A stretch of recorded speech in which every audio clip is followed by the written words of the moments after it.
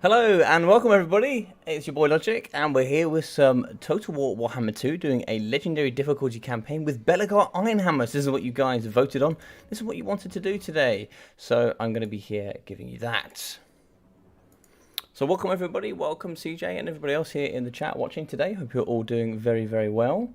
I'll be popping into the campaign now, so we'll go new campaign, Mortal Empires, and we'll go over here with the Dwarfs.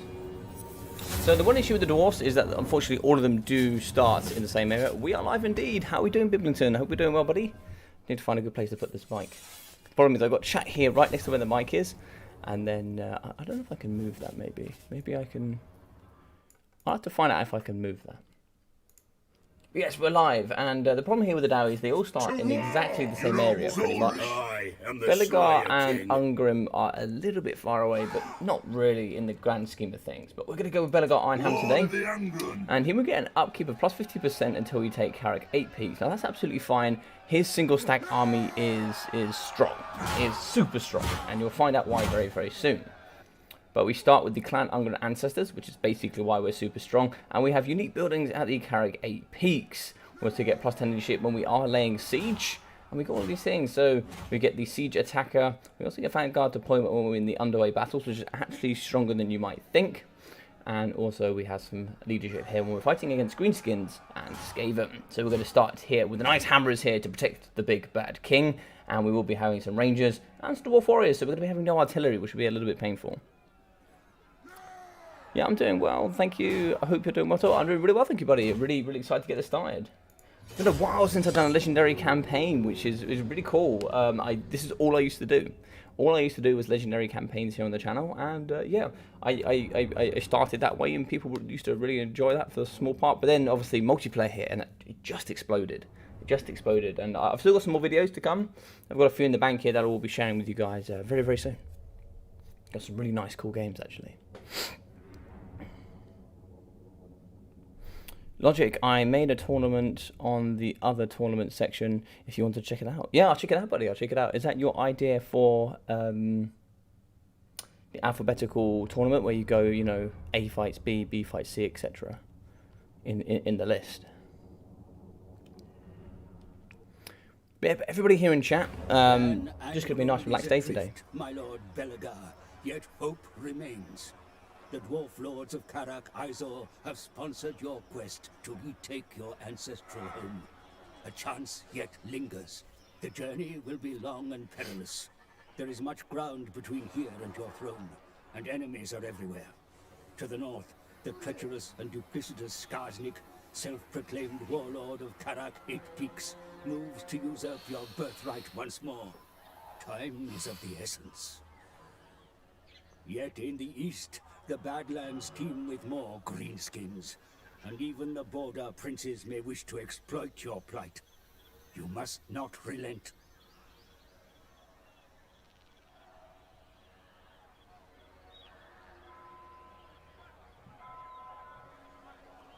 Through your rage and determination, the fortress of Karak 8 Peaks shall be returned to dwarf rule once again, with you, Belegar Ironhammer, as its rightful king. Let's go. This is one of my favourite things in. This is one of my one of my favourite campaign ideas. Is the fact that you have Belegar with Skarsnik here fighting for Karak 8 Peaks, and some of these ideas are like really cool. And also the idea of course, like it's not quite saying that, but the idea of it sort of being like a bit of a mercenary army, you know, with the extra upkeep, etc. When you're being helped here from Karak is also really cool. So here's the big trap. The big trap is Logic. Can you turn the game sound up? It's quiet. Yeah. So the problem is when we do the multiplayer. How you doing, Thorheim? How you doing, buddy? When we do the multiplayer, lots of people say that the game's really loud. When I do my campaign streams, people say it's really quiet. So let me just pop that into here. See if we can make that a little bit louder for you guys.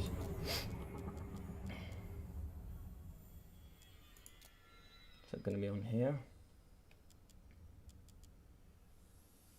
Okay, so that's fine. Let's go. No, it'll just be in sound. Okay, we'll put that up a notch. and then we'll go here. So the one thing that needs to be said on legendary difficulty, I can't save at any point. I can only save once the end turn has finished, which means basically you can't cheese the game, which I think is a really good idea. So this is going to be our rough army. It's not terrible, and we do have the double rangers, which is actually super important. Legendary difficulty is really difficult, and we also have a very hard on the battle difficulty, which means basically the computer gets loads and loads of cheesy buffs. So what are we going to do? So we're going to pop to over here, like so, and we're going to come straight after this. We're going to come after Karak Buftar, which is fantastic. Oh, I moved the wrong guy. Lord of the England. Okay, so it's like he can only move to here. On to vengeance. Okay, so we'll settle there and we'll actually get some more Dowie in. So let's get some more Dowie. It is time. You can scout ahead. We'll just keep an eye on that. And then we'll throw you guys in. And the really nice thing here about all of these lords is the fact that they're free. So if we look at these lords here, they are free. So they are negative 100% upkeep. And they basically can't die. They actually can, but it's very difficult. You basically have to break Skaven to kill them. Not better. That's good, man. That's good. You also get some other nice, really cool attributes, and of course they are unbreakable, etc. And they come with some really cool items. And I think this is one of the look at that already comes with lots of good items as well, and they're immortal, which is also awesome. So then this is where the Forge is the most benefited here for the Dowie, because you have so many cool lords and heroes that you can utilize all of these really nice enchanted items for. So you can bring in really cool items such as liquid fortification. So you actually give your undead heroes melee defense plus healing, and mutual psychology is not too important, but because they're already unbreakable. But you can bring in some really cool items like just basically healing, and you can even bring double healing in. I believe you can also have a talisman that heals. Yes, you can also have, basically you have plus 8 hit points per second of healing, which is just silly. It's just silly.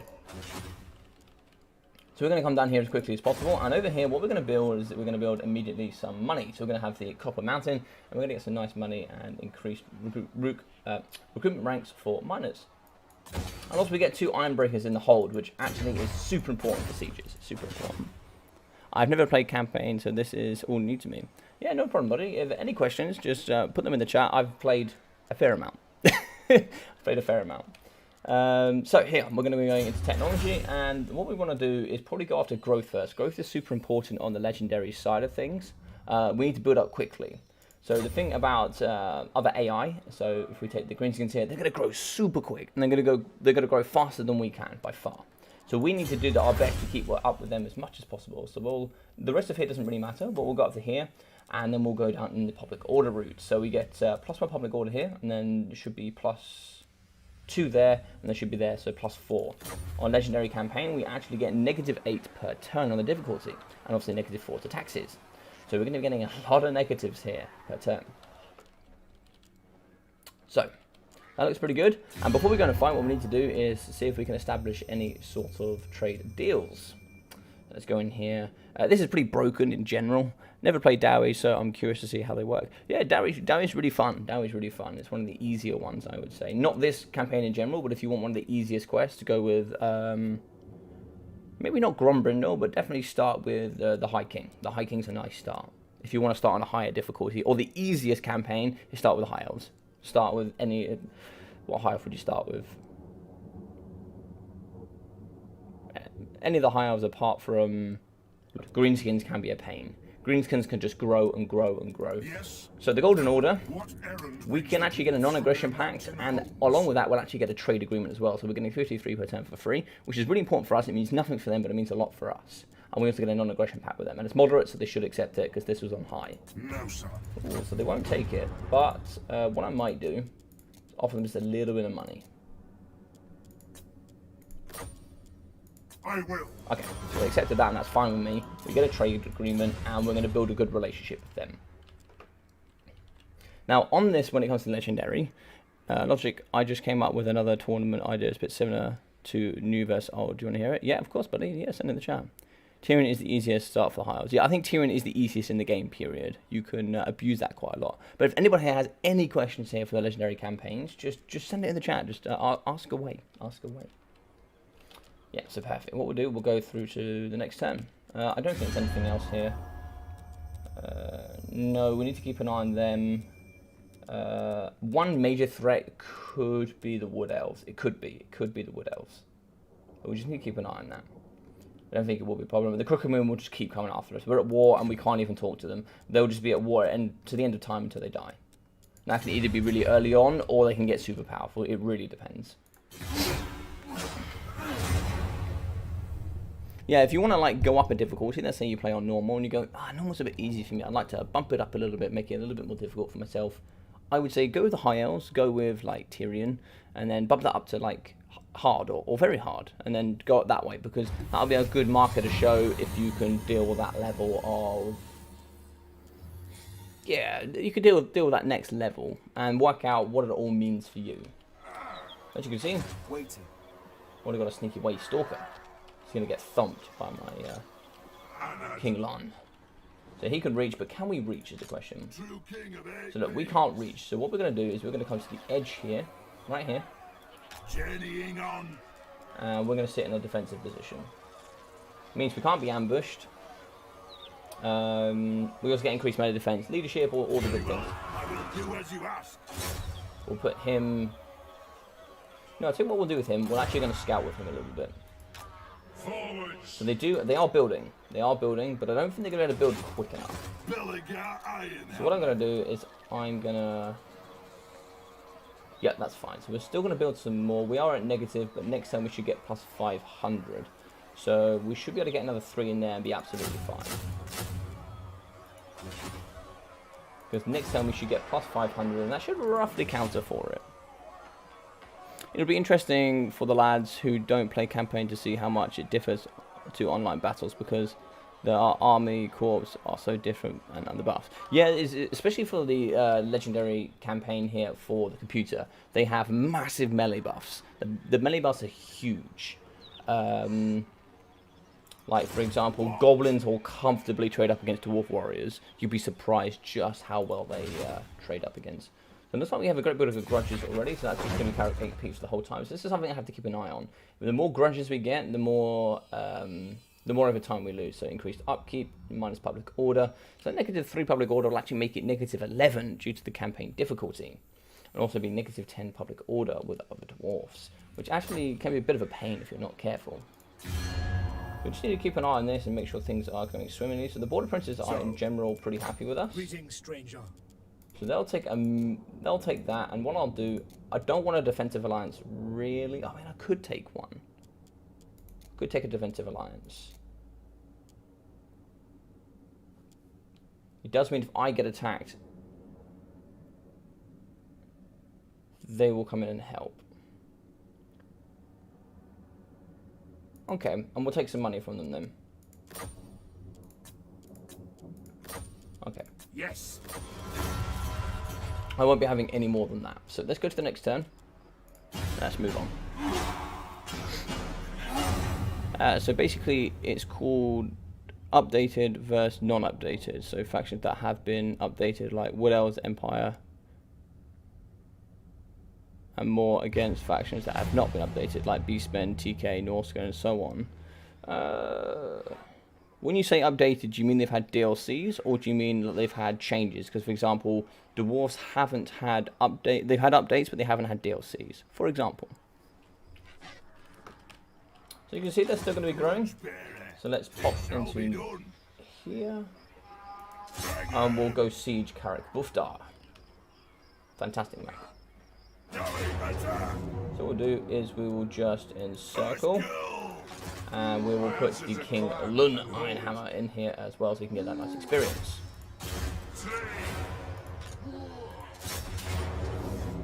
Yeah, pretty simple. I would normally you'd fight this, but no, I don't think we need to. Yeah, pretty good. We're probably going to lose our miners, but that's okay. So 410, and we'll occupy. Yeah, pretty easy stuff. changes and DLCs. You might struggle for those that haven't had any changes. I can only think of maybe 4 that haven't had any changes or updates.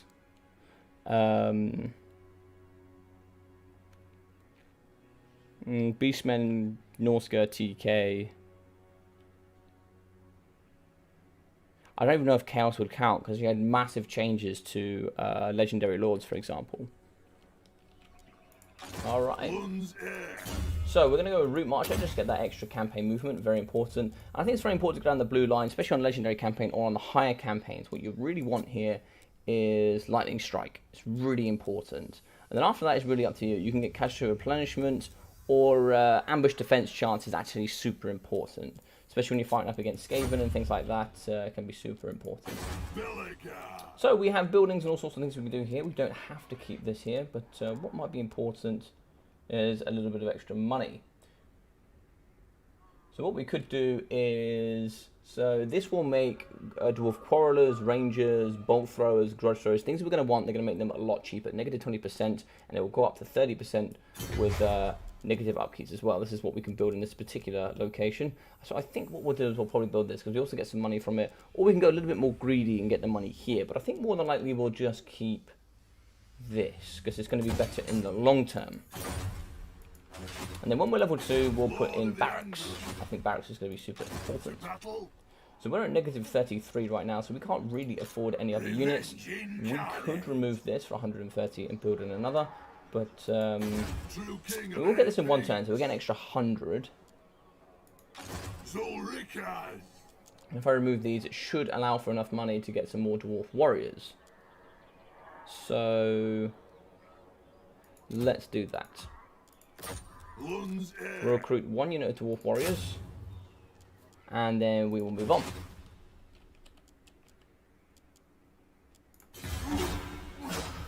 At Logic, what are your campaign goals this session? My campaign goals this session is to build sort of, well, I'll let you guys decide as well. So once we've gone through, I want to wipe out the orcs here. Once we've wiped out the orcs, it's a little bit free from there, I think. In Legendary campaign, there are some things that you want to do, and then there are some things that you're forced into doing, if that makes sense. Is there a time you would not unlock Route Marcher first? There are some times. If you take Tomb Kings, they have a specific ability here that's pretty good, that heals. You might rush to get that. There are certain ones on certain lines you might rush. But in general, I always go down this line, just because Lightning Strike is super important. Yeah, that as well. So for someone who doesn't like play campaign too much, there are some Legendary Lords that get it, so there are some, so Snarsic is a great example. He gets Lightning Strike when he starts. Or if you're like Skaven, you can get like good ambush success chances. And these things are on the map that are really stuff that are really helpful things that you can't prevent. Yes, I don't think, you don't play too much campaign, do you? So, and guys, please, when you say that, there is no silly questions here. There is no silly questions. So we have all sorts of things. Do we get Fire Ring? So Fire Ring of Tory actually doesn't exist here on the Engineers. So in reality, I believe they actually come on. Do they come?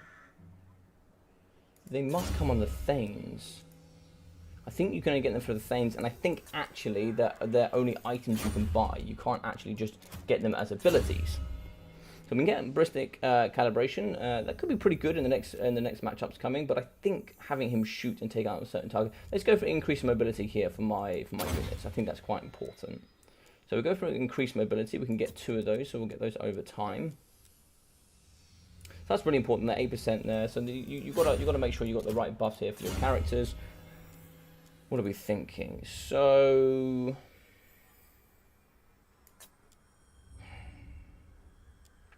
Foe Seeker can be nice. Having extra HP is going to be really good. So let's go Foe Seeker, and I think we're going to push for that HP. Right, so now we're going to go for the runes. The runes, we've already got Rune of Oath and Steel. Let's get Master Forger, so we get some Earth Gold per turn. That's going to be really important. And, oh, it looks like King Lun. Oh, King Lun wouldn't have got as much because he wasn't in the party. I see. Okay, so now we're going to move down in this direction. Now we want to push as quickly as we can so that these boys, so it looks like they've got a military presence of 1, so I'm assuming they've got either just a legendary lord or maybe a legendary lord and a small amount of units.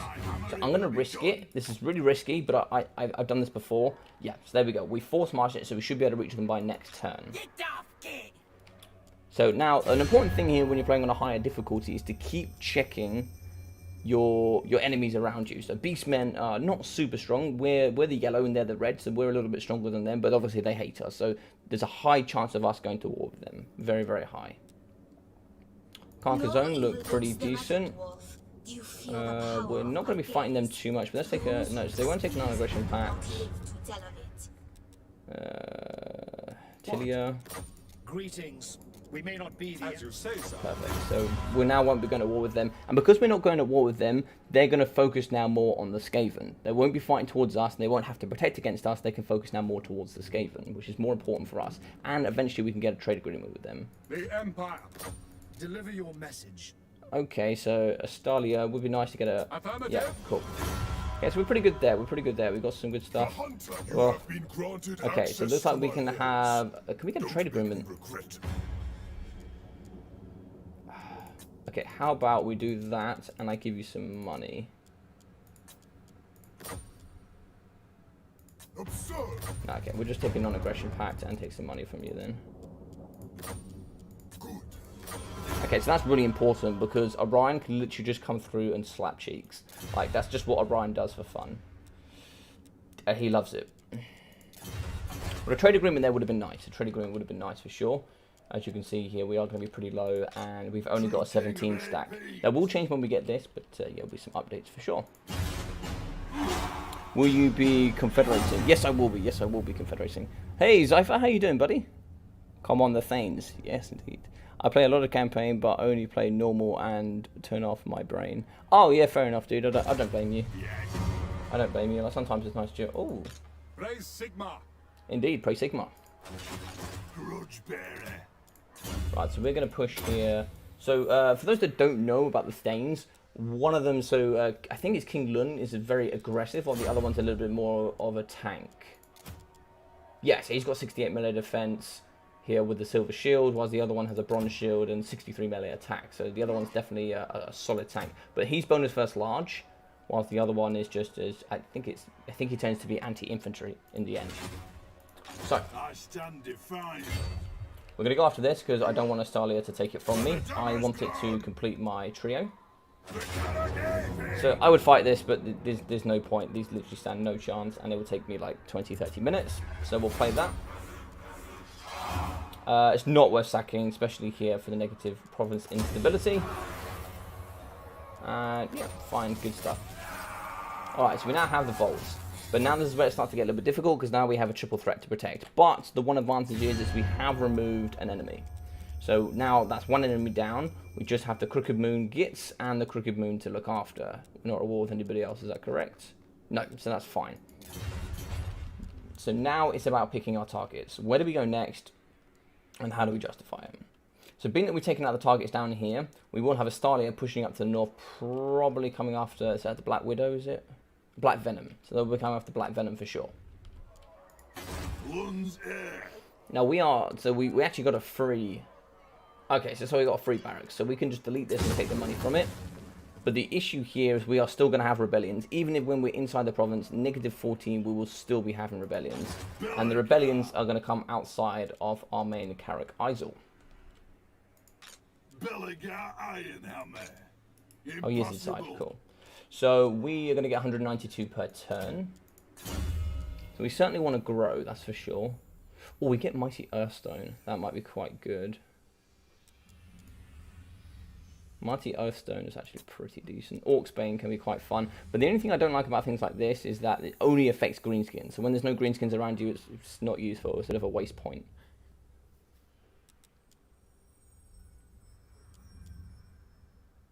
Let's go with Mighty Earthstone for now.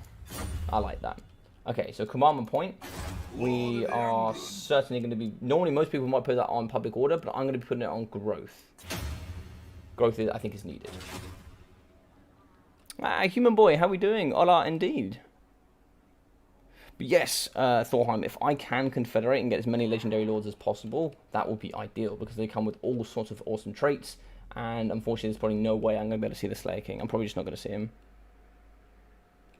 Is triple threat one of your favourite things to say? Yeah, 100%, dude. Triple threat, bro. Zafi, you're clearly not a man from basketball. You're clearly not a man from basketball. I can't remember, Zafi, were you football or were you rugby?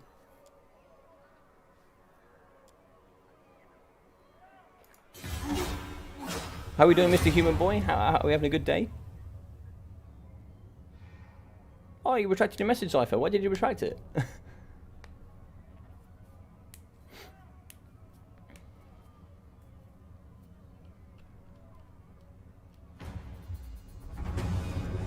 Right, so we got 2,000 here. So let's see what we want to develop. So it's worth understanding what you want to what army you sort of want to build, and what sort of benefits you want to get out of here.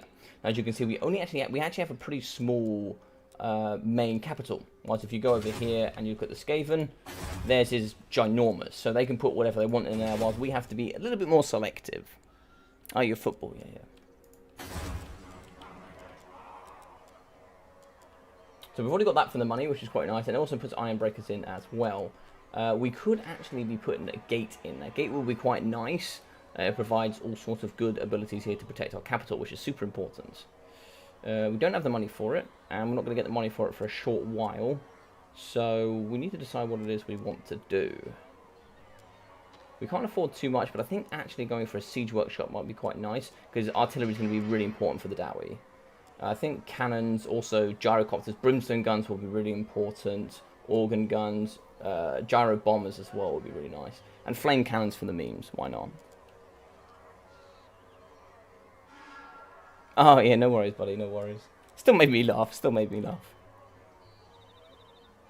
Apparently banner rules are changing. Yeah, CJ, so there's a group of individuals that are working together, and they're asking other casters and players, and everybody's coming together to have adaptations to the rules on what we currently already have. Because this is a game that's constantly changing with all the awesome updates coming, and also we have the new DLC coming forward. Things will have to change. Revenge incarnate. So we're going to go forward here, and we're going to try and see what we are, -6. So we have 7 turns, so we should be able to get there in about 4 turns, and should be ready here for the Rebellion. Rebellion will go up and up and up. But it might drop down, actually, because, well, corruption's increasing due to the Skaven. But Skaven is going to be a problem. So probably one of our primary targets here.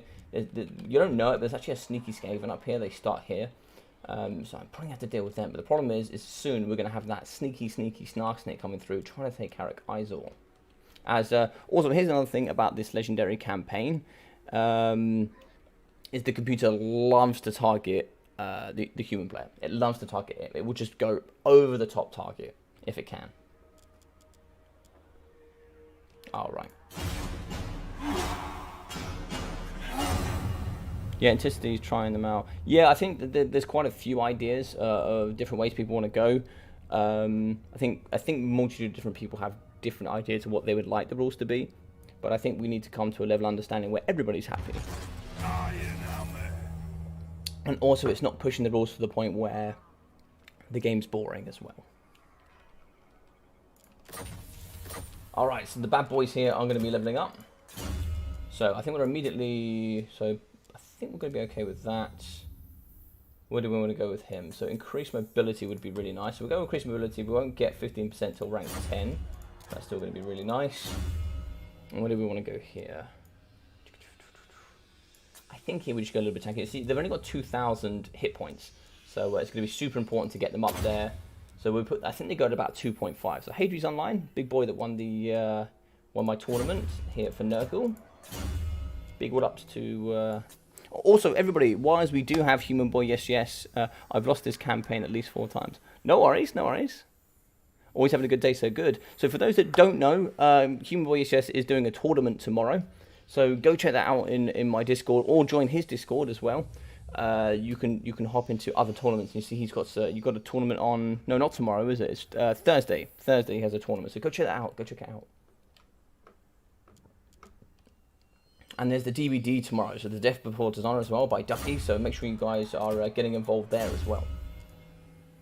So yeah, we got some pretty nice items here. Dampening not too bad, but I'd rather take Strike the Runes, and then we can move on to Rune of Wrath and Ruin, which will be really important. Rune of Negation is also going to be exceptional. But yeah, we'll sort of move through here and try and get some good stuff. You can actually make your Dowie pretty fast. You can actually put them up to about 42 speed or something silly.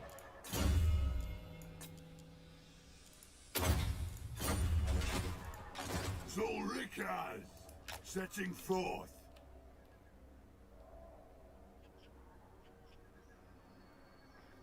I'm doing a tournament. So when is your tournament, CJ? Because I haven't managed to check it out yet. When's your CJ?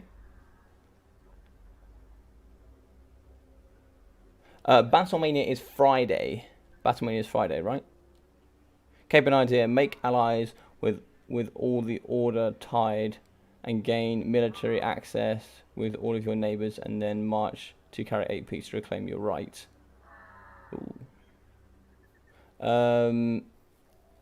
Alright, so CJ's got one on Thursday as well, so that might be... Okay. Well, you've also got one on Thursday then for CJ's tournament as well.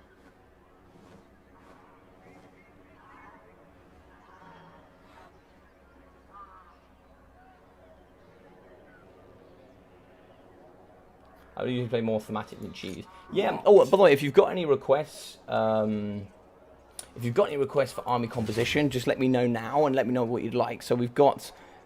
I don't know if I'm going to be able to make the greenskins like me, because on legendary difficulty, the diplomacy is just broken. Like, it's just beyond broken. Let's check around us. So Karak Harin is actually doing pretty good. They're pretty powerful. They're more powerful than we are. The game will be lapping up. Oh my god. Black Venom is in big trouble. So it looks like they're getting absolutely stomped here by the Border Princes. Yes. Oh, we can have a trade. Yes, please. Oh, no. We don't want that. We don't want that. They're probably going to decline me. So they'll decline me because in their mind they're more powerful than we are. So they're not interested. Tilia are fine. And, oh, they kind of really like us. Okay. We have a version. Not too sure why we have a version. But apparently we're a great power. We're not really that powerful, but it's interesting. Alright, wicked. Alright, let's move on. Oh, it's Friday, then it's fine. Yeah, mine's Friday. Are there doom stacks possible as dwarfs? I've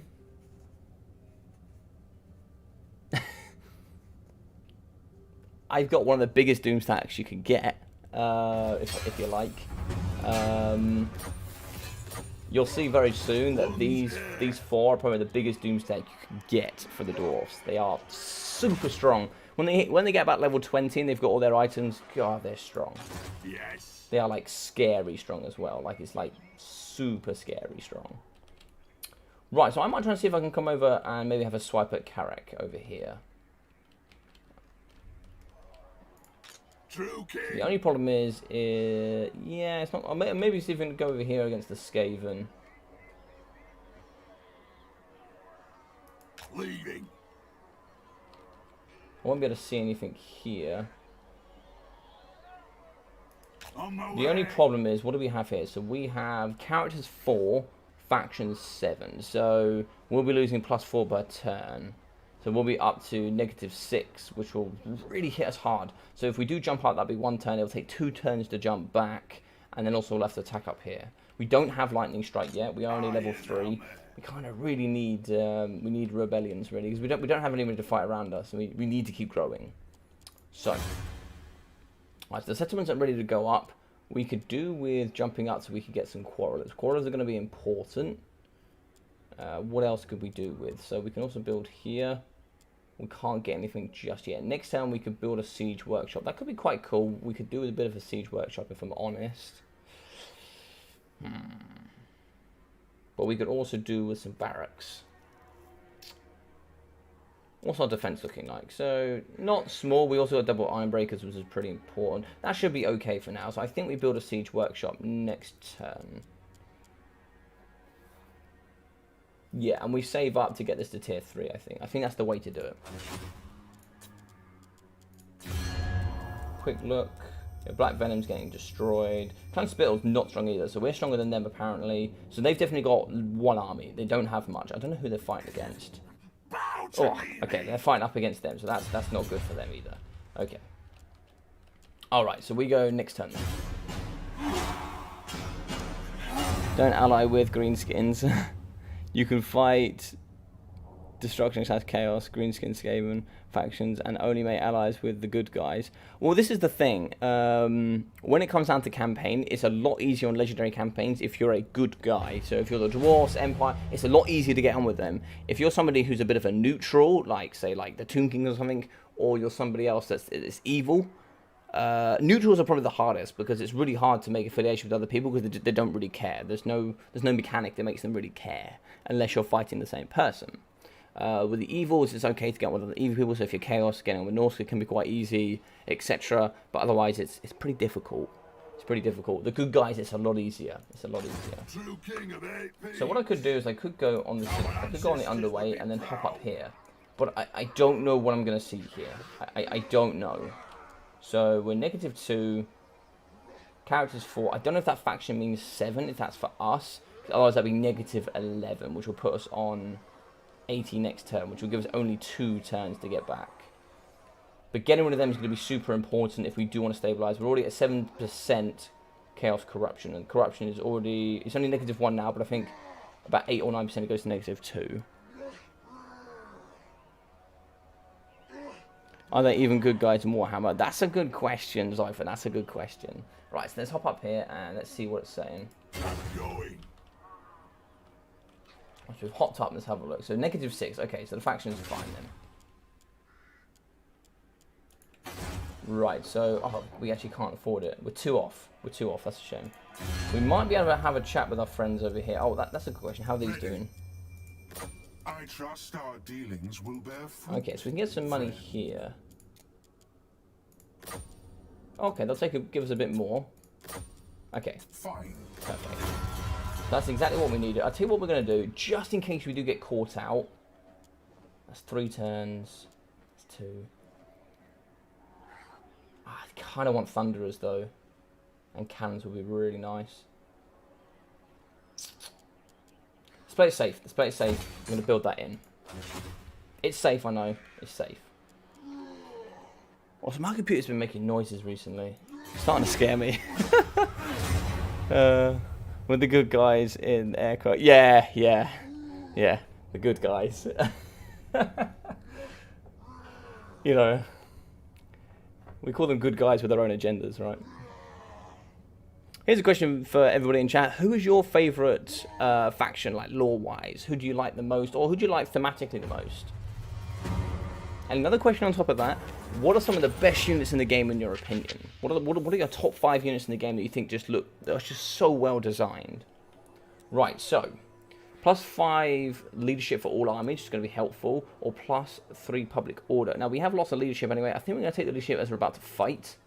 So let's smash the enemy.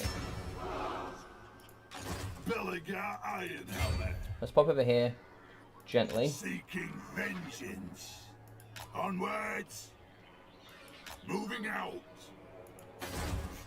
Now, I don't know, so this is a common trick as well, so we're going to go fight them so we can talk to these.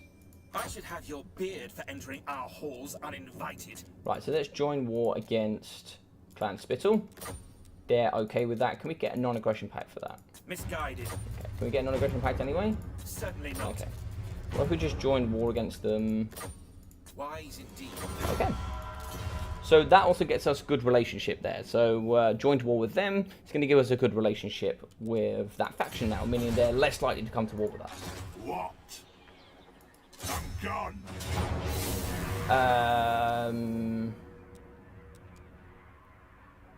There's really not much to fight. I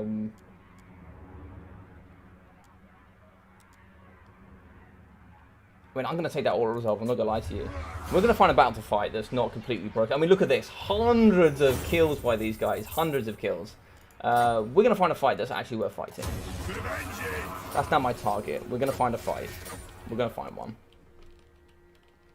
As well, from now on, I have to fight all fights. We're not fighting enough.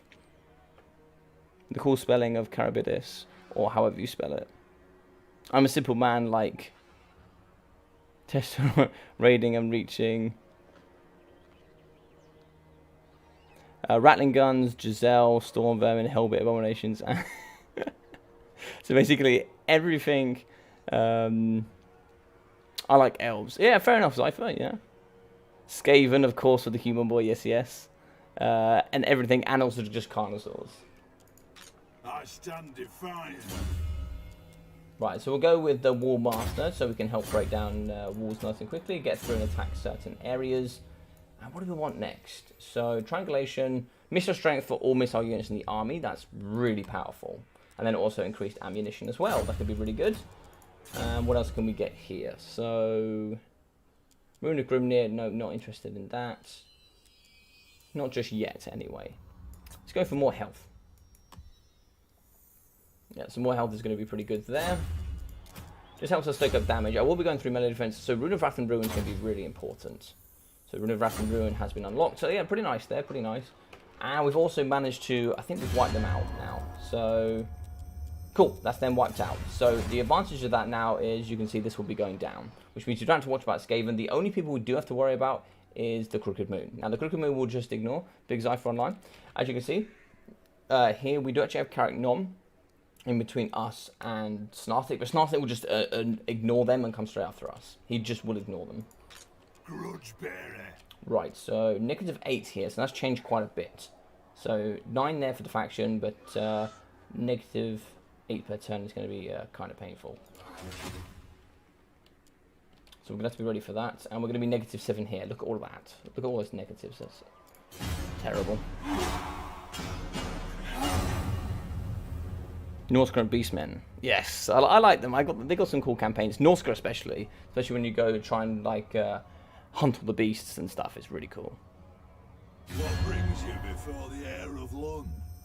Big Karak Online playing. Oh, he's playing Rainbow Six Siege. Nice. So we've got a military. Oh, okay, so they'll be happy with that, and we'll take a trade agreement, and they can give us some money. Cool. That works for me. So basically means now I can't walk onto their territory and annoy them, and we also have a trade agreement. So it's going pretty well so far. Like this has been a pretty comfortable start. I'm waiting for it to just split open here. What PC specs do I have? I'm running an i7 9000. I think it's 9970K or a 9790K, something like that. 16 gig RAM, I think. I was going to upgrade that to 32, and then Nevada 2080 Ti's GTX on my specs. Nice. Yes, that should be going up to 2400. Okay. 2400 is pretty nice. I think you can also, using the Forge, we can increase that a little bit later on. So with the talismans, yeah, plus 6% hit points, and then a bit of regen can be quite nice there. Anything else you might be interested in? That's pretty nice. Ooh. Okay. The fire resistance isn't all that important. Okay, interesting stuff. The Ring of Grimnir would be awesome. 10 melee attack, etc. would be quite nice. One chart knight, we got a pretty good one. So the Scepter as well. So you can also, the Horn of the Ancestors is really cool. So you can summon some ancestral spirits. That's wicked. I'm probably going to try and go for that if I can. But the problem is getting golden idols is going to be a pain. It is going to be a pain. Because they're like, pretty much have to go all the way over to, so we're over here when you go all the way over to like Lustria, which is going to be a pain. I don't think that's going to happen. It's certainly not going to happen today. Lund's heir. Belegar Ironhammer. Right. So we have 2.3k. That'll be built next turn. So let's build this up so we can get some more troops in. Also, it's going to be the furthest away from us as well, so we just need to make sure we look after it. I love Silver Guard. Silver Guard are cool. But I love things like the Lost Silver Knights. I love all the Phoenixes as well, especially the Arcane Phoenix. It's such a beautiful model. Like, it's so well done. It's just gorgeous. What else have we got? That's pretty decent. I'm sure there's some really other cool units as well. Defeat the following Lord in battle. So we can see where he is. So he's going to be here. So he's not too far away. Okay, this could be interesting. Ready. So Snarfnick's more than likely going to have a full stack, I would have thought. So this is the problem already, as you can see. 91, -7, we have 2 turns to get back there.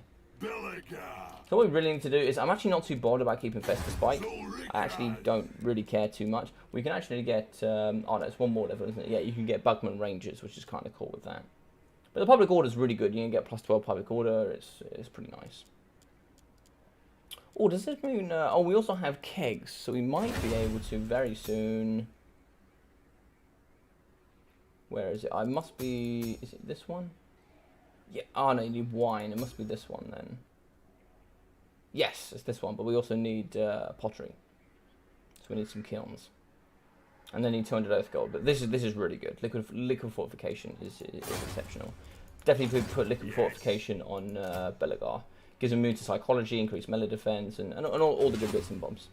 So what we're going to do, and a bit of a mistake some people do, is they actually just come straight back to Karak Izor. What that will do is that actually spawn them out. You actually want to come close enough that they have nowhere to run, but not too close that it spawns them out. So somewhere like here should be fine. So we'll just pop here, and then we'll wait for them next turn. That is -3 now. Okay, we'll just have to wait. I'm sure he'll be, oh, look at that, -20. But yeah, he'll be coming soon. So we'll also have +10 growth next turn. So we have the 15 growth, so we're going to be getting 38 growth per turn. So we'll be getting lots of population surplus soon.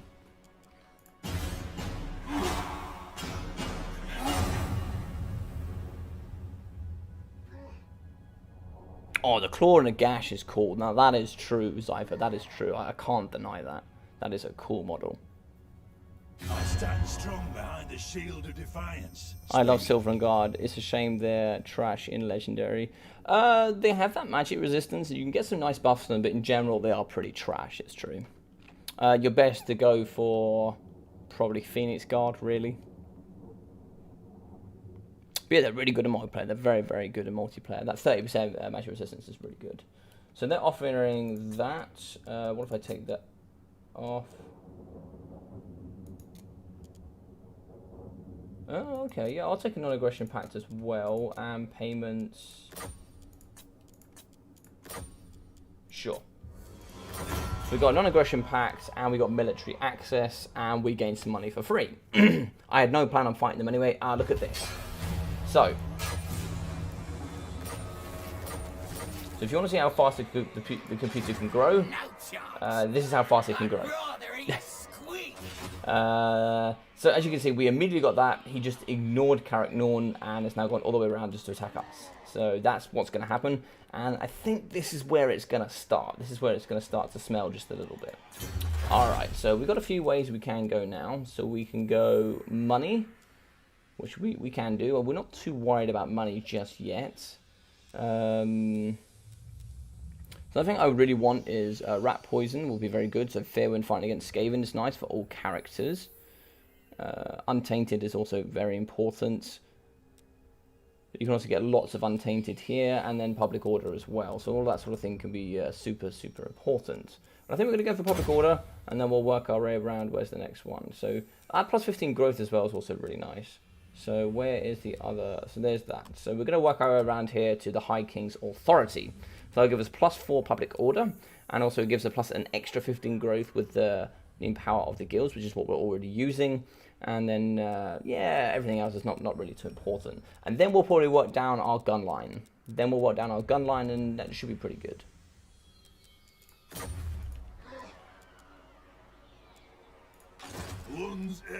So we... Oh, he could go into... the problem is I can't do anything about this. Don't cry off! Okay, they're just normal night goblins, but you'd be surprised with the poison and on difficulty. Night goblins can be super powerful. Right. So we're at 0 right now. Not too sure where this ends, but maybe I can pop this way just a On my little bit. way. No, the line ends there.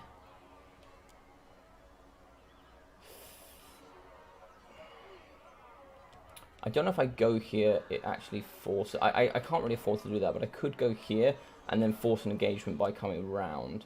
I might be able to get away with that. It's risky. I'm going to sit here in ambush. I will do as you ask. But we have some more defense in here as well. So we've got some more defense, and this is the exact reason why. So diplomacy around. People are pretty happy with me. Karak Norm. And what can the Dowie do for you on this? Yes. Military access. Not No, by me. okay. Dwarfs are pretty stubborn, obviously. Who calls? You have a proposal? We are willing to... Not. I could really do with a trade agreement with them. See if we can get a trade agreement. It is important. Nah, I can't. Never. Can't fight the blood. You can't fight the greenskins, especially this early on. They are just so powerful. They are just too powerful. But we have quite a bit of negative now, and that's due to raiding over here. So once they take Festa Spike, it's fine. Yeah, and as you can see, the grudges are now starting to build up. Hi, Parkerilla. How you doing, buddy? Hope you're doing well. How is this even fair? Oh, is that in regards to these two? It's not. It's the answer.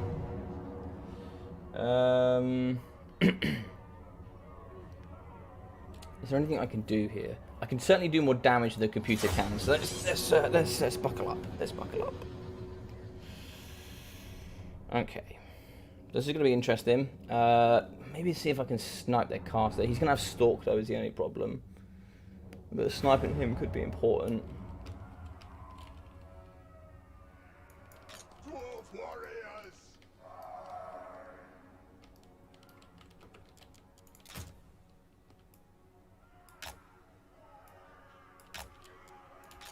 Miners. For the ancestor gods. Miners. Dwarf warriors.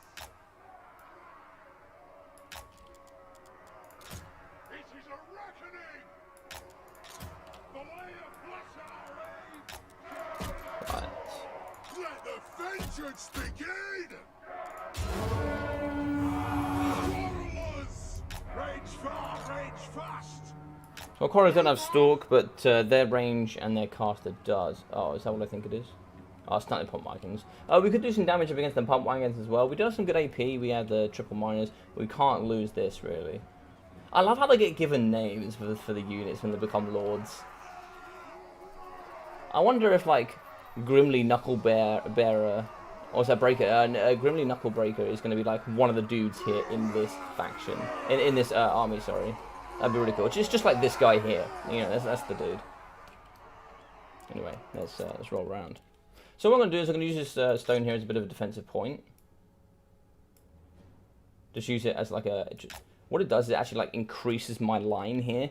And increases just how wide the line is. Also gives me a nice flank protection here. Let's see if I can do that instead. Nothing can stop us! That might be able to help, you know, make it just a little bit wider.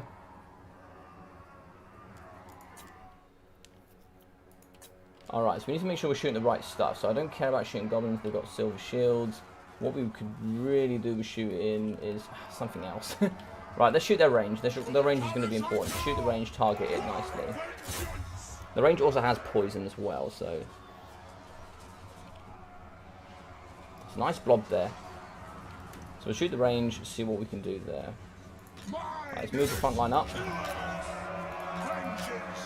Right, don't lose that hole. And there you go. This is exactly what I was expecting here.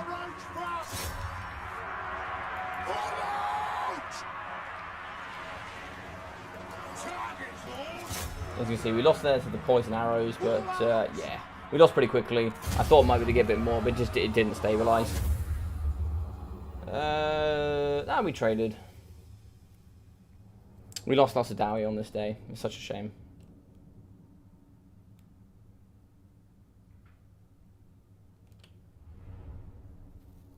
Oh, you changed your picture, Zypher.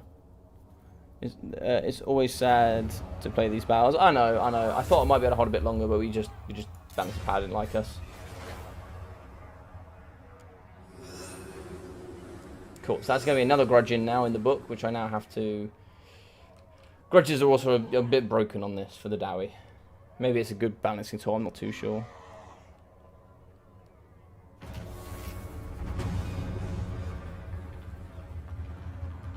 I know he asked me about free-for-all after.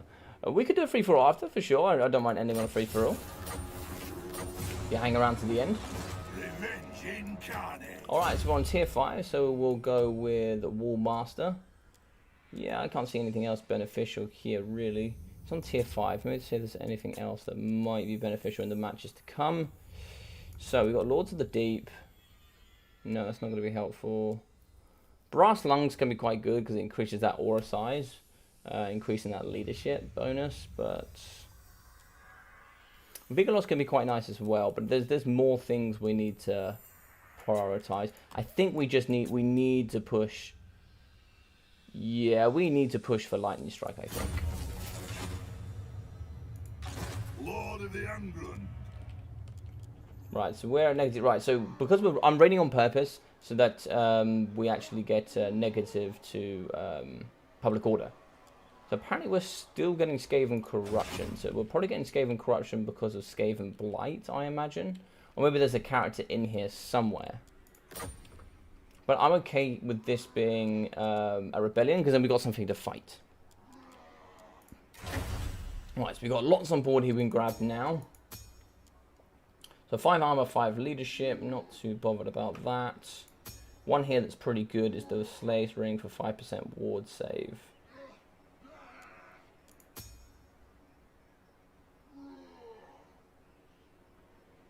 Yeah, let's go 5. Oh, the Slayer's actually going to be quite nice. Charge, bonus for large.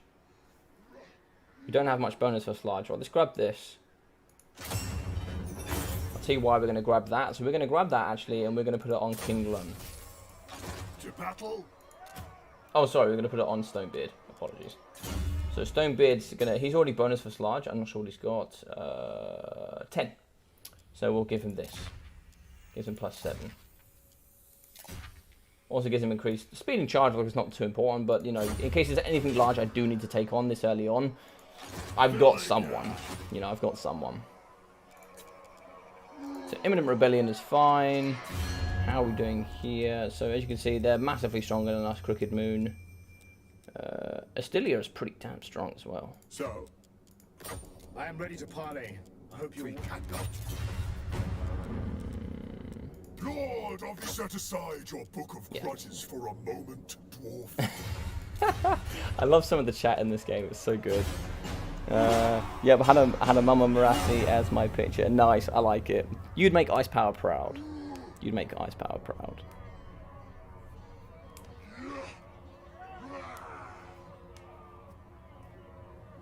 So we've got a nice battle to fight here. So we'll fight this now, and we're going to fight it on the Legendary, and you guys should be able to see the difference in difficulty levels.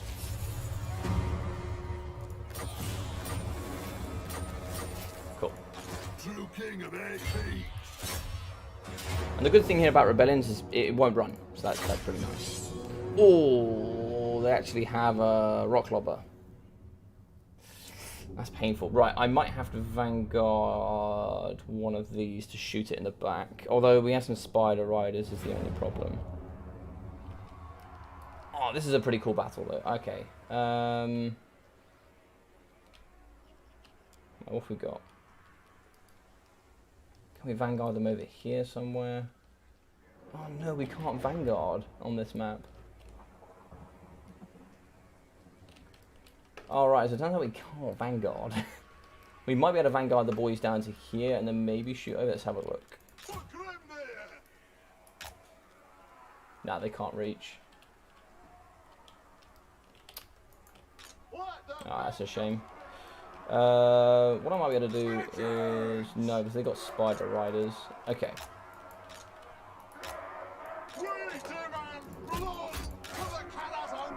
For the Goddess Encore.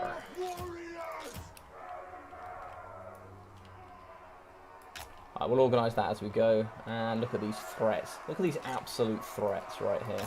Love it. Right.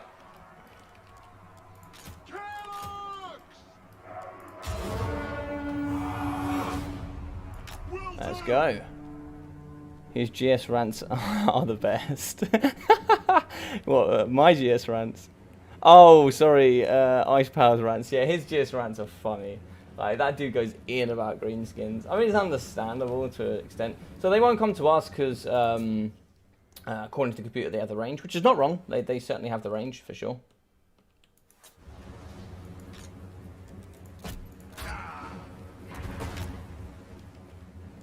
I'll be probably targeting the right things, I'm sure.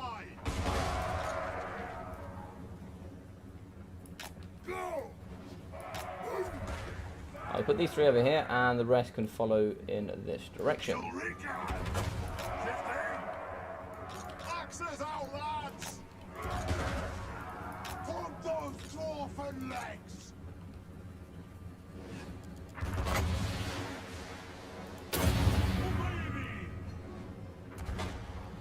Increase that armor, just while we're getting slapped for the moment. Oh, we're getting hit so hard by this rock lobber. This is also painful to watch.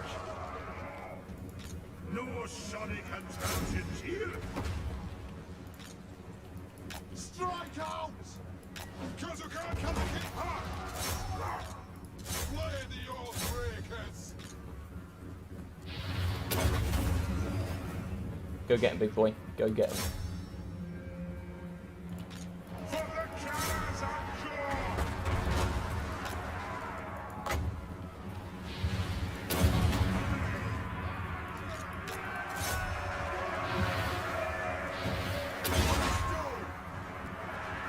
Let's fight. Dwarf warriors! Strike out!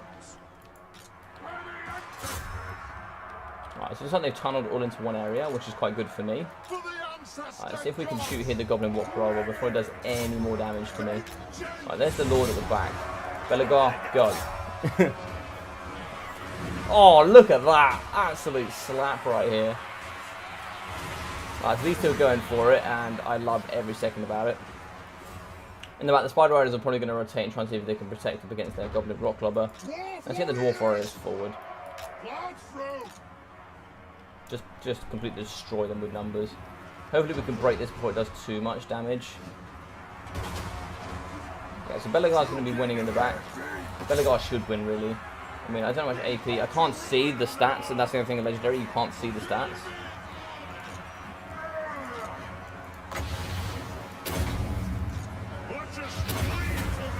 Also, we have the Terror, which is also quite nice. They have the Poison, but we have the Terror. Nice, and that should be a pretty comfortable win. But also, the other reason for fighting it as well is we don't want to completely wipe it out. We do want 2 battles from it.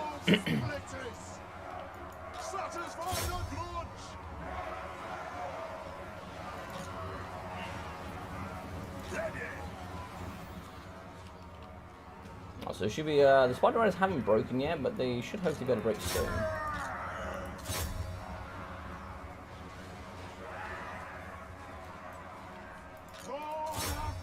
Alright, just need to make sure we keep chasing.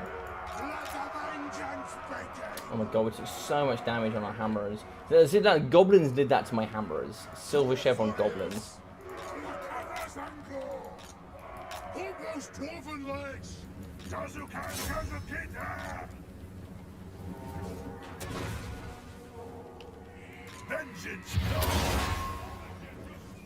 There we go.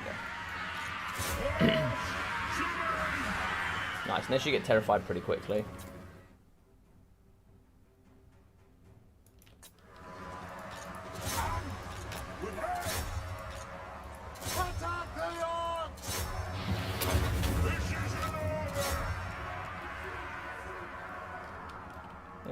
Yeah, it looks to be pretty good. I'm pretty happy with this. I don't think we can do any better.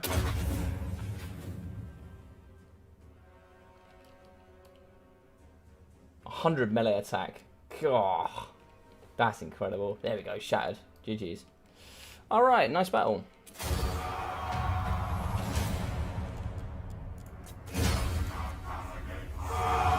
just impossible to make a dwarf vs goblin duel look badass.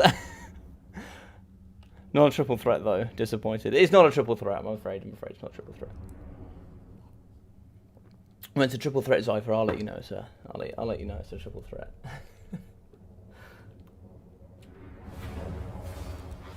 Nice. So we're not interested by that. We're going to need the cash replenishment, but let's go for the leadership. Oh my god, the money's pitiful. Okay. Oh, he ran this way. Oh, come on. Oh my god, he ran so far as well. Okay. Well, we can catch them, and we'll finish them off here. The important thing is we'll get 2 battles and lots of experience. So, triangulation will be quite good. We'll also go for... What else have we got here? Let's have a look. Yeah, let's finish off that for the hit points. Will be quite nice.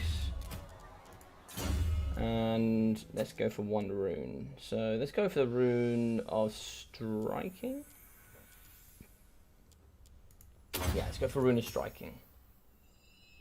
So rune of striking will be on him here, so that'll be quite nice. And then we'll go for... yeah, nice. Good stuff. Belegar's pretty close. Was out for a while, what did I miss? I've got to go, stay strong dwarf thing. Cheers, human boy, take care, buddy. Was out for a while, what did I miss? You missed me slapping some greenies. So there you go, that's them done. And that's the rebellion finish. So what did you miss? You missed over here. We won up here and got rid of the Skaven. But the biggest problem is that this was taken over by Snarsnake. Snarsnake actually, instead of coming over by Karak Norn, went all the way through and round and came up and took this just because I took it. Ready? No. So we'll come into a bit of a defensive stance over here. And we'll get a nice point here. And finish off War Master. So we need 2 more points. I'm not sure which we will do here. Don't know if we'll go... We'll either go Pure Beard or we'll go Miner's Instinct. I'm not too sure which one. Probably Miner's Instinct, I think. So pretty happy here. I think we ought to build in a defensive. So for the Watch Room, we'll get a Grudge Thrower, some Dwarf Warriors with great weapons, and some Quarrelers. The Quarrelers are the important thing. At the moment, we really don't have much. But here, we're looking pretty impressive. So we're probably not going to lose Karak Izor anytime soon. Even if it goes under siege, we're probably still not going to lose it. So it looks like we have some more Earth Gold. So I reckon... I don't know if there's anything we need just yet. We'll have a little look to see if we've got any sneaky bits and bobs.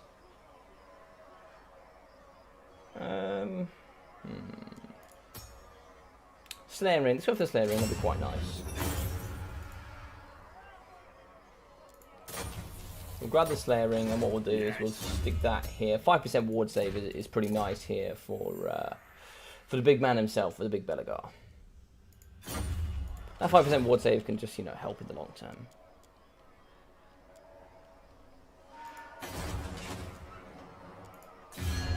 And in general, we're looking pretty good. We're looking pretty good. So apparently we're deteriorating. Treaties with the Golden Order, so apparently they don't like the Golden Order. And they don't like Karak Harin. I don't know why they don't like those. I am ready to parley. I hope your words will... I'll ignore that. So we'll wait for the Bloody Hand to have a good fight with them, and then we'll get a trade agreement. And yeah, probably call it next turn. Let's do it. Single goblins in your area looking to take my peaks. I know they're looking to take my peaks, and I'm not happy about it. Poor hammer is getting pounded by goblins. Yeah, that's the other thing you missed. My hammer has got absolutely destroyed by the gobos. I was not happy, man. I was not a happy man. Right, so now we've got to win. So for the Bugman Grudge, we've got to win 3 against the Greenskins. So that shouldn't be too difficult. That shouldn't be too difficult. So let's have a look. Where to go now is the question. So +8 at the moment. Corruption is still there. Corruption is actually going up. I need to get rid of this corruption. Military crackdown will drop. Technology will push up and hold eventually. But the problem is I've got this super close, and they could come down at any moment. I might need to go into ambush. Maybe I'll go into ambush and see if we can... If I pop here. Moving out. And we're going to ambush. You have my hammer. Maybe the computer might drop down and we might be able to hit one of them. It's a possibility. It's a possibility.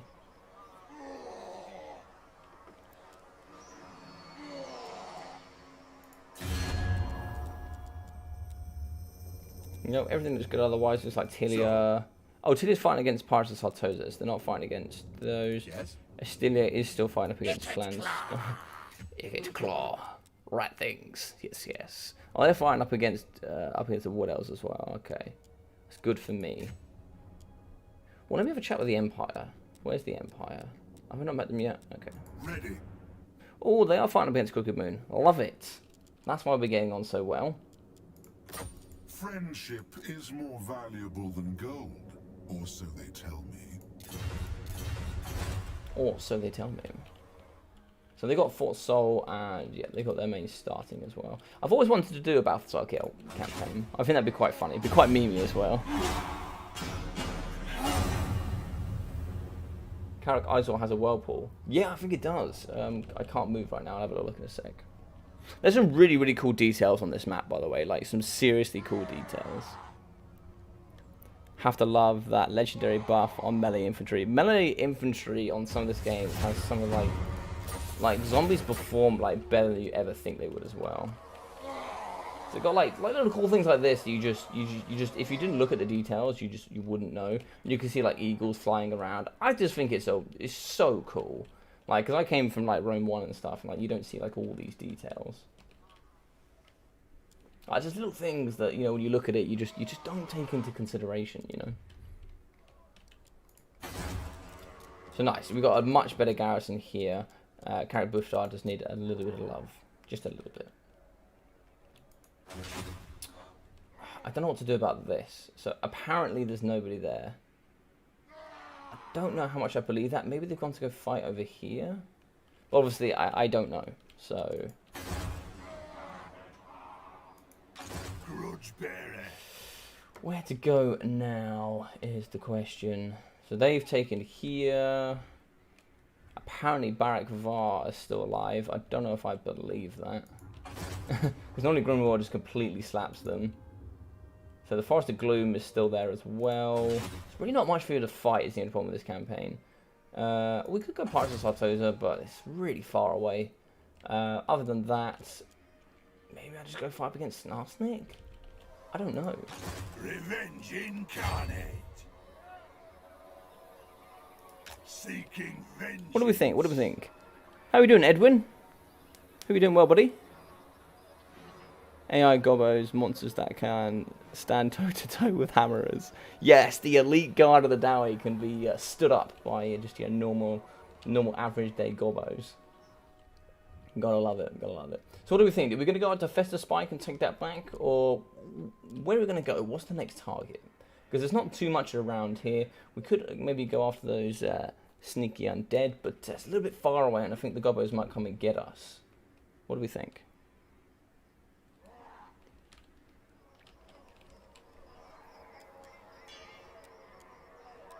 By my hammer it will be done. We also do need to right that grudge.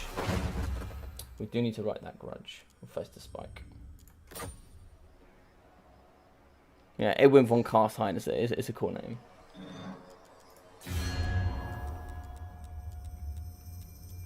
Okay, it looks pretty standard.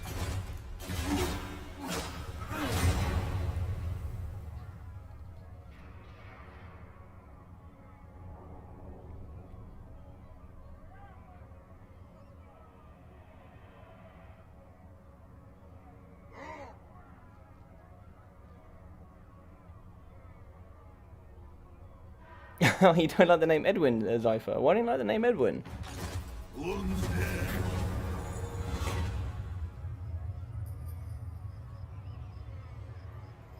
You'd like my dungeon too. Alright, so we, ooh. That's not ideal. Diplomatic relations with Karak Nor -10. No, I don't really want that, so let's go to Shameful Display. Okay, so public order and untaintedness, that's always good. And at the moment we're 64, but we'll lose that when we go up. Well, from characters we'll lose -7. Yeah, it'll be interesting to see what's going to happen. So let's get some more upgrades. So triangulation's been done quite nicely. Wouldn't be bad getting some extra range. Ammunition for units and army can be quite nice as well. Oh no, no, we'll get mobility next turn. We'll get mobility next turn. So that's been done. Deadly Onslaught could be quite nice. Although more melee attack for this guy could be more important. Let's get melee attack. I think that's going to be important here because he's our bonus first large guy. We need him to actually hit. Melee defense and melee attack is pretty good for him as well. But maybe some more melee defense, just to make him as tanky as possible. Yes, yes. Let's give him some more melee defense. There we go. And then for our nice little runesmith. What does our runesmith want?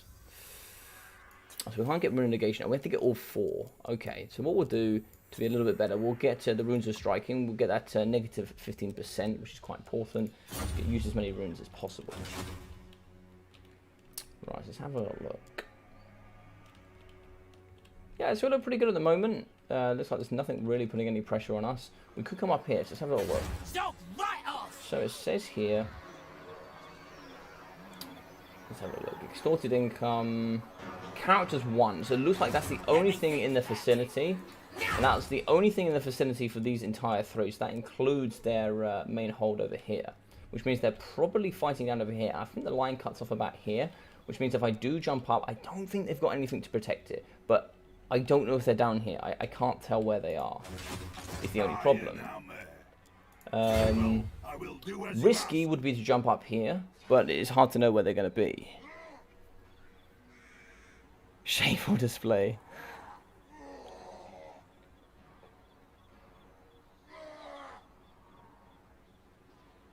Wouldn't the top left corner be a better place for your face cam? I can put it in the top left if you like.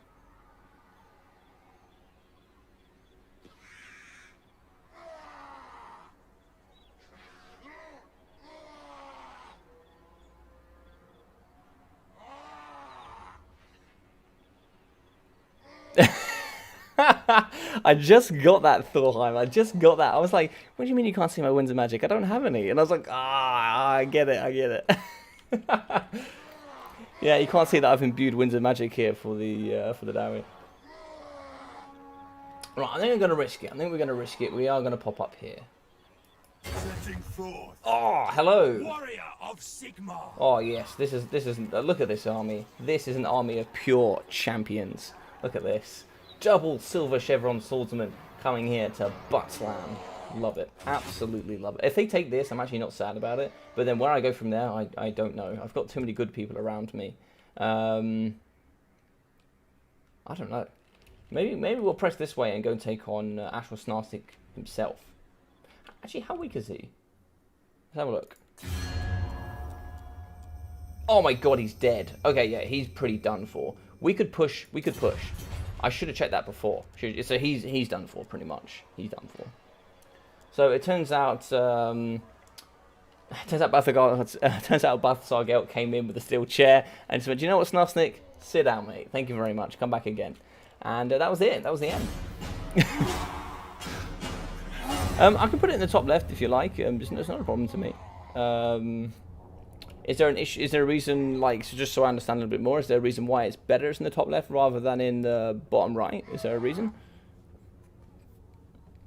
Happy logic noises indeed. Happy logic noises. Okay. So the Wood Elves there were fighting up against the Golden Order and Karak. So that's interesting. Did you participate in the WWC Logic? I did. WWC was my first ever competition. Ah, they've taken first to Spike. And what can the Dawi do for you on this fine day? They'll take a military alliance. Do I want to? Oh, they don't want an offensive alliance. They only want a military one. Okay, well, we'll take the money from them for this. Not by me. Okay, well, we go that, and then we go payment 400. Being stingy here. I want my money. Yeah, okay. Very well. Whatever. It means we can go through here now without annoying them too much. I did, yes, I did. I'm wondering if it's... Yeah, I did play in the WWC. It was good. I really enjoyed it, actually. I really enjoyed it. So I might upgrade this. Yeah, I think that's probably a wise idea. I was going to wait to get this to level 2, but we just don't have the money income at the moment. So let's pop this up and get some more growth, get a little bit more money coming in, and really just sort of help bolster. So the reason I don't mind him taking Fester Spike is the fact that if we do go over here and lose, then... Oh, actually, what's our... 7 turns. To battle. 1, 2... Probably 4 before I can attack. And then I'm going to have to rush back. And it's going to get worse over time. That's painful. Where is this corruption coming from? It can't be coming from Skaven Blight, surely, because Tilia's in the way. I don't know where this Skaven corruption is coming from. So we have a choice. I can try and risk it. Do I risk it and go to Karak over here and take out Snarstic once and for all? Or do I come back and push into this direction? Towards the Karak 8 Peaks. How we doing, Andy? What's up, bro? You trying to land the campaign? Yeah, cool, dude. You're in the perfect place. You're in the perfect place. Logic. In Let's Play and campaigns, it's normal to use the top left corner so that we can see your winter magic and strategies with you. Oh, okay, cool. So next time I do this for like High Elves or something, I'll put it in the top left. That's good to know. That's good to know. Thank you, Thorn. So what are we doing? What are we doing? But it's nice to see you back here, Andy. Andy, otherwise known as... What you on? I can't remember because you got like 3 different names, Andy. I don't know what you are on Warhammer. Where are you?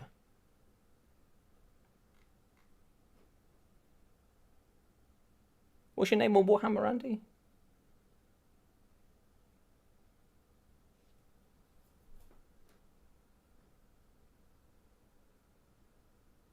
Big Doyle, isn't it? I think it's Big Doyle. Is that correct? Yeah, Big Doyle.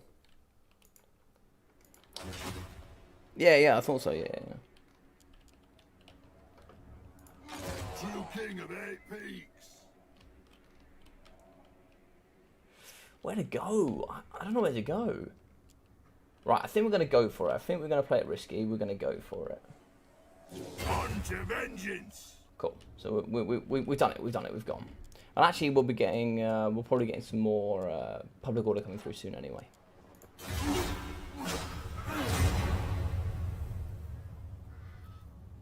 Hammond, how we doing, buddy? I stand strong behind the shield of defiance. Speak. Behind the shield of defiance. Why are you declaring war on me, Durthu? What did I do to you, buddy? What did I do to you? Absolutely nothing.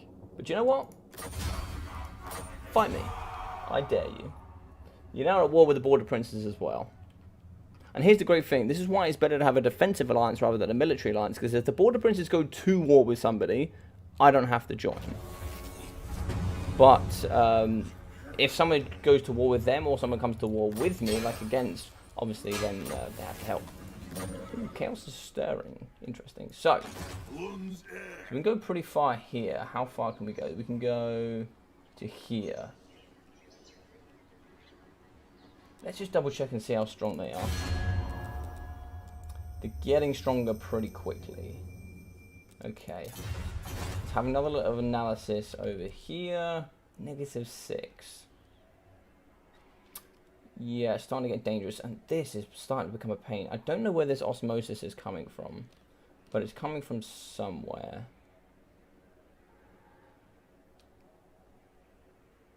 Belegar Ironhammer, indeed. So how many turns are we thinking here we got? So 5 turns. We should be able to do this in 5 turns. Revenge incarnate. If I'm sneaky and I'm quick, I should be able to do this. Onwards! Look at that. Look at this gorgeous human being right here.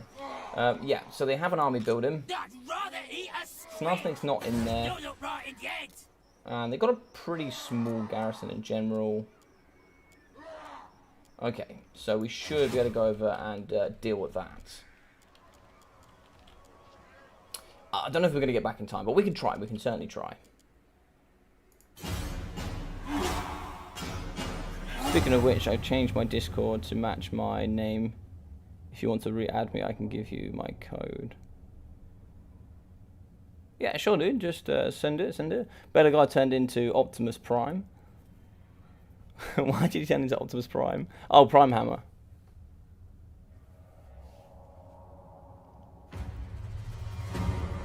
But another fellow Dowie here in the chat, which is Andy. Andy, he is another big dwarf player here in the clan. So we've got another sneaky one outside. Now this is kind of good. And there's a few reasons as to why. The reason that's good is because I can actually force the attack outside of the settlement. If I now attack this guy, it's going to be outside the settlement, which is going to be really good. Although, they're growing pretty quickly is the problem. So we have 13 units there. Let me think about it. Plus we have 13 units in there. So that's already 26, 27 units. Which is a bit of a problem. So I can't make it all the way, but I can make it to here, and then go into ambush. It shall be done. So what I'm thinking is this. Problem with Belegar is we're 2 levels, no, 3 levels away from Lightning Strike. Lightning Strike would be really important. I don't know if we're going to be able to finish this off here and now, and I think we're going to run out of time. Oh, it's only -3. Oh yeah, so we lost the thing, which is good. So the Border Princes are not doing too badly, and looks like we're improving with them. They're doing quite nicely. Reichland, perfect. I will hear what you have to say. Will you now? Yes. Oh, I should have got some money from him, but that's okay. That's okay. Lord of the Asray! I can see the Widow's fighting us very, very soon. Unfortunately.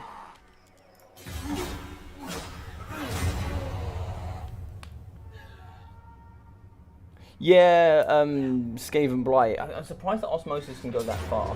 Okay, so it looks like they found me. So I'm just going to retreat if I can. Yep, and they're just going to... Oh, so there's one here that's on his own. I might be able to get him. If I can get him, perfect. Perfect. I don't think he's going to be in range. I don't think he's going to be in range.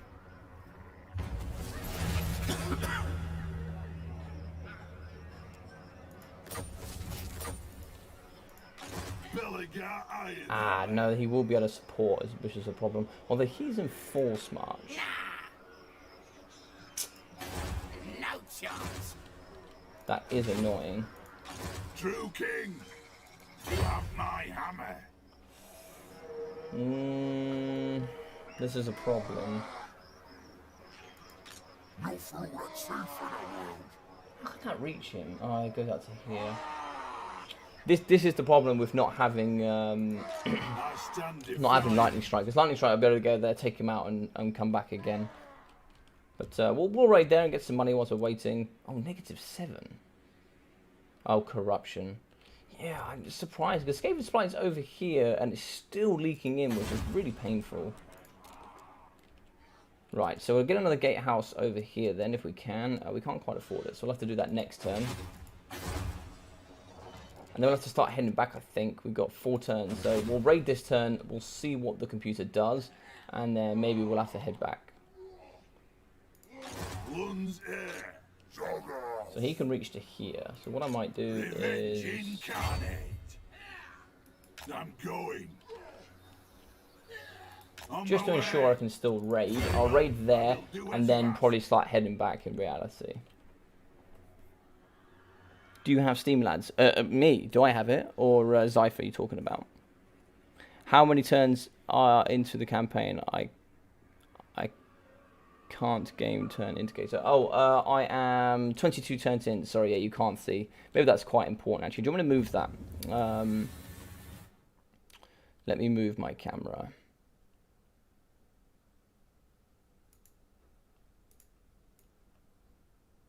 And by the power of magic, I have been moved.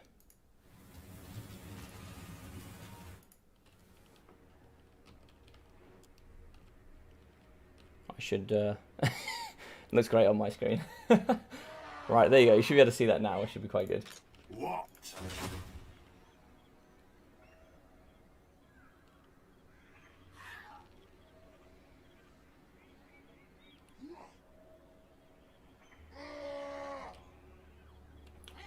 Yeah, no problem, no problem. Steamlands is giving your character a funny voice filter. Who for me?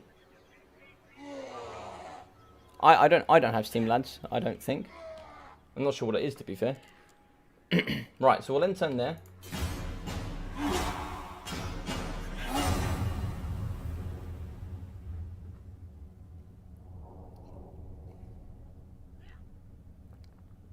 Brilliant. Glad you can see Parkerilla.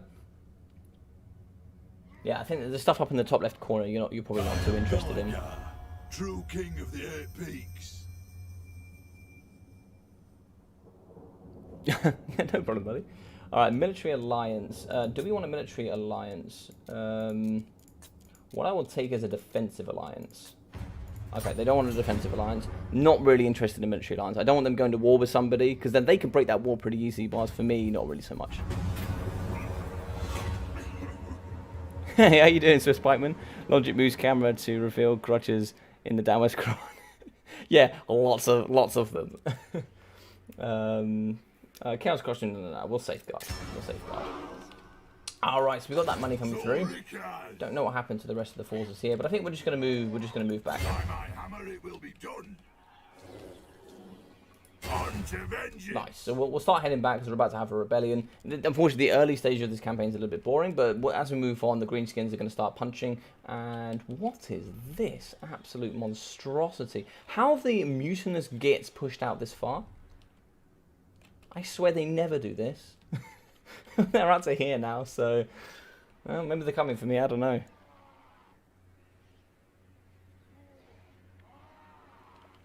Right. How many turns have we got? We got up 2 turns. Wonderful. Alright. We'll see how that goes. As you can see, the Skaven Corruption is going through the roof at this point.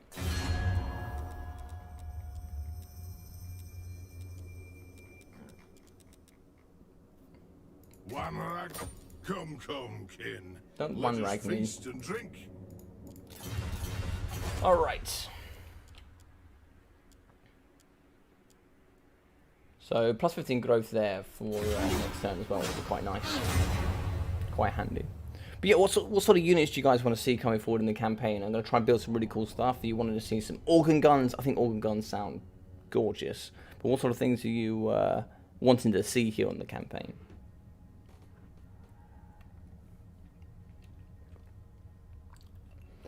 What is this nonsense?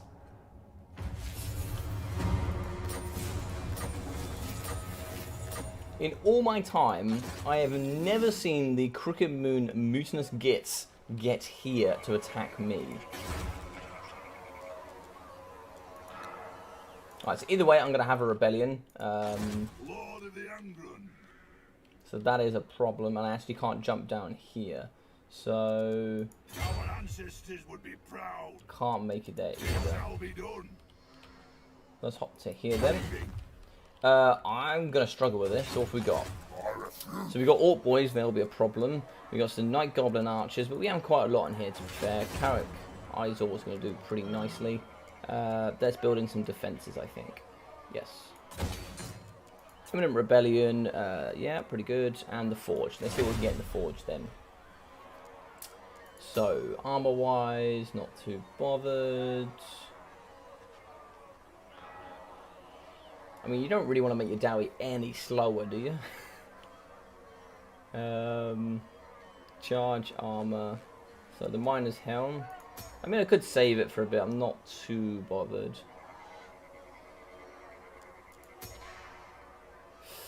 Let's have a look. 5% is not too bad. Enables magic attacks. Okay, maybe. Also get the physical resistance for him as well, could be quite nice.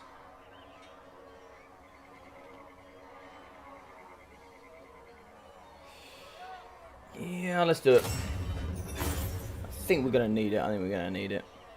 Also, do you plan on filling this campaign today? No. This campaign will be over maybe like 3 or 4 streams. True king of 8 peaks. I might do like maybe 2-3 hours today, and then maybe do like, yeah, we'll see how we get on. So what we'll do, we'll put the enchant item here. So we got that 6% physical resistance, and we also got the 5% here. So we have some good physical resistance now with the Dowie, which is it's always scary. It's always nice to see. So we're in trouble here, and it all depends what happens. He could just sit there and raid. He could attack. He'll probably lay siege, which will also be interesting. Yes, it could be very interesting.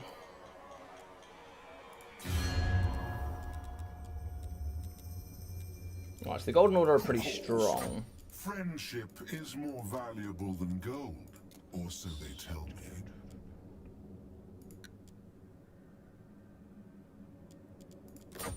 Okay. Looks like they're not going to help me, but that's okay. So, yeah, fine. I think we're all good. And this is obviously going to be a grudge that will be written.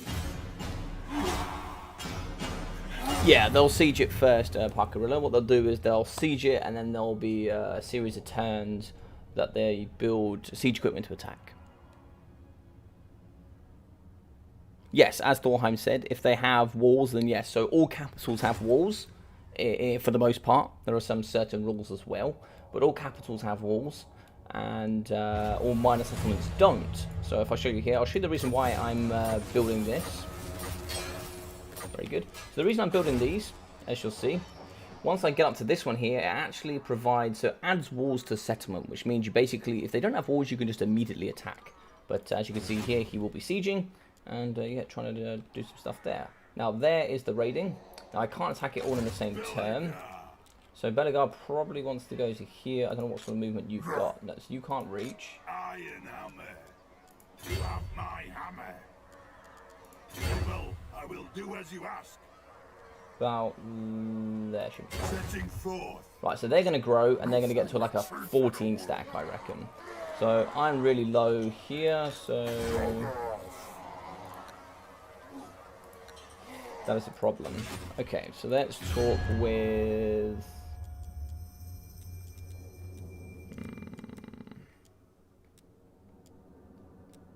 Who calls?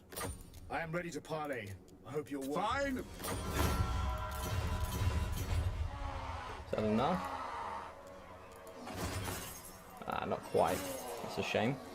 Alright, so if we get any more trade agreements, I highly doubt it, but no, it doesn't look like I can. Ready. Come, kin. Let us feast and drink. Aye. Perfect, that'll do. Belegar Ironhammer. So we'll have enough there to survive to next turn. And then we'll deal with the rebellion, and then we'll deal with this. Don't look at the grudges, they're painful. The grudges are painful. Right, so that's building. We'll have garrisons there soon. And we also have this as well. So we have a gate here, which means we actually have quite a large garrison. So that'll be 7, 14, so 20 stack in the force, with actually some iron breakers as well. So we can see what they've got. They've got lots of Orc Boys, so they'll struggle against the Iron Breakers. We've got lots of range to deal with the Night Goblin Archers. The Orc Boys could be painful, but we will be in the settlement. And there's a Shaman, and he has just a Gaze. So he just has Gaze and Morks, that's not a problem. This bad boy could be a problem to deal with, though. Do we have a Thane, is the question. No, we don't have a Thane yet, so we don't have anything really to snipe him out. We just have to use normal units. What do I plan on doing for 300 subs? I don't know. I didn't really have a plan. If you guys wanted me to do something for 300 subs, I would. Yeah. No, leave the Wood Elves alone. I plan on leaving them alone, but it's whether they're going to leave me alone is the question. I'll start playing Black Sabbath War Pigs. Yes, please. Oh, love it, Black Sabbath. Oh, so they've disengaged. And now they're going to raid there. Okay, interesting. So this is going to go up. So they'll go from a 8 to a 14 stack, I believe.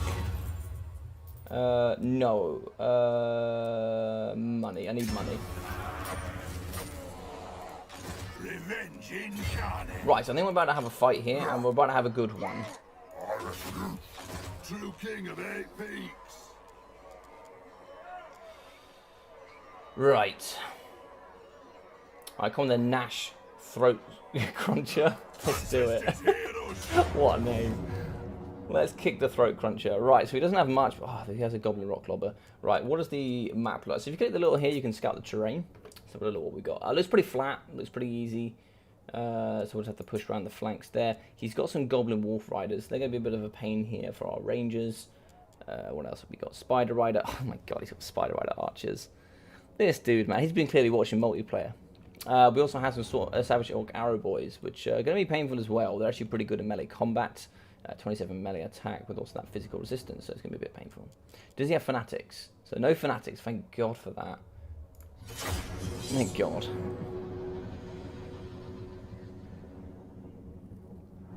Yeah, well, if I get to the 300 sub mark, what would you guys like me to do? Is there anything special you'd like to do? I know you guys quite enjoyed the 2v2. I know you guys quite enjoyed destroying me in multiplayer. Or is there something like that you'd like to do? Is that something that satisfies the grudge? Dwarf warriors!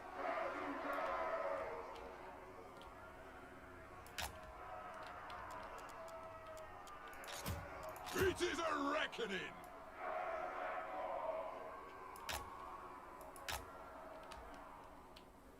Oh, I lost one over here. That's okay. Let the vengeance begin! Ready! For the Karak encore! Are we ready? Alright, let's get the boys in. Ready! Lads, lads, lads. Let's do it. The clans unite! It's going to be a bit of a mess because there's rocks in the way, but let's do it.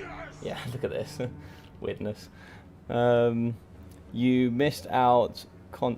You missed the context of Zypher's response about the Wood Elves. Oh, what happened? What did I do? Organ guns, Iron Drakes, Royal Air Force, burning wood elves in their trees. Oh, I see. We want the real Vietnam. All right, cool. I'm bringing it. I love that already. Let's burn some of those elves. Let's burn some of those tree men. They deserve it. All right, let's skip on here till we get to the front line. No, my beautiful hammerers, leave them alone. They did nothing to you. Right, where is the... Oh, the rock clubber is over here on the right, so we'll shoot him.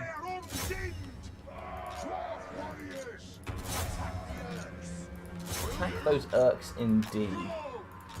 Charge.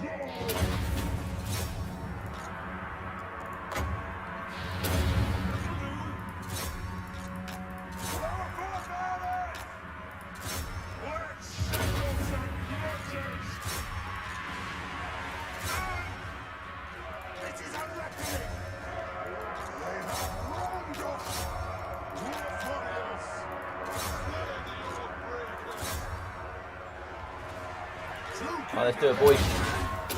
Buckle in and buckle hard. Dwarf warriors! We demand blood! Right, so they've broken. Perfect. So we're pretty much winning on most areas of the battlefield now. Dwarf warriors! Axes out, lads! Belegar's coming through. Belegar also has some good resistances as well. And there we go, we beat the Lord. So the Lord's been pretty nicely beaten. It's always fun to watch. I always love to watch it. Watch us bleed for the club! Right, so that should be pretty convincing on that win. Warriors! Sneaky blights. Right, go shoot them. Axes out, lads! Max is out indeed. I'll go help those Night Goblins because Night Goblins are dumpstering my Dwarf Warriors.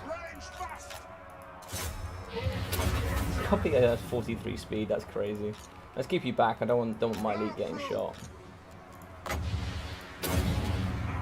Right, slow them down. Yes, Lord! Quick back! This is an order! Right, so they're going to get shot as well. So there's not too much left. Oh my god. Forest Goblin Spider Riders are just kiting me. It's like multiplayer flashbacks all over again. Ready! Alright, come this way, because they're just going to keep running from me. Because I don't know why, but what the computer does is it just leaves it on skirmish and it just runs away. And it'll just run away forever. I'll just run away and then I'll just stand there and shoot them. Cool. So you go there, you come over here. We're winning there. You fight that. And the Dwarf Riders should beat the Forest Goblin Spider Riders over time. It's a battle of duration, I think. Cool. Can you leave my Dwarf Warriors alone? Look at that damage. It's so silly for 85 armor as well. Because these boys have like no armor piercing as well.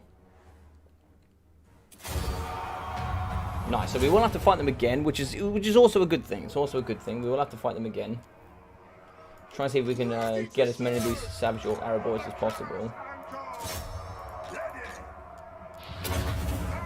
Where's my runesmith? There you are. Yeah, I don't think you're going to be able to reach, big boy.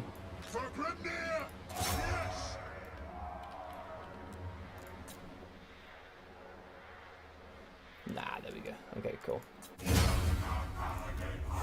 Nice, a decisive victory. So what it means here on the experience-wise as well. So you have decisive, close, and Pyrrhic victory. Decisive gives you the most experience. That actually determines how much experience you get. So decisive will be the most, then it'll be close, and then it'll be Pyrrhic, which is yeah. So I'll be getting the most experience here from this battle, which will be quite nice. Do a King of the Hill and call it King Leonidas Last Stand. Yeah, all right, I'm down for that, Parkerilla. I'm down for that.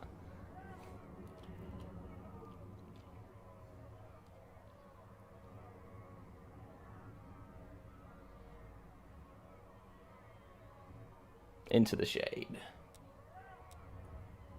Nice, we didn't take too much damage value, 104 kills. Let's see what sort of damage value we got. So 600. What did we get here on him? Oh, only 250 for him. Yeah, you get a lot from the range. But yeah, no, pretty good stuff. Pretty good stuff.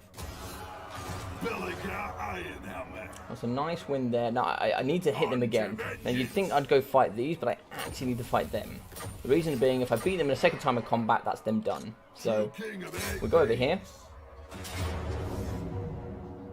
I probably should have done some bits and bobs on that. We'll just auto that. Nice. Setting forth. Oh, nice. So we got glittering scales, which is that's a -5 melee attack in an area, melee defense, and armor. So that's pretty cool. That'd be on Belegar. So that's a nice, free, cool item. That's a rare as well, which is always very good. So not only has he got that physical resistance, he now has the -5 melee attack in that surrounding area as well. So that's also really good. So that's really, really awesome.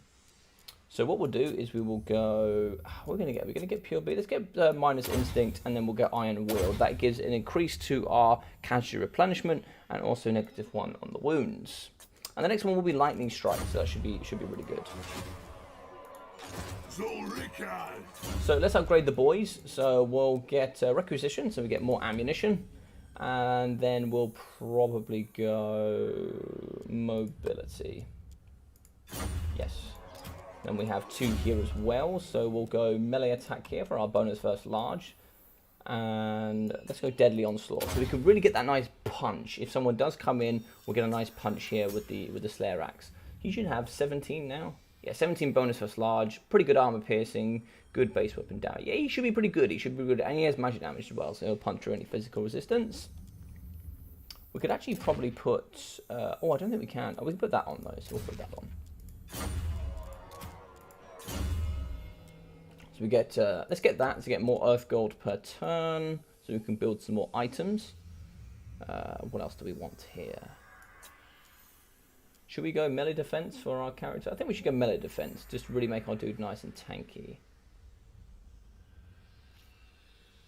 Rune of Hearth and Home is not actually what it does on the Rune Lord. It's actually a little bit different for him. As you can see, it increases the character aura effect, rather than having that immune to psychology. But yeah, let's go with the melee defense then.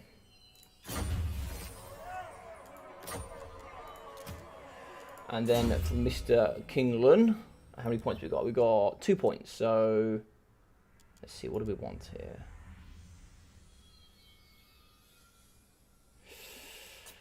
Let's go melee defense. Let's just really rack up that melee defense, just so we can't be hit too easily. I think that would be ideal. Belegar. So now we're going to come fight this dude. Oh, it doesn't like our odds. I think the reason it doesn't like our odds is the fact that I don't think it thinks we can deal with the Orc Boys. But I think with the Orc Boys, we're just going to shoot them. I'm surprised about this. I'm going to fight this. I think I could win this. I don't believe that. At Logic, what upkeep like for your faction? What's upkeep like for your faction? Plus... Oh, I'll check in a minute, but I get plus 50% as a base. Oh, we got this battle as well, so I can really home it in here, actually. Alright, we can have a nice dowie box here. That'd be quite good. Dwarf warriors.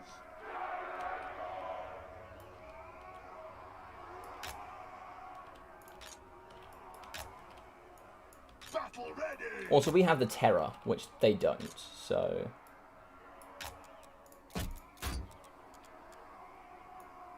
Vengeance calls. Very well. Let's move that forward.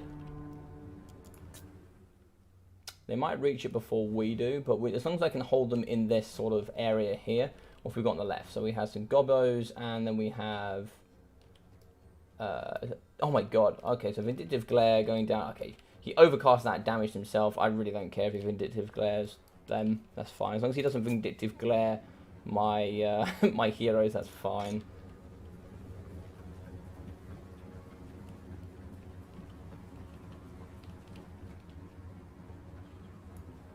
Belegar Ironhammer.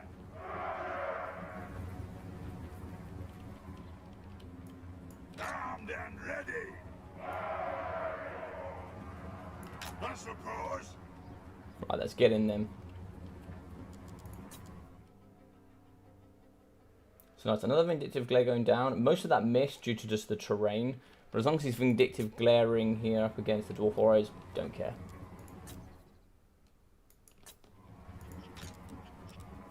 Tower halt. Kazook. Stop. Right, we need to shoot... Where's that range? Oh, let's just shoot the Boar Cavalry. We need to shoot that Boar Cavalry, I think. No. No. Attack. I've killed the brood. Put you back here. Dwarf warrior.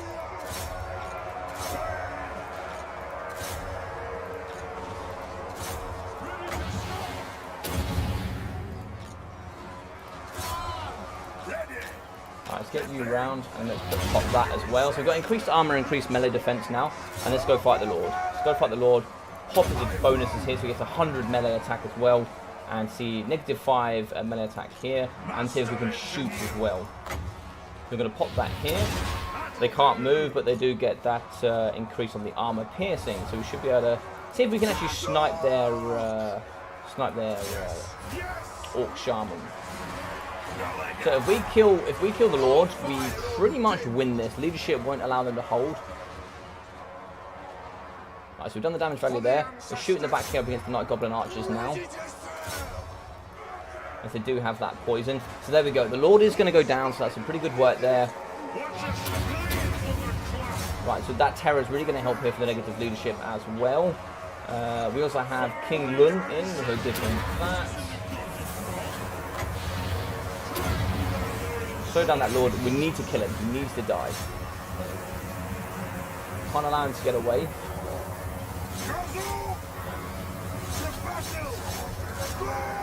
I don't know how long this is going to last. Keep going. Belegar, don't stop. Oh, he died anyway. Okay, cool. So he died anyway.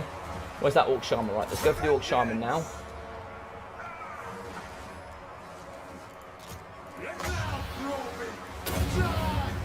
so increased armor now as well. Oh my god, drop the hammers. Strike out! Move now! No, my beautiful hammerers. There's 13 left of them, but we should be fine. My beautiful hammerers, no! Right, so we have some gobbers in the back.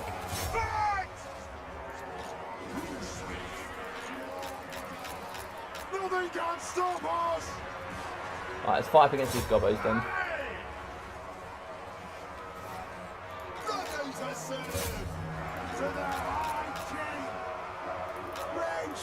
So we lost a lot of our rangers here. That's a bit of a problem. That is actually really problematic. I didn't want that.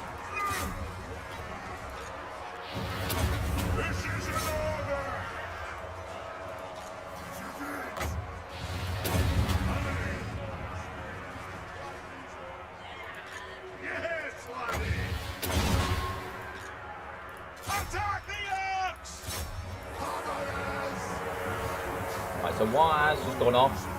So we need that increase in armor here.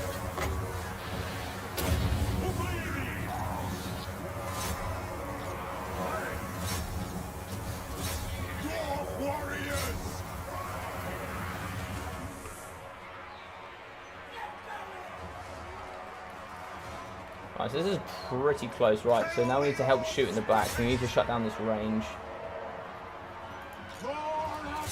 So they're just destroying us here.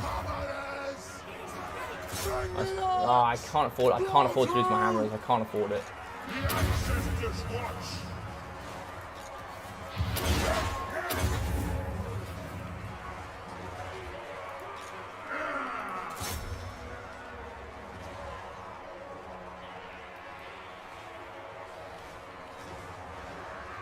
Right, so this is really close. Right, so they've shattered. That shattered is great. Go for the next unit now. And oh, nice, they're breaking. Oh, thank God for that.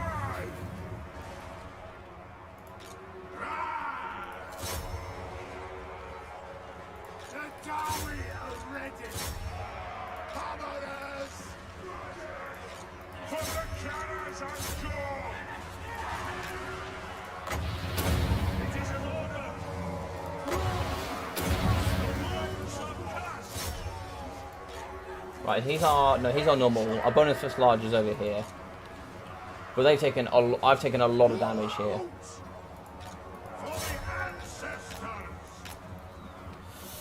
Oh, this was costly. How you doing, Phoenix? How you doing, buddy? A Grimbo campaign right now. Oh, you doing a Grimbo campaign? What? You doing a legendary? Or a Grimbo campaign on legendary is tough. It is tough. Why are you fighting up against them? For God's sake.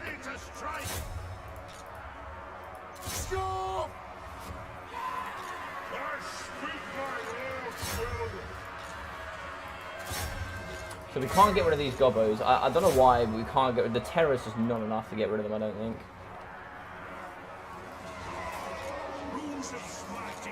Right, so we use this 24 melee defense with expert charge. Hopefully that helps. Should get the Rune of Wrath and Ruin soon as well. Don't think we need that on anything.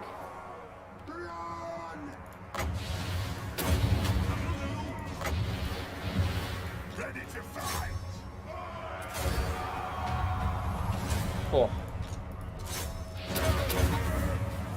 That was a lot of damage that we took there.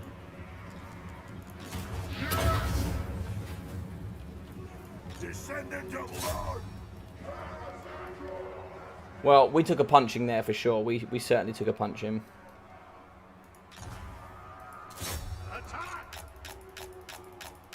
Nothing can stop us. Trying to see if we can take out a few models here and there. A couple of gobbos dead. Yeah, God, that was a punching.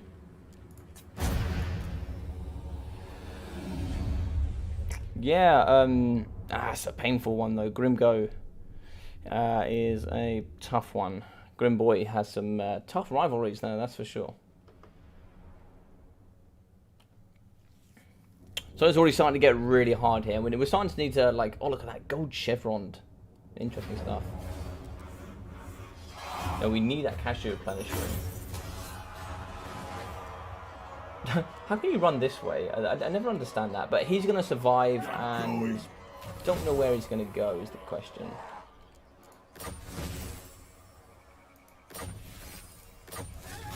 Yeah, so I can't catch him. Nice, there we go.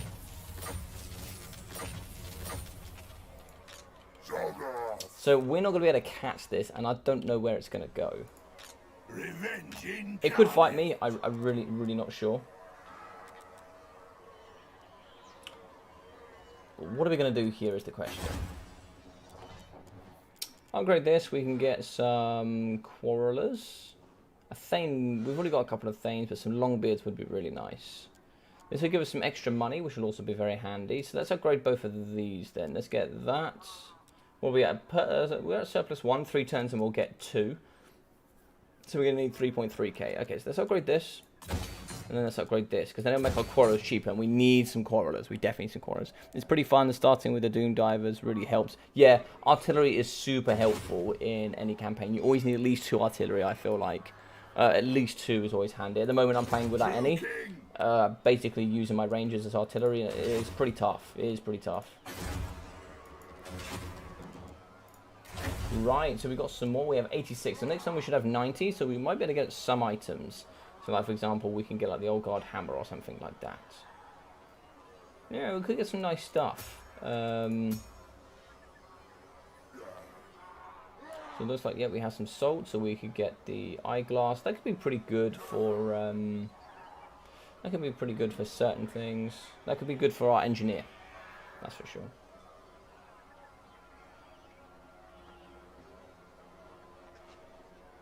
Well, that's pretty cool. That's pretty cool if you're losing in combat.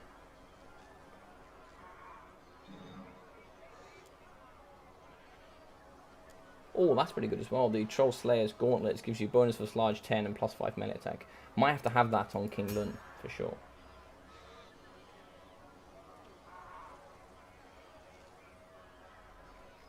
Nice, that's awesome. Right. Ready. Yeah, Belegar took a bit of a punch to the face is the only problem. But he's pretty close to going up again, so... Yeah, next level we should be able to... Because I took Earthstone, we actually didn't get Lightning Strike, but we should get Lightning Strike next turn. I think first Confederation of Gringor, if you're quick, you need to get the Bloody Hand as quickly as possible. If you can get Bloody Hand as quickly as possible, that's excellent, if you can get Bloody Hand. So we can't do Festa Spite, we can't actually right that wrong because it's owned by the Golden Order, which is a problem. So that's going to be a grudge that's going to stay with the ages. And as you can see here, we have an extra 10% upkeep now, so that's a 60% and negative public order. So the longer we leave Karak as well, the higher this gets. So at the moment this is at 8.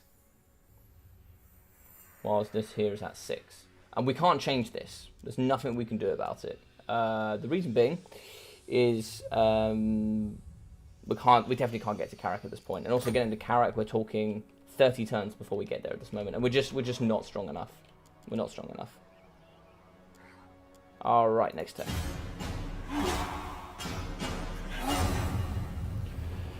I think it's Grimgor, yeah, you need to take the Bloody Hand.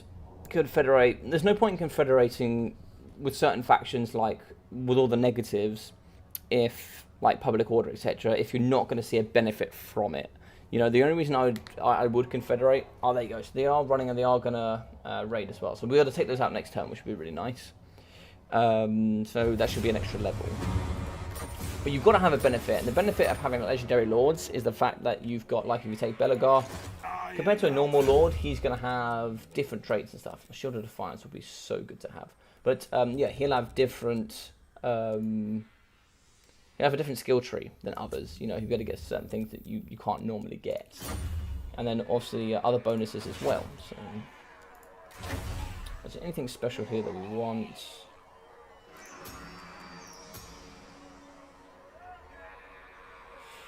Doesn't look like it. Oh, we're actually only missing diamonds here. Diamonds here for the this will be really nice.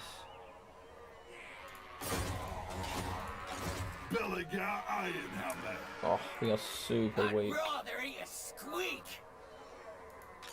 What? What advantage? They only got one lot of cav.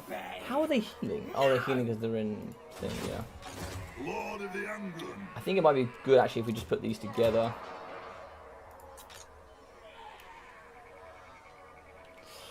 It's not looking grand, is it? So we can get the Urkram miners. I might get them. Yeah, I think we take the Urkram miners. Those blasting charges are going to be helpful. Also, the Urkram miners are just so sick. They are just so cool, man. I love the Urkram miners. Do they have resilient? Oh, they have resilient. That's awesome. Oh, it's only mountain and snow. Oh, that's a shame. I thought it was just resilient in general. Stand defiant. Okay. What do we need to get this? Tankard. Oh, we need some wine. Okay. Right, we need wine then. To battle. Okay, so where are they going to run to? So they're going to run over here. So the computer thinks they're going to lose, so they're going to run away. So let's see if we can chase them. One's air. Yeah, I can believe that. Cool. Just need to keep our hammers out of the fixture, I think, as much as possible. Allow the Urkram miners to take that damage brunt there and then move on.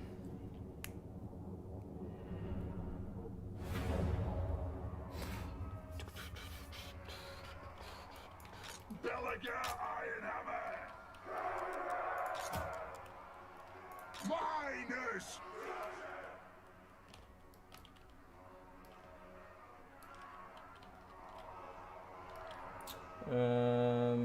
Yeah, we'll just go head on at them, I think. Shoot the cavalry and just see what we can do. Dwarf warriors. Put the healthier units in the middle so we can help protect the middle just that little bit better. Yes. Kazook. The Dawi are ready. For the Karazam Corps. Our final dint. Terrors. Then we'll move these into the middle.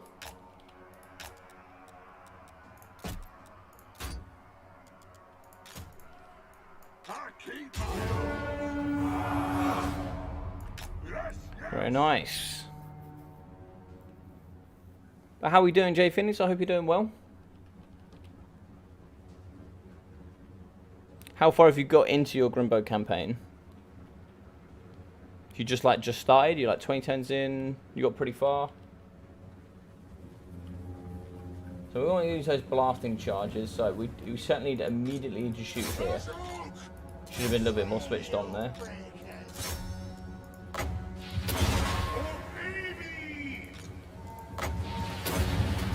Slow them down. Blasting charges straight on.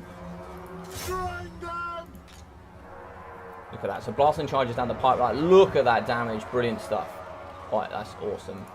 Right, here's my bonus first lodge. You. So you over here, fight these.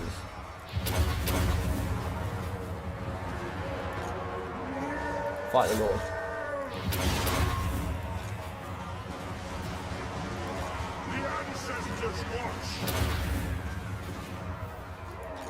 Let's get the hammers out. We don't need the hammers in there anymore.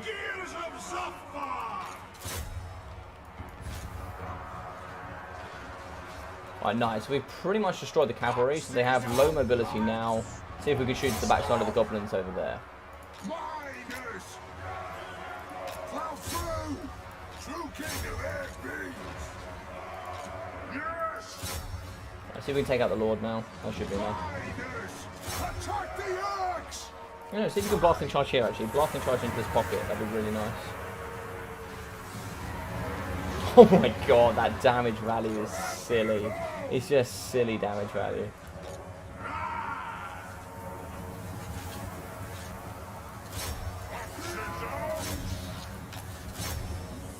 Vengeance! Nice! GG's pretty much. Yeah, I think that will do. You guys have been terrified, so that doesn't really count. There you go, and they shattered. Good stuff! I'd be really excited to see what they got.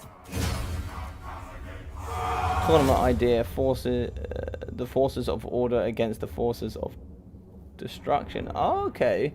So, but is there going to be enough forces of destruction though? Because you've got chaos, vampire. I guess Skaven counts, right? I guess. So you'd have chaos, Norska, beastmen. Any of the vampires. I guess that's 3 vampires. Yeah, that would work, man. That would work. That would be cool. Belegar Ironhammer. Onwards.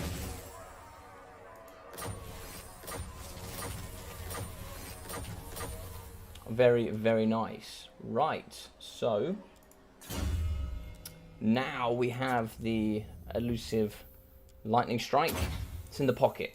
It's been secured, and I'm very happy about it. We can now move on to get some of the items here as well. So we have Mr. Complex there online, but we have that physical. Do we have what? We don't have any missile resistance just yet. Let's have a look. Let's have a think. What can we do here?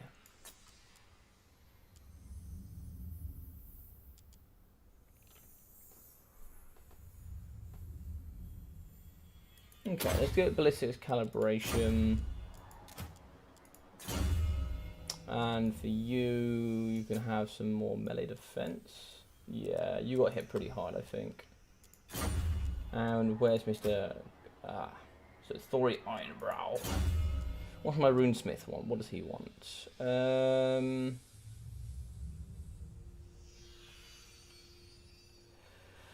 Let's give you the Rune of Might.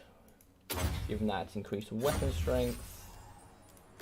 And then we'll have...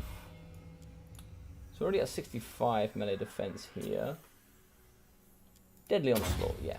Let's get a Deadly Onslaught. Nice. Grudge bearer. I'm gone. Leaving. Alright, so we're there. If we force march it, what do we It get? shall be done. Seeking vengeance. Right, so now we need to recruit. Oh, we can't reinforce march, but that's okay. We'll recruit next turn. We'll take the money this turn. Ready. And we can get some quarrelers next turn. That'll be really handy with some more money. And it'll be reduced next turn. So that's awesome. Hello, Mr. Blackthorn. How are we, buddy? How's it going? Yeah, so Beastmen, Chaos, Orcs, Skaven, Vampires, Norska. So let's count this up. So we've got Beastmen, Norska, Chaos, Orcs, Skaven. That's 5 already. The 3 Vampires. Or 3 Undead, I should say. That includes... I don't know, Tomb Kings doesn't really count, does it? Does Tomb Kings count? Well, that's at least 7 already. That's half. So we've only got 15, so that's half already. You could always drop out Tomb Kings. They're somewhere in the middle, right? I guess you can say them as well. So it gives you 8, I guess. It gives you 8, and then everything else is the Law of Order. But quite clear indeed, Mr. Blackthorn. How is your evening going? Hope you're doing well. Right, let's see what sort of madness is revolving around me. Protector, mountain folk come to treat. Okay, so it looks like they're going to die, so I'll take some money off of them.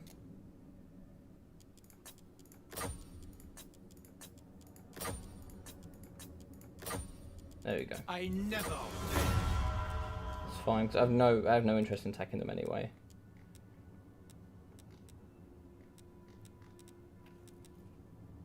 Cool, so we're pretty happy overall. Nice, that will do. So we have some good money, to be fair. We have some pretty good money, and yeah, we're pretty happy. We're pretty happy. So let's move on. Chilling with the flow, really. Nice, dude. Nice. Were you working today? Have you just finished work?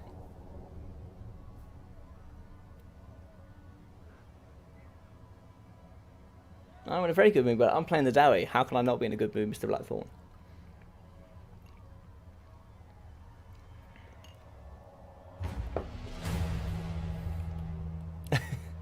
How can I not be in a bad mood?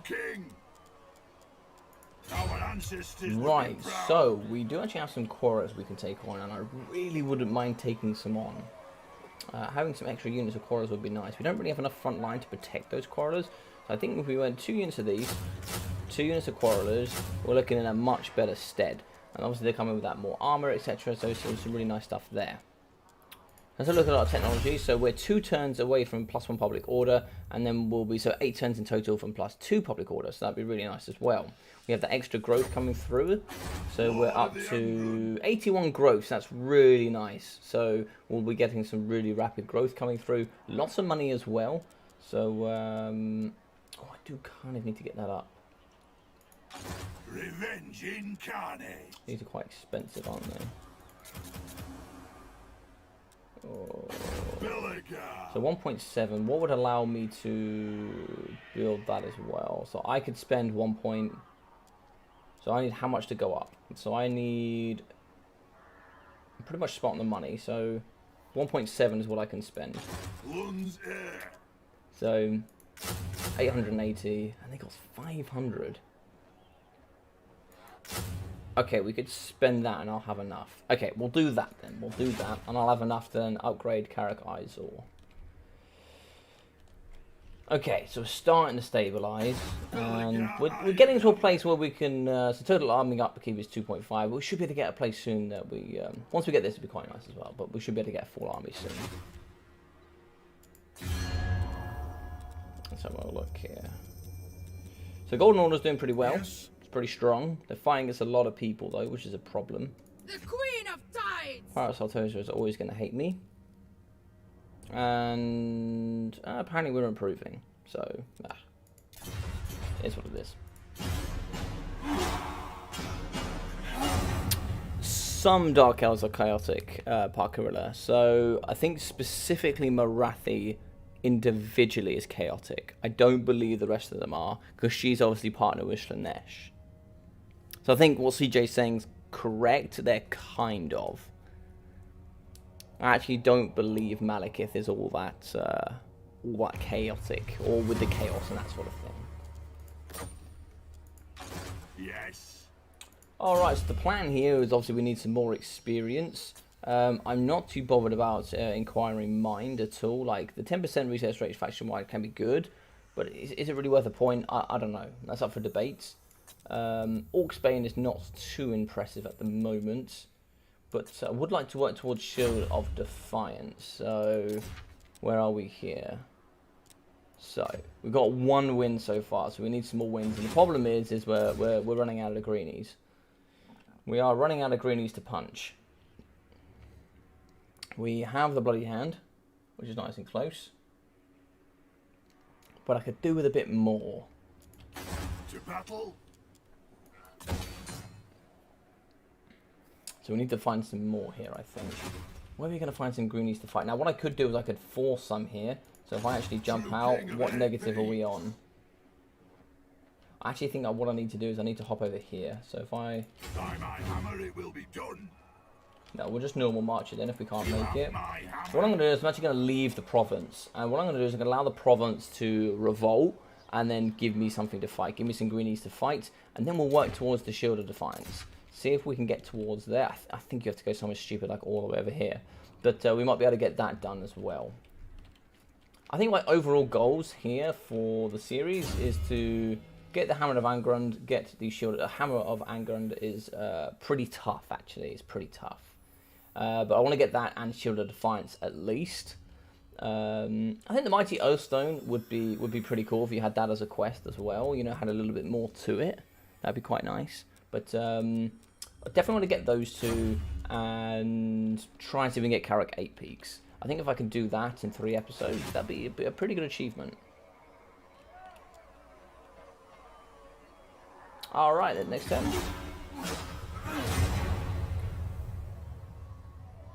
Just for balancing reasons, there are equal number of factions in order. Oh, okay, fair enough. Would you call the Tomb Kings a order of destruction or an order? Because they're not really either, I'd say. Not really. I wouldn't have thought they're sort of either. Revenge incarnate. Alright, so we actually have these over here. So why don't we go fight those then? What? Right, what are we talking here? So, there's nothing here. Okay, wicked. We're going to head over in this direction then. By the Damage Cron, indeed. So that's going to give us -7. And also that Skaven Corruption is coming back. Oh! No way! No way! Spirit of the Jungle's here. Nakai and the followers have come. Ah, Mr. Fat Noob, how are we?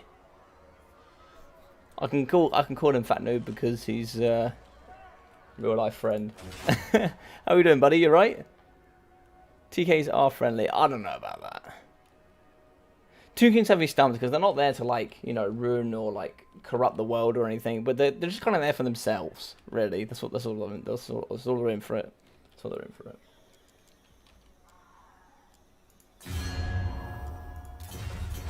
So Mr. Chunky FN is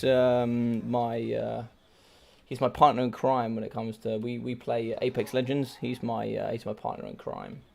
I've got some videos hopefully coming out with him soon on the channel. I need to talk to him about that actually, but yeah, hopefully got some videos to come out on the channel.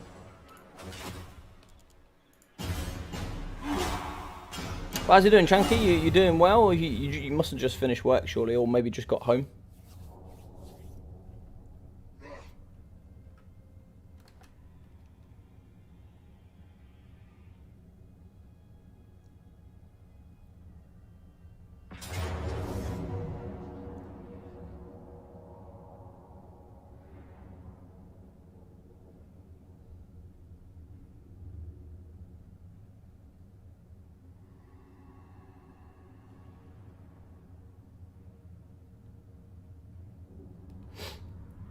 Alright, ooh, interesting. Oh my god, that's a lot of them. Our hammers aren't really ready for that. So, we got some Black Hawk bosses here.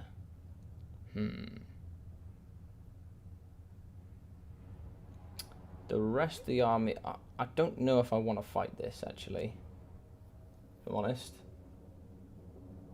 We've got the range. We can certainly shoot them. I don't know if we can protect it all. Blasting charges will destroy the Gobbos and will destroy the nasty Skulkers, and they'll do some good damage against the Orc boys as well. Orc Biggins are a ginormous pain. We basically need the hammers to kill them, and the hammers will lose in their current state. We have a Spellcaster, the double Black Hawk, as well as Blood Git. I don't know if I've got enough snipe power to take it on, if I'm honest. So he's 33 on foot, on foot, on foot. Snot and Pump Wagons will go down to Stonebeard for sure. I'm going to back off this. I don't think this is smart to engage on this. I don't think it's smart. I don't think it's smart.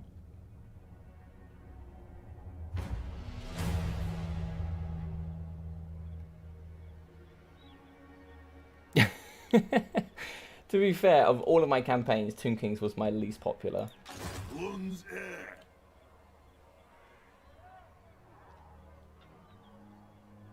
Alright, so they're going to raid themselves. I think I need to pop back to here. I need to get some more units, I think, and heal. So let's pop back. Heal, and we'll get some more units in. We just need some more units, I think. So we're at 2.4. There's not many upgrades to go. We will have an extra one here. So let's have a little look what we might want to do. I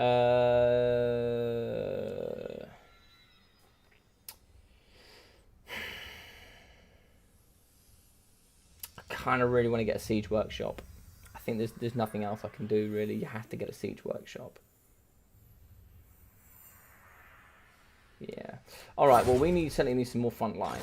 So the actual cost is not important, but it's more the upkeep that's important. So upkeep for the Quarrelers is pretty expensive. So let's go 1 unit of Quarrelers. And then some more Dwarf Warriors, I think. Yes. We do have unit rank 4 for the Miners, but it's just not worth it. Well, the melee attack stats are better, but the armor is pretty much the same. I don't know. I think the melee defense is better, because then you can just hold to the Quarrelers do the damage. I think we actually have to drop one because you're going to get more DPS from the Quarrelers. I think you have to take the Quarrelers. I think you have to. From the Forge as well. What else can we do here? Not too much at the moment. We've already got an armor. Do we have a weapon for him? I don't think we have a weapon, so let's see what we can do. No, this is pointless. Not too interested in that. We could go cheapo and then maybe buy one of these. See if we can get, like, bonus for infantry can be good with the armor piercing. Just get increased weapon strength with the ranger's hammer. Could be quite nice. Let's go bonus versus infantry with... let's get the miner's pickaxe for now.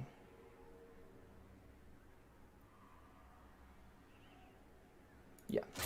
I'll tell you why we're going to do that. So the tournament will be 1 versus 1 and the winner... Yes, that's my idea. We could do that and then just leave out the Tomb Kings. Belegar Ironhammer. We're not going to put it on Belegar. We're actually going to put it on... where is he? Yeah, we're going to put it on the King Lun. We're going to give him this. So it gives him a bit of extra armor piercing.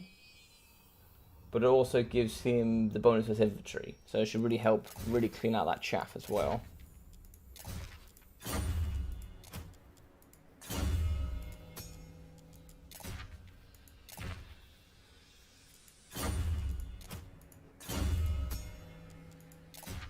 Cool, so let's get Teller of Tails. Yeah, nice. Sweet, and then let's look at you, see if you've got all the stuff you need. Cool, we'll take Acquire Master. Nice. Good stuff. And yeah, we still have 116 Earth Gold, so that's pretty good. You can make a clan war out of this, no? I could do, yeah. I could do.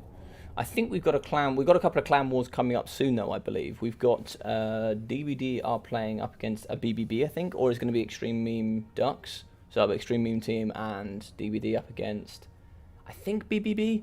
I think we also have a few others in the pipeline. Also, DVD are playing up against Son of the Mountains soon. So we've got lots of that coming forward. Who? Oh no! Don't do that. Fine. Not happy about it. That they've declared war on me. Oh, Faction Destroyer Crooked Moon. Good. So Snossnick's gone. But we won't be getting his ability, which is the problem. So if you defeat Legendary Lords here in the campaign, you actually also get their abilities as well. So they have like little sneaky abilities. So I think, for example, if you kill Vlad von Carstein, or you... yeah, I think you get regen if you kill Vlad von Carstein. But it's not actually regen. I think you get regeneration without the I weakness. stand defiant. Okay, so we've got a few more units. 210. So if we recruit, we can take one more unit of Dwarf Warriors. Okay.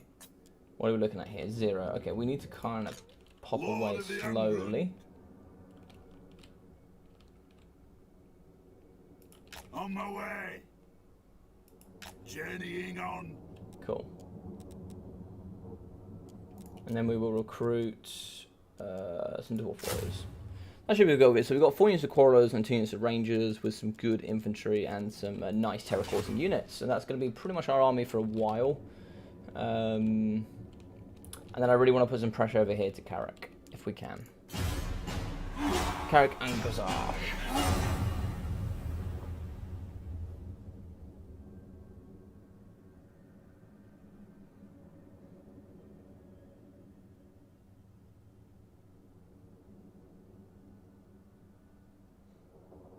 How you doing, Lencom? Regeneration was Isabella, as I remember. Oh, okay, cool.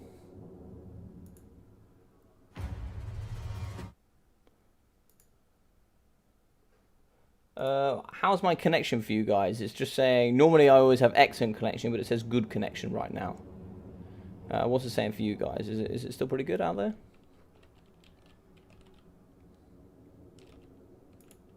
Belegar. I know YouTube likes to play tricks. Ah, so it looks like there's going to be... On to vengeance. right. No fool and safe. So they will have an increased melee defense. But it's just gobbos.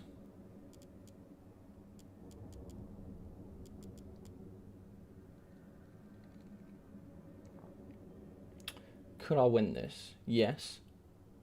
Shoot the cavalry. Shoot the pump wagons.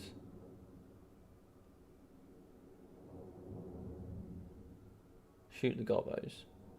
I think we can win this. True king of 8 peaks.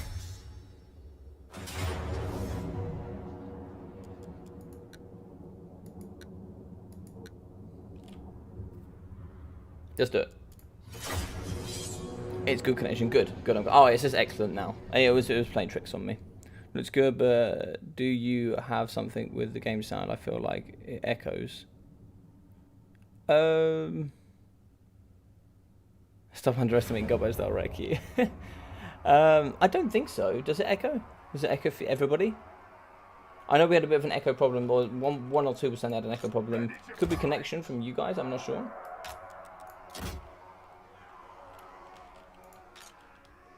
Oh, this is an interesting, this is interesting.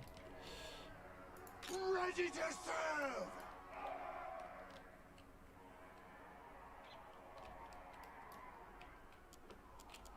Quarrelers! The clans unite!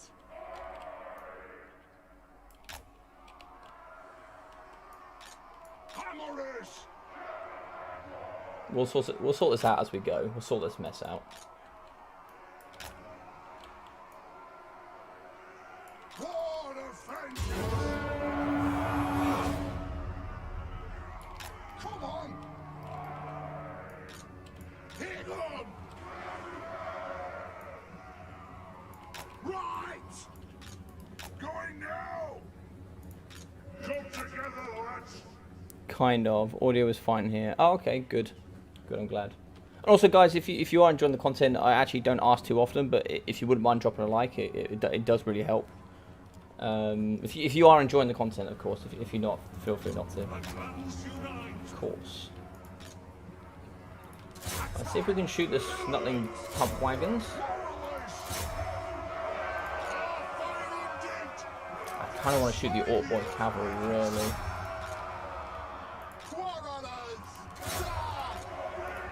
Where is it?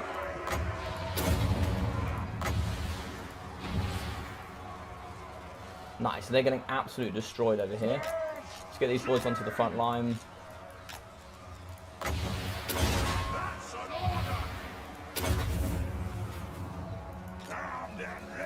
Nice, look, they got absolutely destroyed. That's cavalry down, and that's really, really important.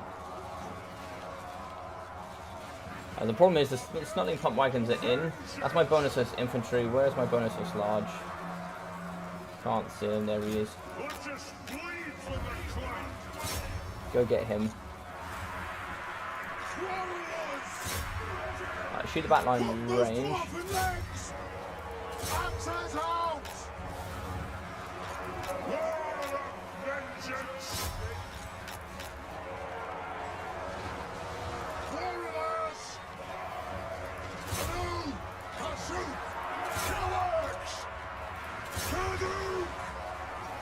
Go fight.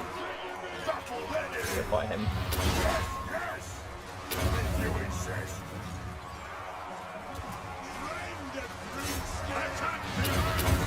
Nice.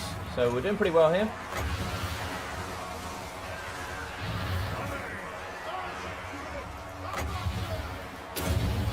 I need to hold this middle pocket. We're shooting in the back quite nicely.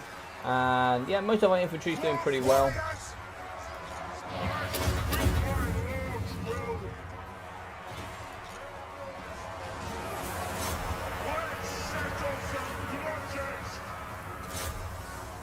Right, let's help out with the infantry now.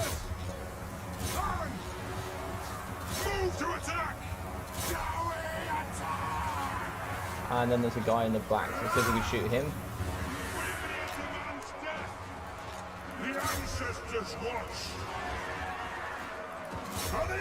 Oh, actually, he needs some help in the pocket.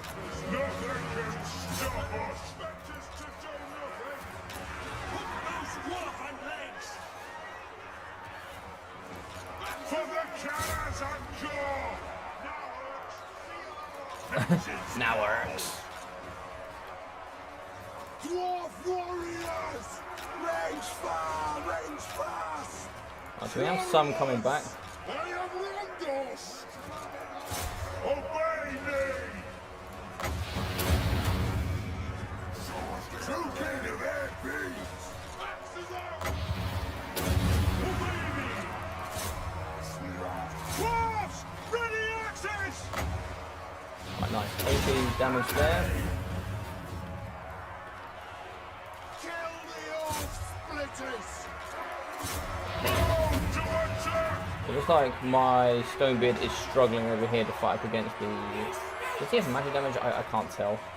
Yeah, doing okay. Not brilliant here, I'll be honest. Belegar Ironhammer!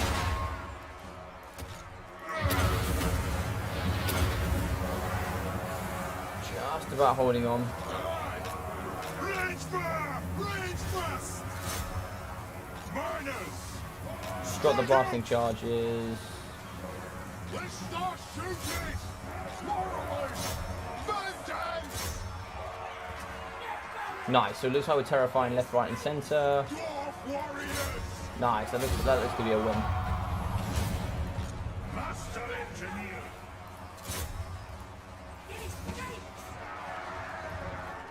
Miners!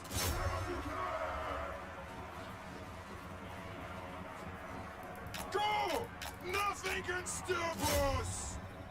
String the axe! Nice. Let's get some blasting charges in there. See if we can do some damage. Might do lots of damage against ourselves. To be fair, nah. Don't worry about it. Cool. We'll end it. How do you make your thumbnails? I make my thumbnails on Canva.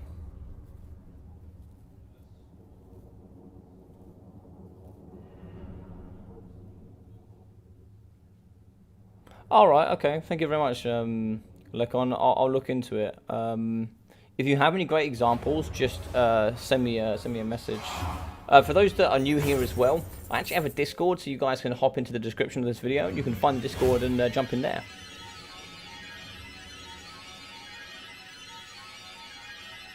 Okay.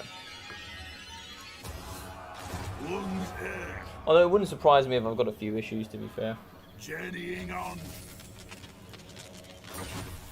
Oh, nice. It looks like we've got 12% magic resistance and 5 melee defense. That's not OP at all. Belegar Ironhammer! That's not going to completely help here. Let's get... where's our bonus first large? Here we go. That's not powerful for you at all. Magic resistance as well. Whoa. Maybe not for you. Maybe I'll do it to who's got the smaller melee defense. You got 72, you got 65. So let's put it on for you then. Lovely. Right, skills. Let's rock around with you. Let's put some more melee defense there. Just make you guys super tanky. 77 melee defense. And let's go with the Rune of Fury. So with the last one. And here, let's go with... So, Ballistics Coordinator, 10% range map wide is pretty decent. Let's do that. And we need 4 skill points here. So, we'll get Sapper as well and then go there. That's pretty good. Yeah, it's coming along really nicely. So... Yeah, they're pretty... They've been hit pretty hard. Urkra and Miners are struggling with the hammer, so I think we have to fight this myself. I could probably auto it and get away with it. Well, let's not risk it.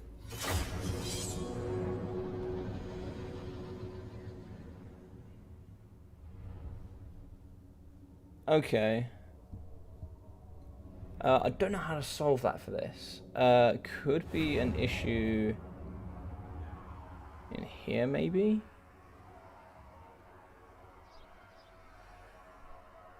I'll check it after. I'll check it after the stream, guys. I'll check it after, and I'll see if I can fix that problem. I'll see if I can fix that. True king of air beams! Dwarf warriors!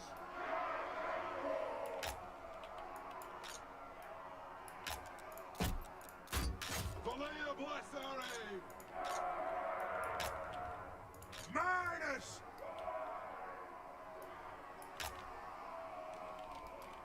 Ready to fight!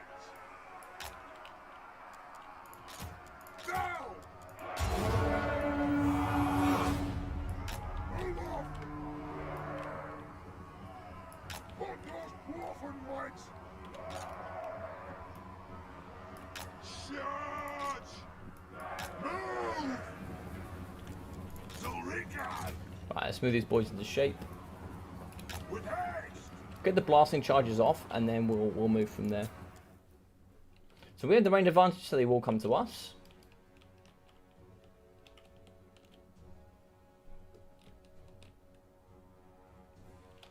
See if we can shoot here for the snotlings.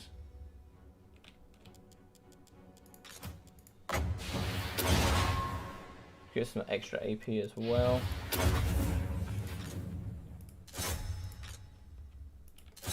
Otherwise, I think we're just going to try and see if we can shoot the front line. There you go. So the snotling pump wagons have gone down. Shoot the goblin archers so we don't take too much damage.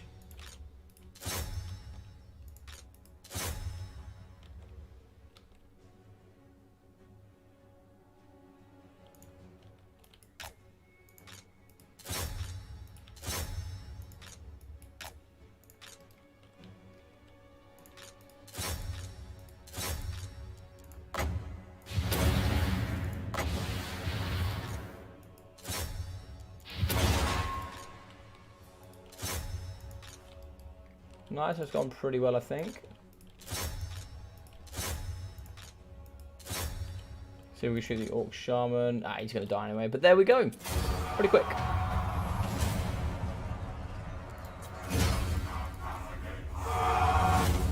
I'm down to watch some after the campaign.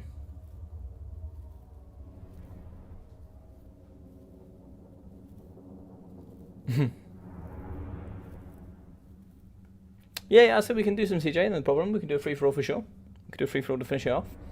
I'll probably get to like, maybe play like another 20 minutes and then we can do a free-for-all. I don't know how that sounds for you.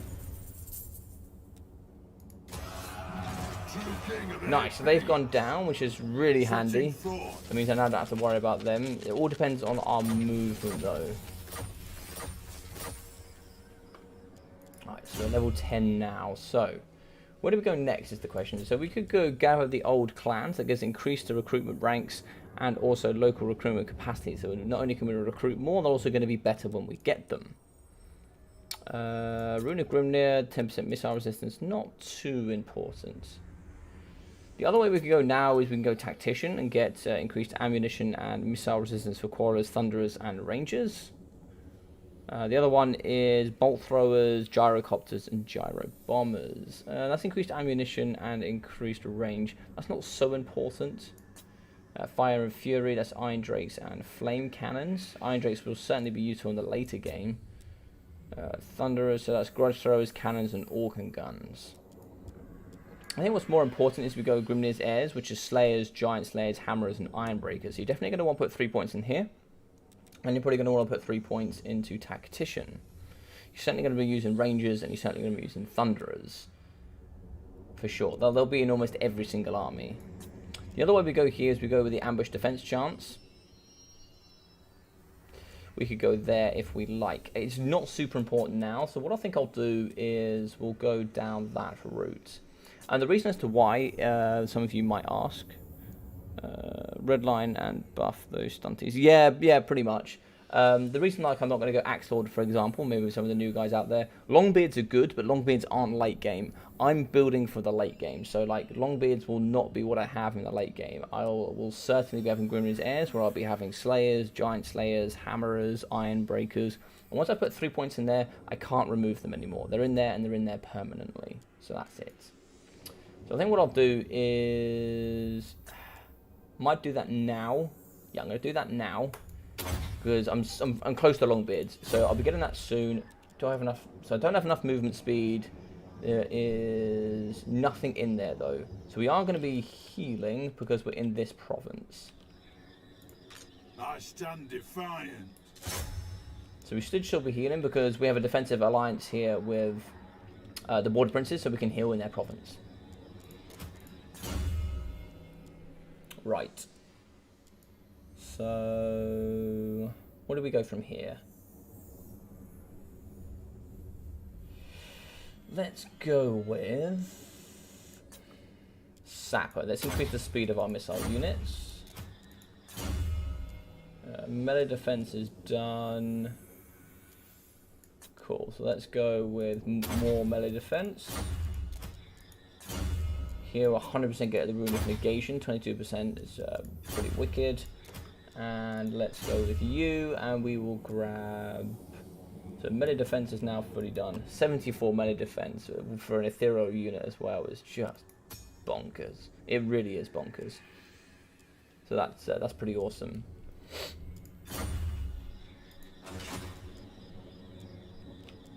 Alrighty, so we do have a negative here, but that should be changing. Oh no, so we are there. Okay, we could do with a bit more money. What are we going to do for money is the question. Negative 14. Corruption is negative 3 now. That's painful. That is painful.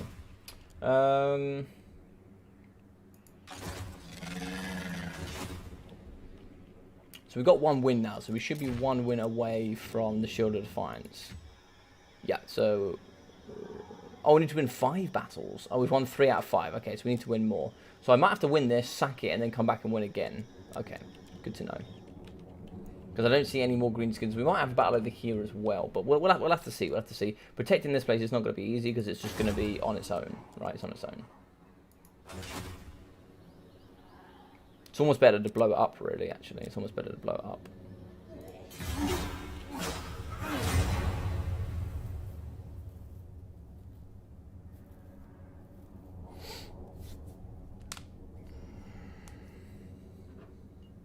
But yeah, if I do in sort of 15 minutes, if I was to do a free-for-all, who would want to play? So I think clearly CJ would like to play. Would anybody else like to pop online and have a game? Parkerilla or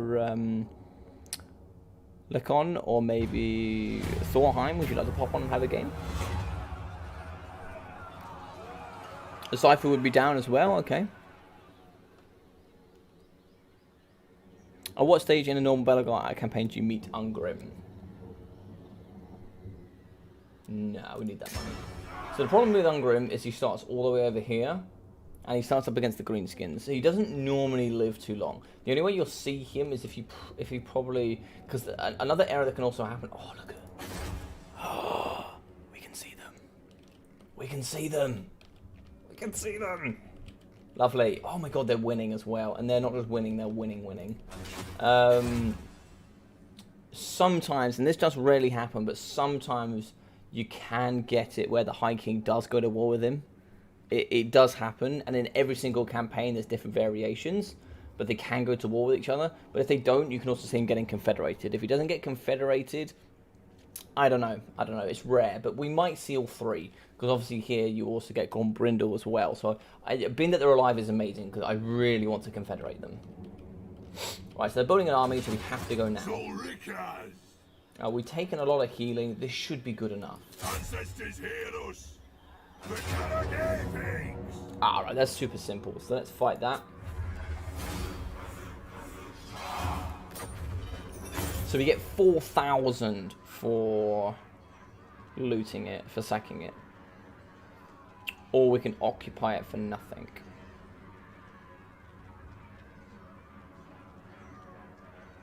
I'm probably not going to be able to hold it is the problem. Confederation time, baby! Love it. I'm going to take it. It might seem silly, but I get some money for it.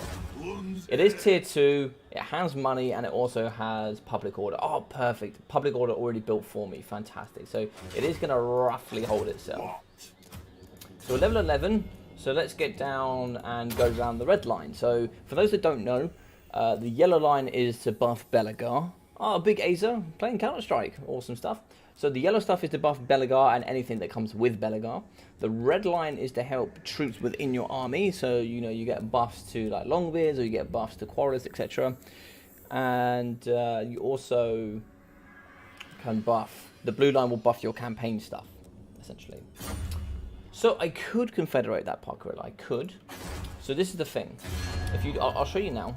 For those that might not know, for example, if I do join Confederation, you can have income may be affected due to how many armies they've got.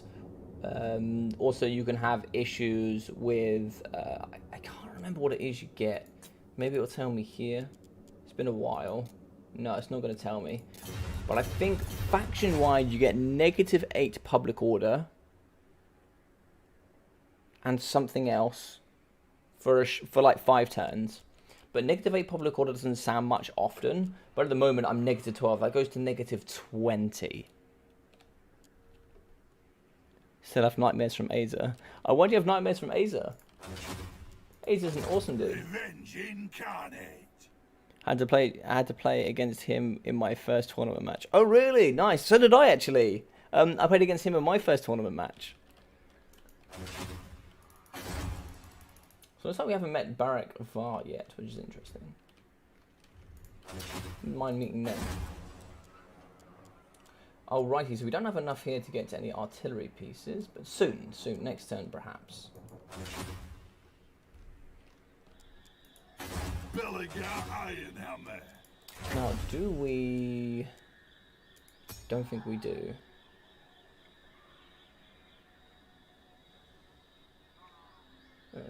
Or we might, actually. I think it's in here, though. Is it in here? We do! Oh, we don't have enough. Right, so we can make an Iron Warden's tankard now. So that can give us liquid fortification, immune to psychology, and melee defense. But we will be losing the Slayer's ring, I think. No, we'll be losing the Slayer's belt. That's fine, I can put the Slayer's belt on somebody else. But yeah, this is going to be perfect here. So we can now basically have regen for Belegar, which will be really cool. You get diplomacy drop with other factions. Yes, that was it, Parker. You get -40 diplomacy with other factions. He picked greenskins and absolutely destroyed me. Yeah, we actually played in the one army tournament for Rubber Ducker War, and I brought Dowie, he brought Tomb Kings. I had cannons and he had large entity monsters, so it went well for me. So yeah, interesting. So I'm 134, I'm getting 6 per turn as base, and also I get more for doing like grudges, etc. These grudges are growing 12 here for this, and I can't fix it. There's nothing I can do to fix that unless I go to war with them. There's nothing I can do. Not a chance. I thought this was a chill campaign stream. I hope you pick up the campaign later on. Yeah, no, certainly, Thorheim. This is what I do as like a bit of a relaxed time, you know. I don't have to. This is comfortable for me. It's nice to relax. I get to talk to you guys. Get to have some fun. I've really enjoyed this. I really love doing this. I really do. This is chilled for me. This is chill.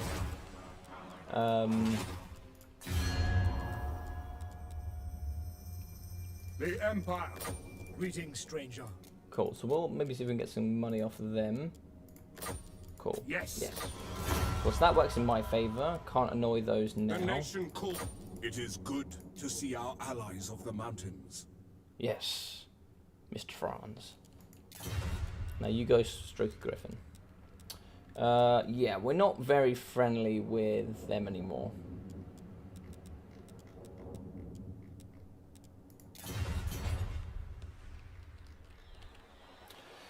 Okie dokie, so we are slowly creeping into the direction. We've managed to get rid of Snarsnickers. Oh, the boys of the mountain got rid of him. Oh, awesome. To your ancestors. So they're a lot stronger than us now. They are a lot stronger than us, but I think, yeah, so they're going to be fighting up against the Wood Elves is the only problem. Okay.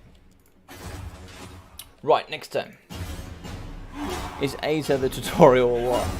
Yeah, he's like the tutorial player when you first go on. My first online battle was with Aza. Really, Parker? I don't know if you're Aza popping a lot of. I hope he's my first too. Aza's a really cool, chill dude. He was one of my like real proper like first subscribers, really. But he was definitely in my top 20, under my first top 25. News of your conquests spreads Oh. far and wide. Oh. Your developing power. Oh, look at that. That is tasty. Look at that. You could do some damage with that.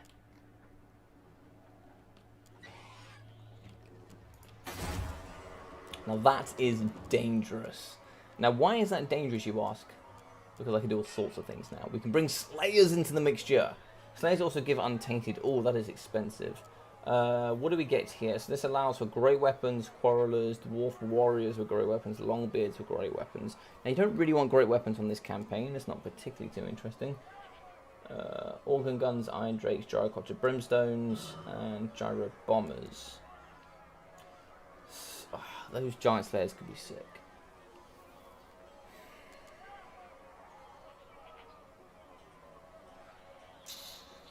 Right, let's have a little look. I think we need artillery though. Yeah, this would be really cool. This would be really cool and would really help with our untainted problem. I think we're going to go artillery though. Artillery is much more needed, but it means we can get both of these now. Oh my god, 5,000. That is so expensive. Okay, we're going to go there. I think that's the smart way to play this. Alright, so look, oh, we have the Dwarf Warriors of Dragonfire Pass. Lovely. Maybe we get those in. They cost a little bit more though, but I don't mind that. I'm going to save them. You normally save these. Ah, so it looks like we did lose the Urkron Miners. We do actually have a slot for them. Interesting. True king of 8 peaks.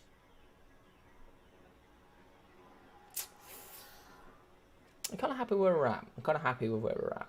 Got 4,000 for this army. And this is pretty basic. Pretty basic.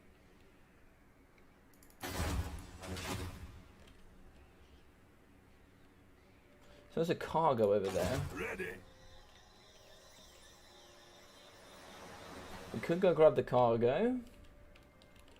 We're looking at here, -11. So we've got 5 turns.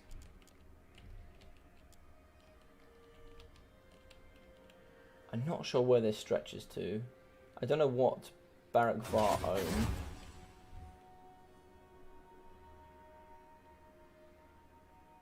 I don't know if Belegar own all of this, or Belegar own this.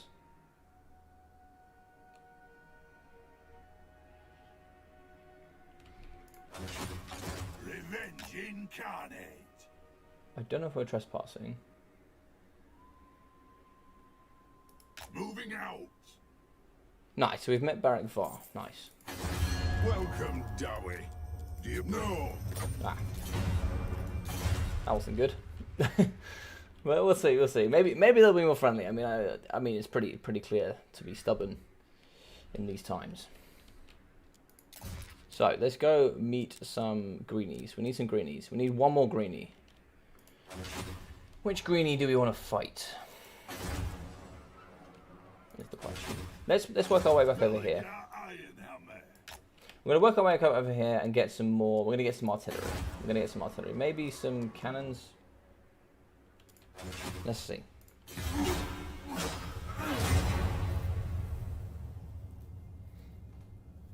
Then go for military access with... Yes, I think that's the plan, Parkerilla. I'm going to try and see if we can get military access. I need to get a... How you doing, Chase? Hats off to playing my favourite Dowie. Oh, really? It's your favourite Dowie? Fantastic. I love Belegar. I really love Belegar. I'm a big fan of Belegar. I think he's really cool. I mean, look at this man. How can you not love him?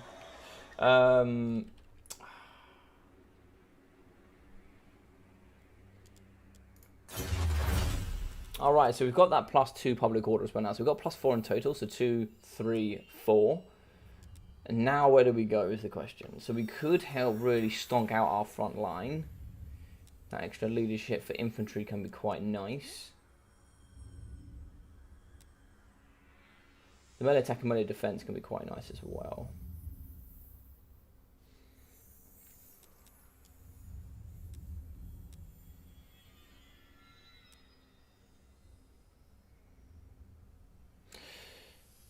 Hey Flex, how you doing? Belegar is cool for sure. Nice to see you back, buddy. So missile strength for quarrels and rangers would be really nice. As for sort of, that's going to be our main output of damage. Getting increased recruitment ranks before we get thunderers could be really powerful as well. So that's going to be 10 turns. Yeah, we should be able to do that, I think. Yeah, okay. We should be able to do that.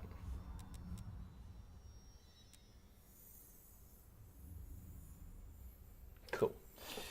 Otherwise, we go this way and then get +5 leadership for infantry. Just the infantry holds it longer, but we've still got lots of leadership anyway, I think. So, shouldn't really be too concerned. So what have we got here? So -7, but we are in the vicinity. -9 here. So we're going to get +4 from technology. I think we need to be ready to fight those greenies, I think. Grudge bearer. Welcome, Dowie. Do you bring a gift of Gromril to aid in negotiations? Why have we got aversion? Why don't you like me?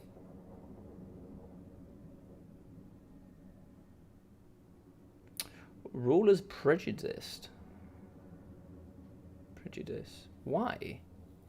There's something I'm clearly not knowing yet. Nah. Give it time. Give it time. Young beardling, you'll come along. Revenge incarnate.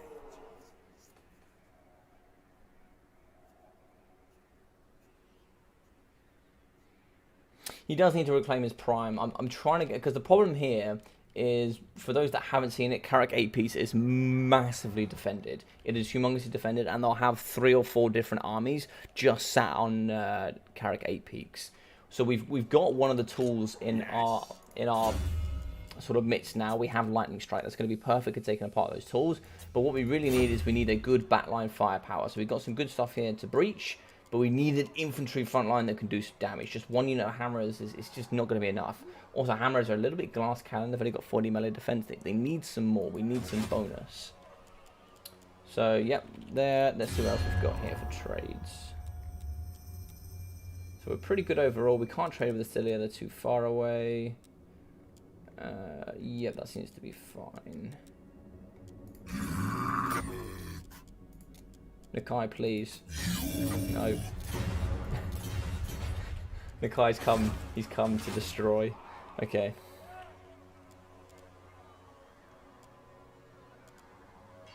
He's come for vengeance. Right, so 146. Okay, let's see what we can do. I don't know what Nakai's doing over here, because he starts in Lustria, I believe, if you're not playing him.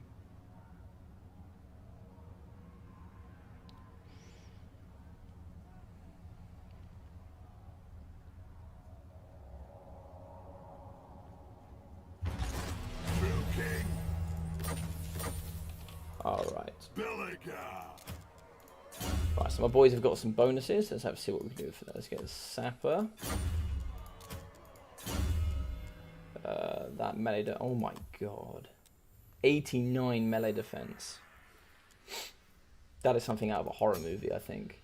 Hey, that is something out of a horror movie.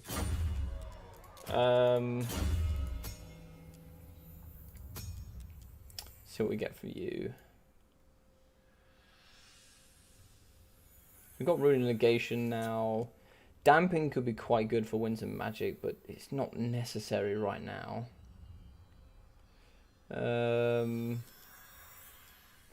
Let's get you that missile resistance. Just make you a little bit tankier. And right, so we've got all harder to hit and blade shield. So 79 melee defense. Let's go for that attack stat then.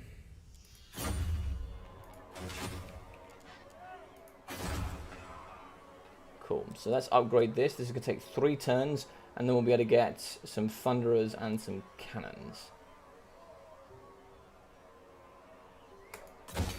Nice. And then what we need to do after that is upgrade this to tier 3. So we need population 2, which we'll get in 1 turn, but it's the money. The money's the problem. As you can see, 7k is good, but we spent it already. To battle. Journeying on. Right, we'll be fully recovered, and then in 3 turns we should be able to get that and also deal with some public order. I think what we'll do is we'll finish off that upgrade, and then we'll... Oh no! Nakai, I offered you peace. I offered you it. You could have had Sanctuary here in the mountains, but you decided to go against me. So, let's quickly get in chat. Which 4 players would like to play in the first free-for-all? So I said Cypher wanted to, CJ, is that correct? Just send it back in the chat here if you guys do, if you do want to play. Okay.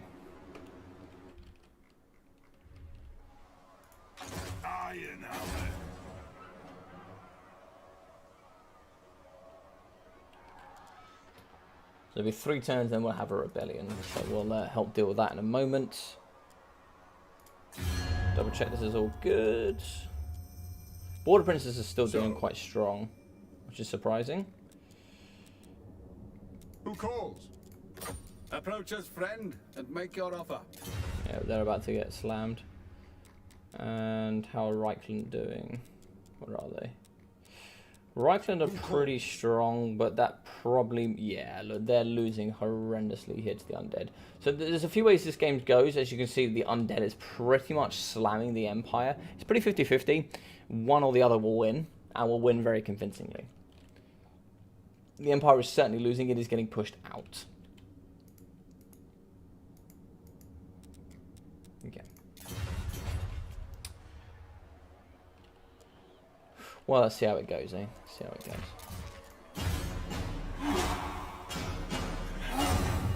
So we wanted Cypher wanted to play. We wanted CJ, Pacarilla. I don't know if you wanted to play, or Thorheim, or Flex. Don't know if any of you guys wanted to jump in and to do that. Step forth, true friend of the Ungrown clan.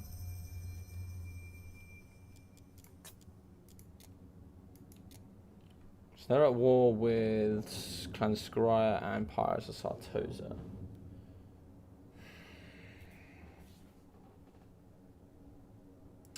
They've just got one left. I don't know if it's worth my time. Maybe?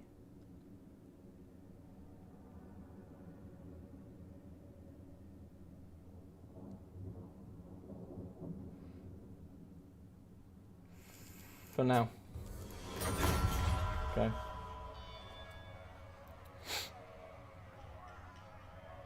Yeah, no worries. We're gonna. CJ wanted a free for all at the end, so I said I'd do a free for all. That's what people wanted. So Reichland have confederated, so that's good stuff for them. Also does mean they're in trouble. Oh my god, look at that vampiric corruption. This is what I also don't understand. Look at that vampiric corruption coming in.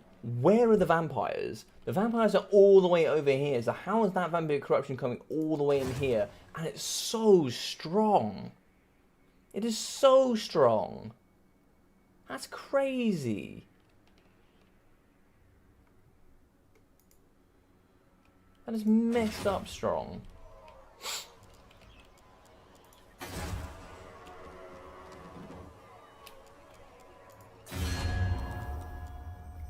I am the blood. You tread upon Bretonian land. The blood of Gilles. I'll have your will, and I'll have it now. Oh, wow, okay. We can be friends. Absolutely not. We can certainly be friends if you like. A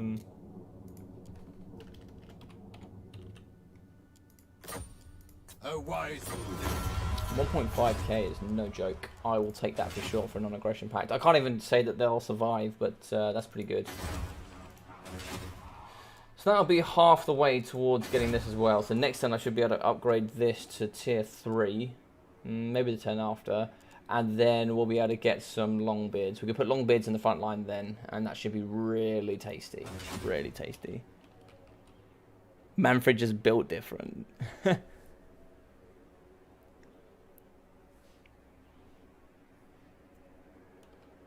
I've enjoyed this as I've not tried the Belegar campaign yet, so now I know what to expect. I'm glad, man. I'm glad you know what to expect.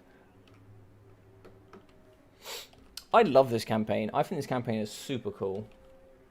I also think, like, considering like the updates for the Dowie, like with the Forge, etc., it's really nice. I like it. All right, so one more. Let's do 1 or 2 more turns. Just get it rolling, and then we'll finish it off here, finish off that army, and then we'll move on. Look at that corruption. God, I don't know how I'm going to deal with that.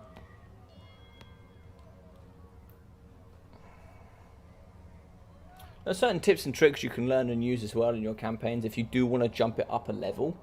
You know, learning what you can get with how to get a little bit of extra money here and there. You know, the odd 300, 400, 500 does help everywhere.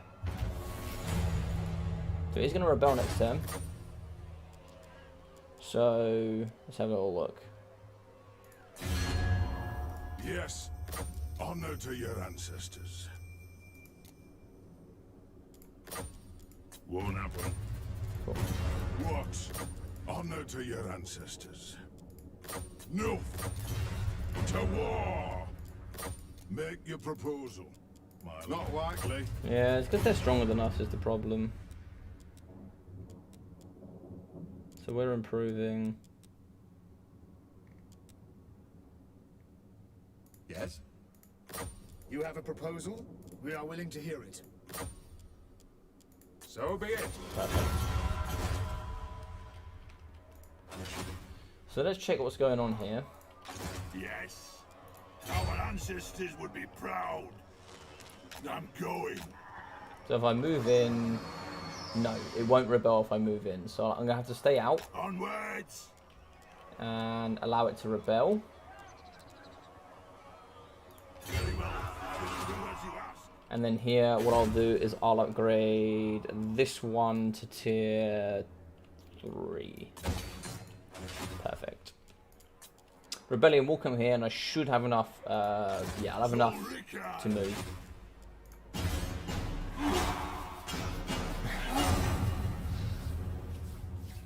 Manfred's gonna meet his demise. He's gonna meet the Dowie Encore, and they're gonna end off.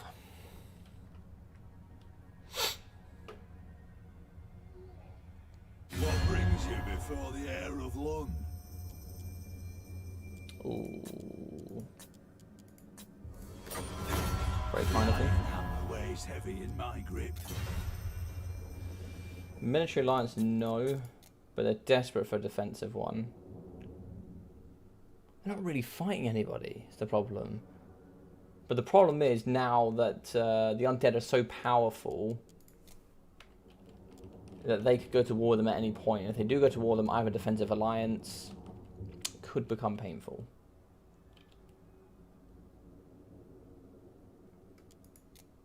But they don't want to confederate. They have no interest in doing that.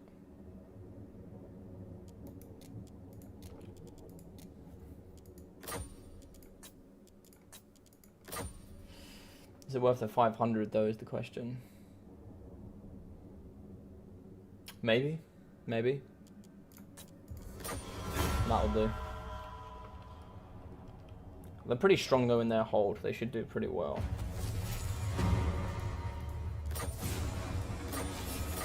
I need money at the moment. What? Money is a big driver. You have my hammer.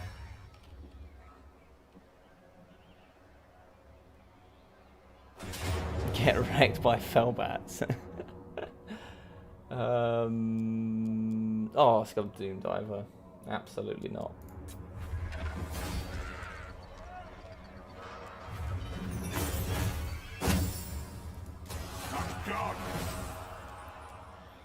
Nice, so those greenskins are done.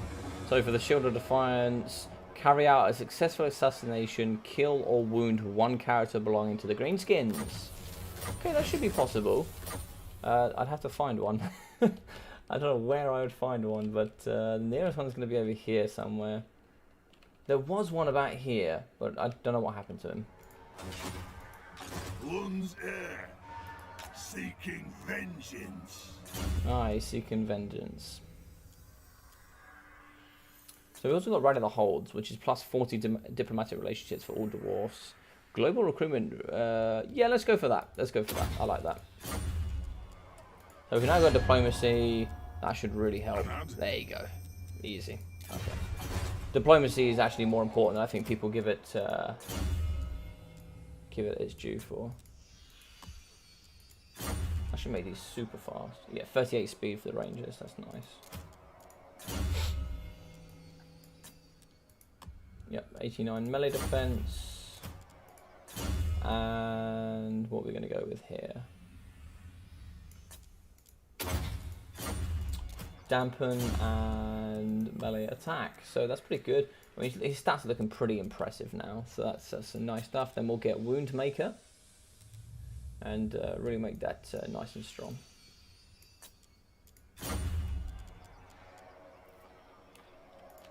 Okie dokie, so we should be able to, oh, look at that, triple silver. That's nice, I like that, rank 6. So we've got bolt throwers, we can get cannons as well, so it would be nice to get a cannon. Let's put some of these units together. Let's put these two together. I stand defiant. Belegar. And then we'll bin that off, and we'll go with double cannons. So we'll have 2 pieces of artillery here, some range, and the front line does need to be improved a bit, which will be nice. Right, we'll end this turn then, and then we'll pop in and see if we can do... Oh, we can actually get one of these, lovely. So we can actually get some enchanted items. So we can't get the tank cards yet, but we can get this. Now this is really nice, so let's get that. Liquid fortification is going to be awesome. So what we can do, pop into here, liquid fortification, plus 5 minute defense, plus he also gets immune to psychology, which is going to be really nice. So that fear and terror not going to have any effect. And you can also have regen, so that's going to be awesome for him. And then let's put it on top of, yeah, the runesmith doesn't have great stats. Let's give him that extra, what's he on, 75, yeah, so 81% physical resistance will be quite nice. Just making that a little bit tankier.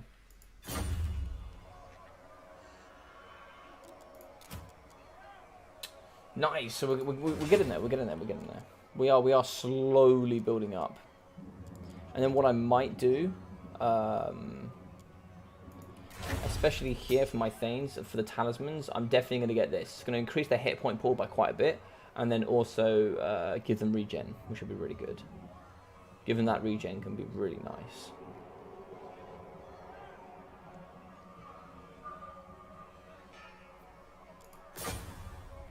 Perfect, and we'll end the turn.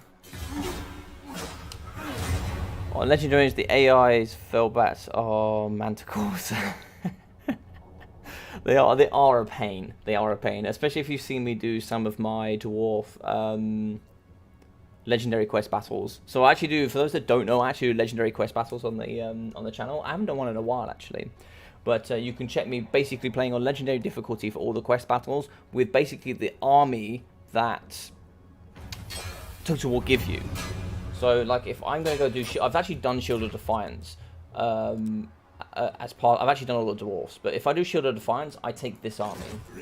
On my legendary quest battles, I have to take the army I'm given. I don't get a choice. And there were some really tough battles, like really tough on legendary. Some of them are super, super, super tough.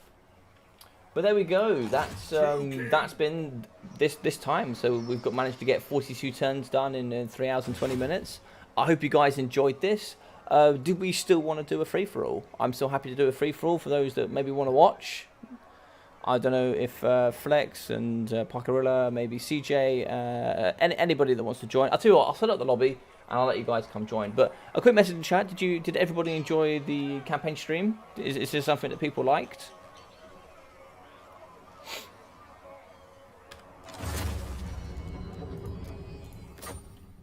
Is this something that you'd all like to see in the future, a little bit more perhaps? Yes please to what, CJ? Is that yes please to the free-for-all, or is that yes please to more campaign streams? I especially enjoyed watching the hammerers. I'm going to get some more hammerers. They're going to have a massive hammer front line, and I'm just going to carve through greenskins. Right, so let's host a battle. It's going to be called Logic FFA, and it will have 123 as the password.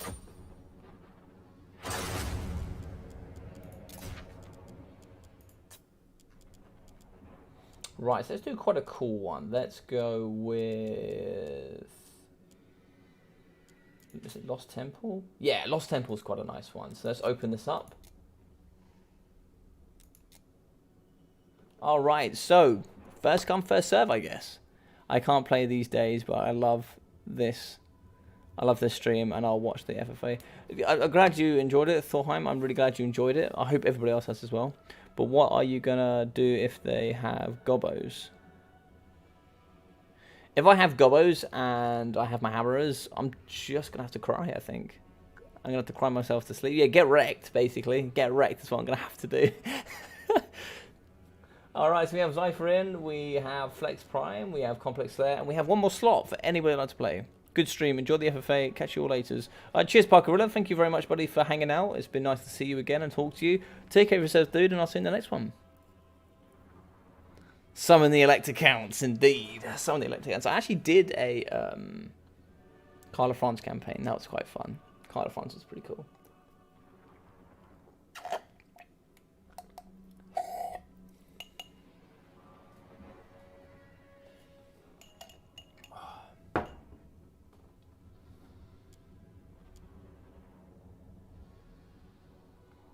So is there anybody else that would like to play? Just feel free to hop in.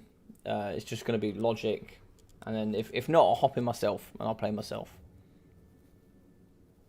Cheers, Parkerilla, mate. Thank you very much. Have a good day, and I'll see you in the next one, mate.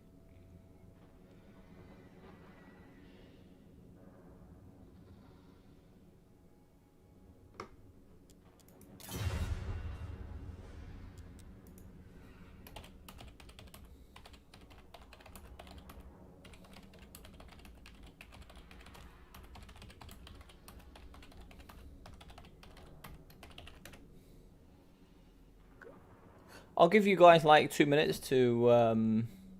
Oh, nice. How you doing, Biblington? How you doing, buddy?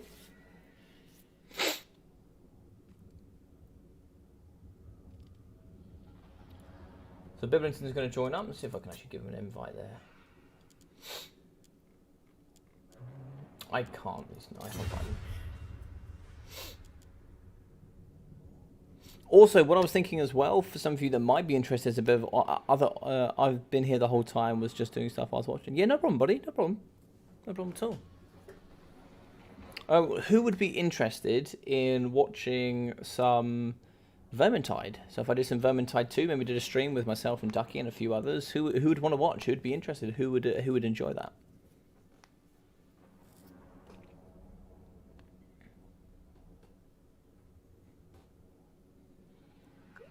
All right, we're all in.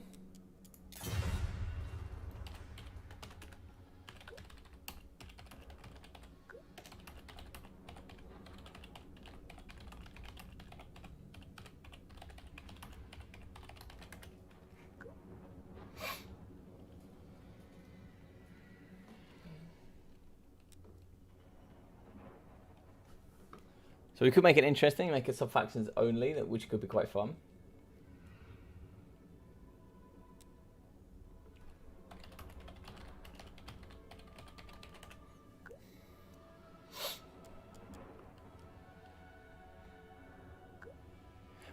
So Vermintide is sort of like it's not quite open world, but basically you'll have like heroes. So like you might have like a dwarf engineer. stream name lies. I know. We're just gonna finish off with a free for all then, so feel free to pop in if you'd like. CJ has been asking all stream, could we do free for all at the end? So yeah, of course we can do free for all. If that's what if the people demand it, it's what the people will get. Cool. Yeah, Vermintide is sort of like first person.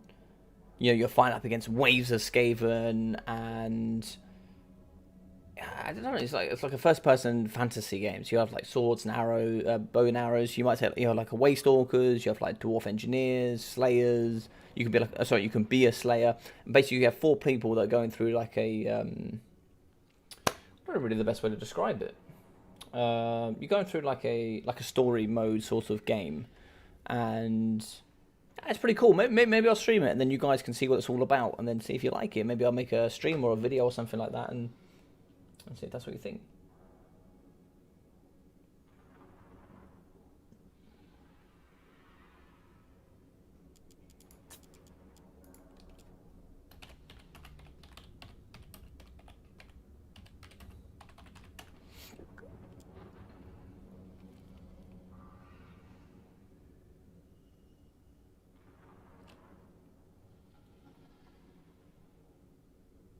Waves of Skaven, rats don't exist though. It's true, it's true. There's also like beastmen that you fight against. You also fight up against like chaos warriors and stuff like that.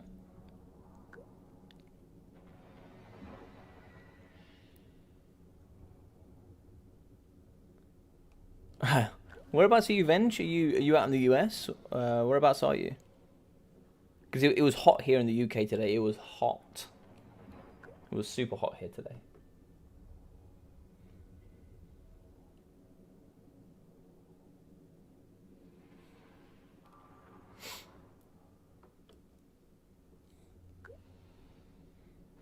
I think sitting here with a beer and watching others is the way to go at the moment. Oh, I agree. I couldn't agree more, dude. I sometimes get like that myself, you know. I just like to chill out, relax, and just watch, you know.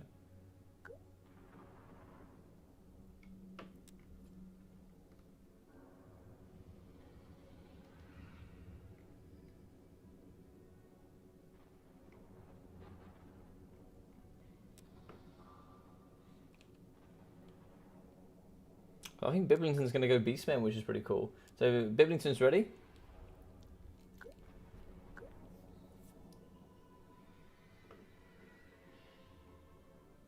I mean, Falcon with anybody's nasty, right? Falcon with anybody is nasty. So Zypher's ready, Flex is ready, Complex is ready, Biblington's ready. Let's hop into it.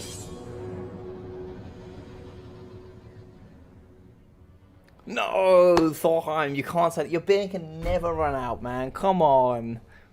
What kind of Dowie rugby player are you? Unbelievable. Now that's a grudging. That is a grudging. You go down the shop and you get yourself some Bugman Brew and you come back. Despicable. Running out of beer. And saying it so casually on a live stream. Oh.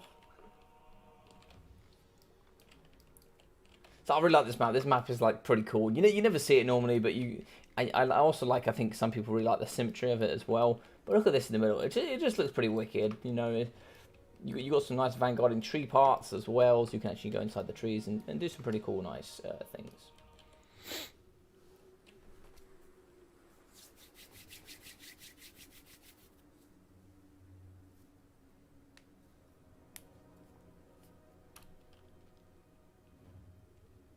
I know, right, Venge? Who runs out of beer? God. Terrible.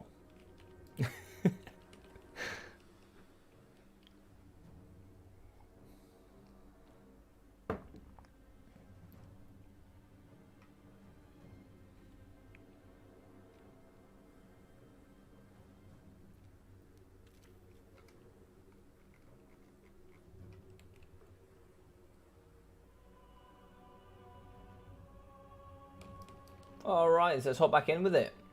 So, here for the Chaos, we have certain units. We have some Marauder Horsemen throwing axes. Looks like we have 2 units of those. We have the Soul of Damnation and a normal Hell Cannon here for Complex Slayer. Some more throwing axes as well. Lots of throwing axes. The Mirror Guard Chaos, as well as the Chaos Warrior Halberds. Quite a few units of those. An illegal amount, I think, but it doesn't matter. We also have some Chaos Marauders with Prince Sigvold the Magnificent. Is that no caster? That's correct, no caster. Interesting. Okay.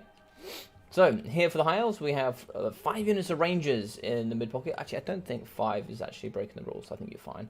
Oh, nice. So we have the Pride. The nice big lion wolves here. Look at that beard. Fantastic stuff. So they're going to be in the pocket as well with these normal ones. We are going to... Oh, we did have some poison arrows, I think. Where did they go? Where did they go? Ah, they're over here. Ah, they're in the trees. Cool. So we have some Shadow Warriors in the trees. Do we have anything else? So just Shadow Warriors, Shadow Warriors, Shadow Warriors. Okay, we also have an illegal amount of Shadow Warriors. And anything now. Okay. Okay, this is not going to be a legal battle then, clearly. Okay, so for Biblington, I think. Note for Zypher, we have Volkmar the Grim. We're coming with all of his abilities there by the looks. Yep, looks like he's coming with everything. The Sigma Sun Swordsman in the front, some Huntsmen, and it looks like we have 3 Illuminarchs including the Temple of Luminarch. Okay, so legal builds are clearly out the window. Oh my dear God. Those Luminarchs are going to rack up. But yes, we have some Spearmen around the pockets as well. So some good value over here. Oh, with an Amber Wizard as well, who will be having Manticore summons. So, here for Biblington, we have the Son of Goros. So you don't see these, I like to see these a little bit more often, but these guys actually have magic damage. One of the few here for the Beastmen. They have some good AP with Guardian and Rowdy. We'll also be having some more Centaurs with Rowdy and also Primal Fury as well. These Centaurs are just some very good damage value. We'll also be having Destroyers of Drakwold, which do actually here, I can't remember their ability. I think it's just that they have Stalk, I think. Yeah, they have Stalk and Charge Defense against Large. But they look pretty cool. They're pretty purple.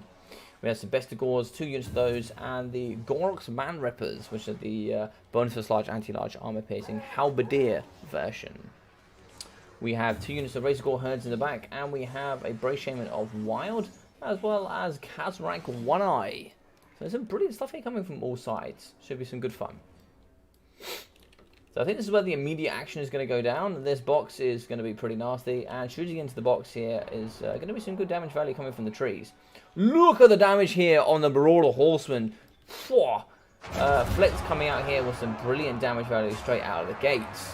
Marauders are going to come over, but that's 1 down already. I wouldn't be shooting here in the pocket. I would just shoot the Marauders. They have no armor. Just absolutely destroy them. They're going to be coming through for the charge, and they're going to be coming into the forest, but actually Shadow Warriors have some pretty good stats. A little bit of damage on the Shadow Warriors, not too much here. This is a Blobfish, or I don't know how I feel about this. A very nicely placed Overcast and Flock of Doom would do some brilliant damage value there. Yeah, so some good damage here in the front against the Shadow Warriors. Some nice weapon in the pockets. 3 broken units, all 4 broken here from Complex. Coming over here on the left, we are going to see the Beastmen chasing up against the Empire, as we do see Volkmar the Grim will be wheeling and dealing here on his nice War Altar. Look at him, he's just gorgeous. Right, let's go through. The moustache is what sells it for me, I think, it's the moustache, it's got to be. But yeah, coming through, we have the Brave Shaman of Wild and all the crew. This is a nice cavalry build here. Can the cavalry build whip into the back and get onto these very, very nice Luminarchs? So, oh, that's a little bit anticlimactic. But in the back, we are going to be seeing... So the Temple of Luminarch does actually have a net as well. I'm not sure what's happening, but it looks like they're misfiring. They're not hitting anything. I don't think. They might be hitting the wall here. But let's have a look again. One does go through and does some damage value, but not too much. So Karak is actually up to 5,200 damage value, just completely wrecking these Marauders. So some good work there. They pretty much destroyed the Soul of Damnation, as well as the Hell Cannon here as well. The crew will actually count towards that 1.5k damage value. So that's where all that value is coming from. They just need to shoot the Marauder Horse throwing axes here, and they should be fine. I mean, Shadow Warriors are just disgusting in value. The Grey, which are actually the ROR version, are really, really nice as well. They actually have snipe as well as fire whilst moving, and they can shoot in all directions, I believe. So good damage rolling for the Hell Cannon in the middle. That's going to be down to 2 models there, and 4 models here for the Soul of Damnation. I think Compass is going to be struggling here. The throwing axe is going to be quite difficult. So nice and close will be the Warlion's Pride, as well as the normal Warlion's Chase. They can come through and do some good damage value. Oh, apologies. The Luminarchs didn't work. So let's pop over here then. So, a little bit too far there. But the Luminarchs in the pocket looks like they're going to be struggling. And Biblington is going to be racking into... Oh my god, nice Flock of Doom here coming down. Flock of Doom on this is some very good damage value for Zypher. Really nice stuff there. If that had been overcast, that would have been awesome. Saigon in the middle will be smashing apart the Luminarch. And the second Luminarch in the pocket will be fighting up against the Razorgore Herds. Get some good armor-piercing value there. Volkmar the Grim is getting absolutely destroyed by Karak One Eye and some Centaurs with the Brave Shaman. So he'll be going down nice and quickly. And the Amber Wizard will be going down as well. Look at that damage value coming out of Biblington. Biblington is just racking this damage. Awesome, awesome stuff. So over here in the pocket, as you can see, we do now have Steel up against Steel. We have the Rangers here fighting up against the Chaos Warrior Halberds with the bonus specifically anti-infantry. Not too much armor piercing, but as extra stats when they do hit will really get that multiplier working. If we do get the boys in black here around the back, they should be able to shoot into the backside here of the Chaos Warriors and get some good damage value. Also take out the crew here from the Soul of Damnation. Get that value if you really, really can. Looks like they shattered the Chaos Warriors. When they go off, they will be getting the damage value for Karak. And yeah, here in the pocket, we are going to have a Lithanar fighting up against Prince Sigvold. That's really not what you want. He could really do with running here. It's going to be... oh my god, look at those hits. This is really not where Lithanar is favoured, unfortunately. Lithanar will be going down, and if he does go down, I think it's in Biblington's favour. Biblington really won't have much left to do. So looks like the Lions are coming over. I don't think you can save Lithanar. He's too close to the edge. But he will be getting his damage value regardless. Alright, so in the back here, we are going to be having Spearman left, right, and centre getting broken.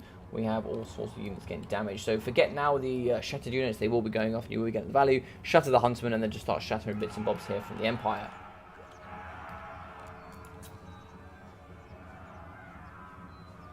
Yeah, that's true. The Luminarchs did struggle there just a little bit. And now what I would do if I'm Biblington, I would grab all my forces and try and see if I can push as quickly as I can to shut down this battleline range of the Shadow Warriors. Try and see if you can shut them down whilst he is fighting here up against the Chaos. Complex is struggling. Units are going to be breaking left, right and centre. We do have the Rangers doing some good damage value in the pockets. Oh yeah, sorry, I forgot. Can we do that now? Can we do that now? That's why I don't move it. Is that better? It should magically move for you. Alright, so here, as we can see, Biblington just about ahead. Zypher has left the game. He could get overtaken by Complex. I highly doubt it. But in the back here, everything has shattered, so the full damage value will be coming in from Biblington. Biblington does need to wrap over as quickly as possible. Just shut down these Shadow Warriors as quickly as he can. Take half the unit of the High Elves on as quickly as he can, whilst the rest is fighting here up against the Chaos. The Chaos has broken. It will be shattering army-wide, I imagine. I didn't see what happened to Sigvold. Sigvold looks like he probably died. Yeah, so they've all shattered. So Complex Slayer will be out. Oh, he has one unit here of Chaos Halberds. No, he fled. Okay, good stuff. When that one unit does shatter, it will be game over. Oh, he has one unit still fighting, to be fair. Oh, very good stuff. Nah, you play well, Zypher. I really like the build. It's a shame that it didn't work. Look at the rampaging in the back. I love that. The Razor Herds are rampaging up against those shattered units. That is the problem with them, unfortunately.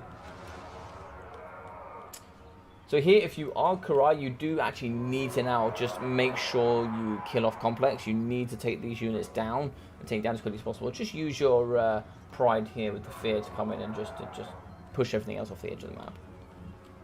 And then get your forces in as quickly as possible. Get them fronting on and shooting here up against Karak and One Eye. If you can shoot up against Karak and the caster, you'll get some good damage value.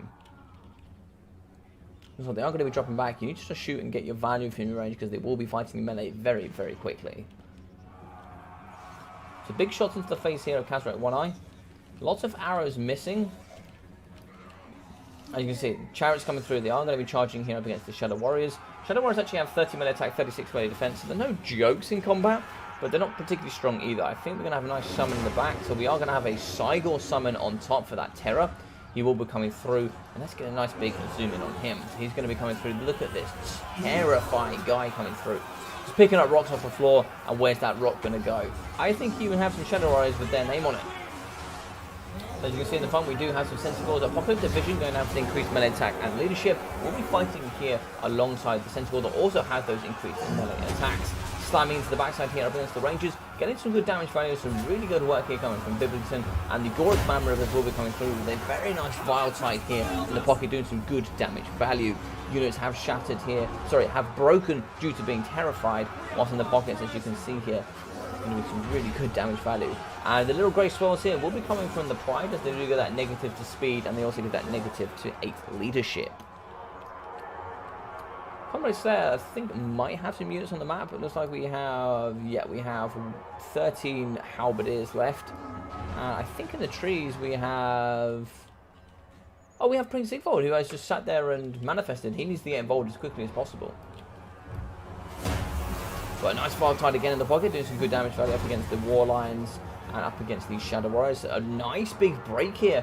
brilliant push from Brimington, really shutting down these forces, getting some good damage value, not quite shattering the army, but also negative 10 leadership here due to losing the Lord is going to be nice and close. Certain units on the periphery here, Rangers, going to be coming back into the fight, but we do have some nice fast Centaurs that can get over and it deals some good damage up against them. They don't cause that fear, but they do have perfect vigor, which is very, very handy. The cycle here is going to be a bit of a problem, but he will be launching those rocks left, right, and centre. Maybe so you can see if you can shut down certain units. As you can see, Prince of Over Slippery will be coming through to see if you can shut down up against these Shadow Warriors. Shadow Warriors might get some good value, though, up against Prince Sigvold. All depends, though. Sigvold's coming through with a big slap. He's coming through with a steel chair and doing some good damage value, so some brilliant stuff from him. There's not too much left here. We're very, very close to the end. And Bimington's put through a massive performance. Go Sigvold. Sigvold versus the world now. Sigvold versus the world. Here we go. Nice intercourse in the back. They're going to be charging straight up into Shadow Warrior. Oh my god, they're getting thrown everywhere. These boys are not happy. So it looks like here Prince Sigvold, going to be the good guy, is just going to be escorting some of the elves here off the battlefield. So very nice there of him. And we're going to have some more Centaurs escorting some high elves as well. It looks like Karak is still in the battle. I can't see any units from him though. He's going to be in that yellow. I can't see any on the map. It looks like most of them are broken. I guess he could come back into it if he did allow them to escape, but I don't think it's going to happen.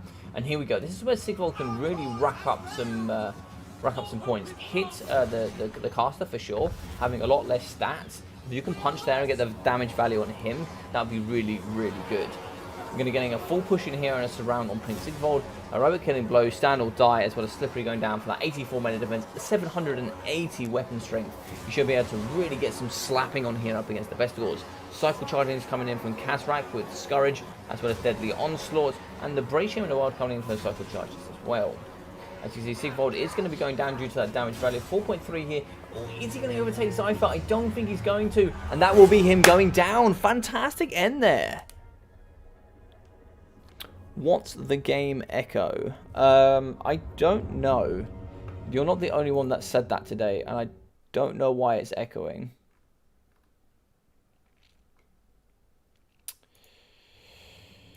I don't know. I don't know. GG's indeed. I don't know what that echoing is. I don't know why it's echoing. I might have to close it and open it again.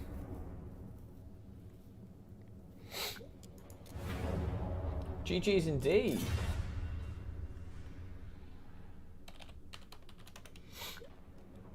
GG's. So awesome stuff there. So I think Zypher, you dropped, didn't you? All hell Bimington indeed. You dropped, did you, Cypher? I could probably do one more here if we wanted to do one more. I'd be up for that.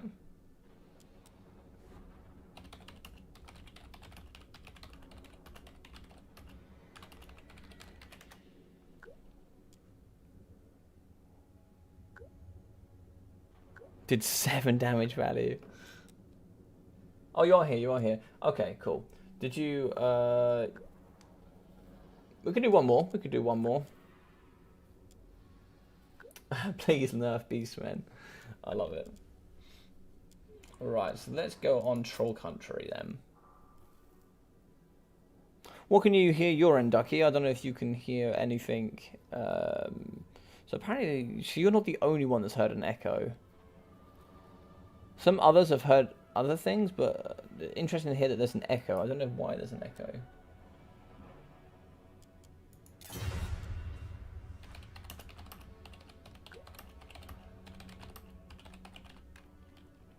Let me reset the game quick.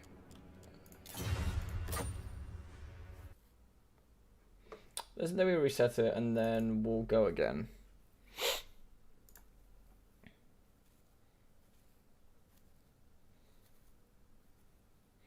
Can't believe this Lumen. I love the triple Lumen arc.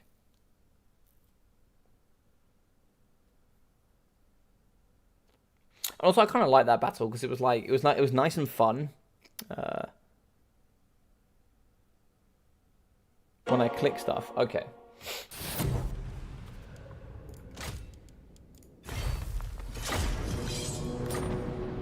Cool. Everybody, mechanical Viking throat singing. Oh, I love it. It could also be me, like my voice is not particularly happy right now. Mainly when I'm zoomed in. Okay. Okay. I'll also turn it down a little bit as well now that we're...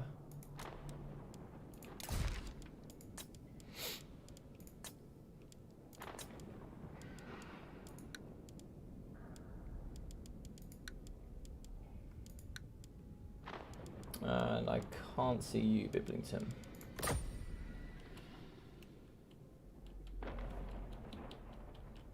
Only on-game audio. Okay, that's interesting. Hopefully it changes in this next bit now. Hopefully it changes.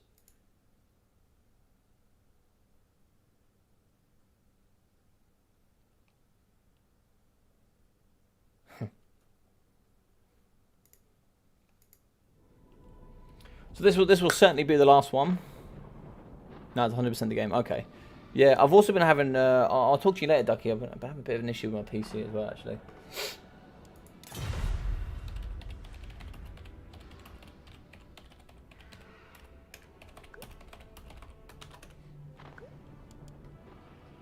Go, go, go!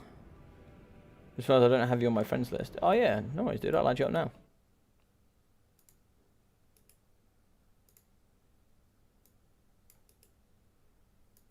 Oh, I don't think I can copy that. See if I can copy that. Add friend.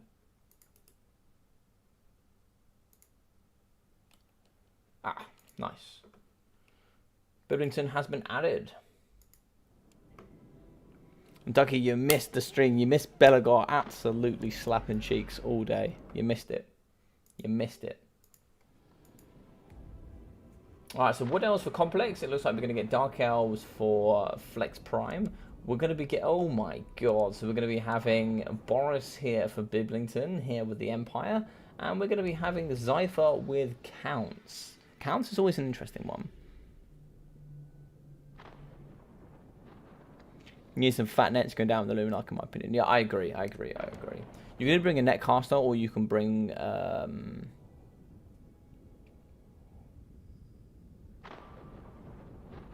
or you can bring Wolfheart. Marcus Wolfheart. I have to remember his name. Marcus Wolfheart. Also, for those that weren't there earlier when I said, please check out Ducky's channel. He will be doing the Death Before Dishonor tomorrow, if that's correct, Ducky. I believe it kicks off at 4:30 BST. So be ready to check that out and participate. If you want to participate, it should be some really cool stuff. And I'm sure you'll more than likely be kicking off about 7:30, more than likely in the evening, I would have guessed, with a live stream. It'll be something around then. It all depends on the brackets, but it'd be something like that. So check out Ducky's channel and be ready. Be ready for the madness that is Death Before Dishonor.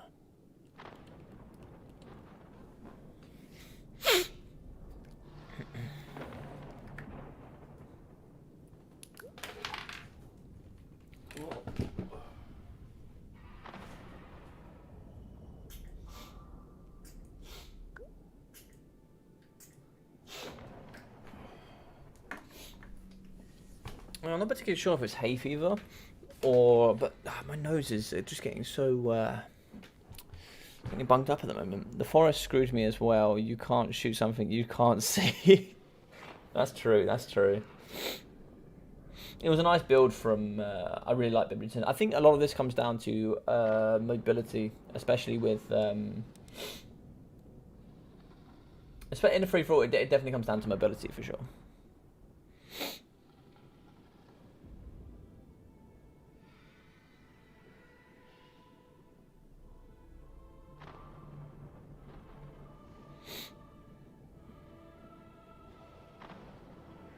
Nice.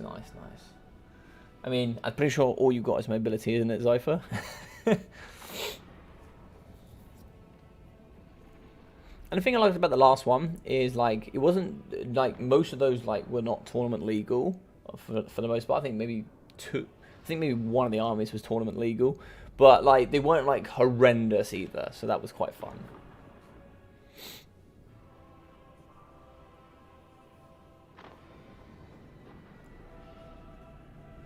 Yes, and for everybody else here, for myself that's on the channel, we do have Battlemania this Friday, so I will be kicking off the Battlemania Season 3 Week 4, so it's the final week of Battlemania, so you'll need to, if you do want to get into the final, this will be the last week you can get your points, and then you'll be going into the Season 3 Invitational, where the winner there will be going away, as they did in Season 2 here with Void Lols. He took away Total War Warhammer 3 as the prize. So you'll be taking, yet again, Total War Warhammer 3 as a prize for the final. So that should be some pretty good fun to cast that as well. I'm excited. You had 6 units of range flex. You had 6 units of, what are they called? You had 6 units of Shadow Walkers, I think. Yeah, silly goose. I mean, I could have counted wrong, to be fair, but I'm pretty sure I saw 6 units.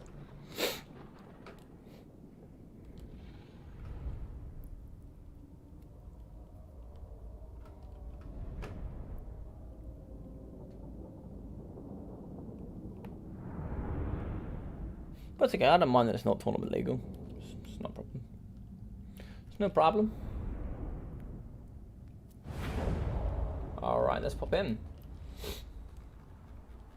So for the last match of today and today's stream, let's pop in with it.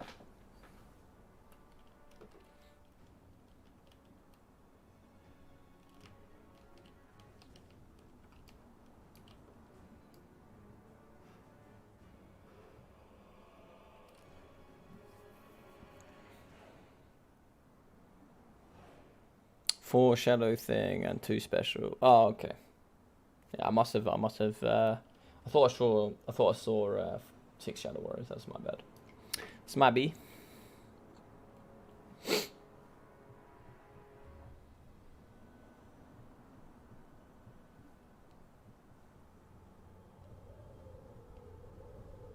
In your guys' opinion, what do you think is the best faction here for free for all? What do you think is the best faction for racking up points, etc.? What do you think you get the most value from? Alright, so for the Dark Elves, let's pop in. For Karak, we will be having the Witch Elves in the front line with the Sisters of Slaughter. Lots of Witch Elves. I think this is going to be a full female theme. Yes, it is. So lots of Sisters of Slaughter, lots of Sisters of Singing Doom, and lots of Witch Elves. We'll be having a Supreme Sorceress of Dark in the Sky, which I believe is female. Yes, she is. She will be having the Arcane Conduit, Soul Stealer, Blade Wind, Chilled Wind, Power of Darkness, and the Spiteful Conjugation. We will also be having in the front here, which will be a Bloodbrack Shrine and a Death Hag on top of a shrine as well. Yeah, so some cool things. Should be very interesting to see how these are going to perform. I really don't. This build could get shot to death. I really don't know.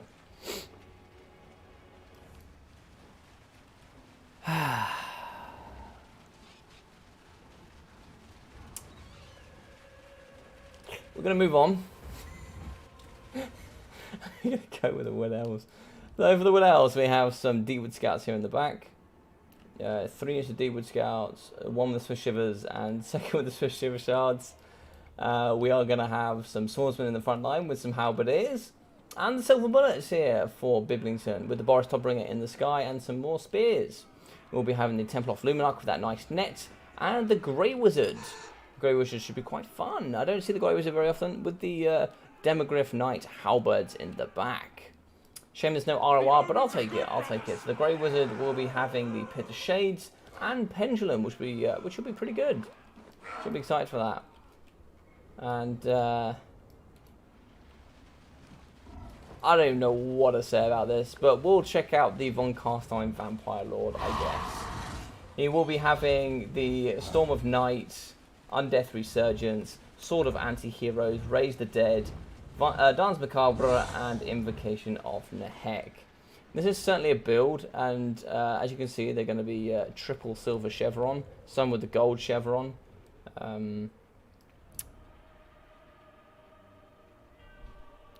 Who's simping for DE? Oh, Flex Prime.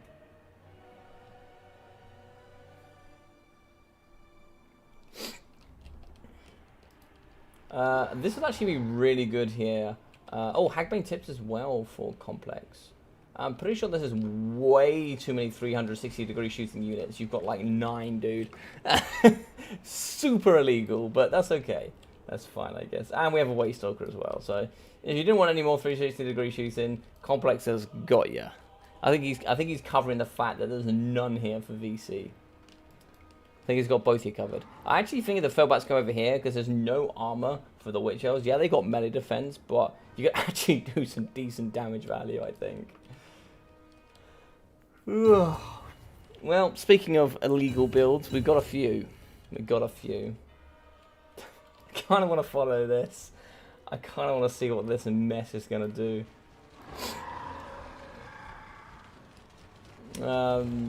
Dear Lord, I don't know. Alright, good luck, have fun from everybody, that's good to see.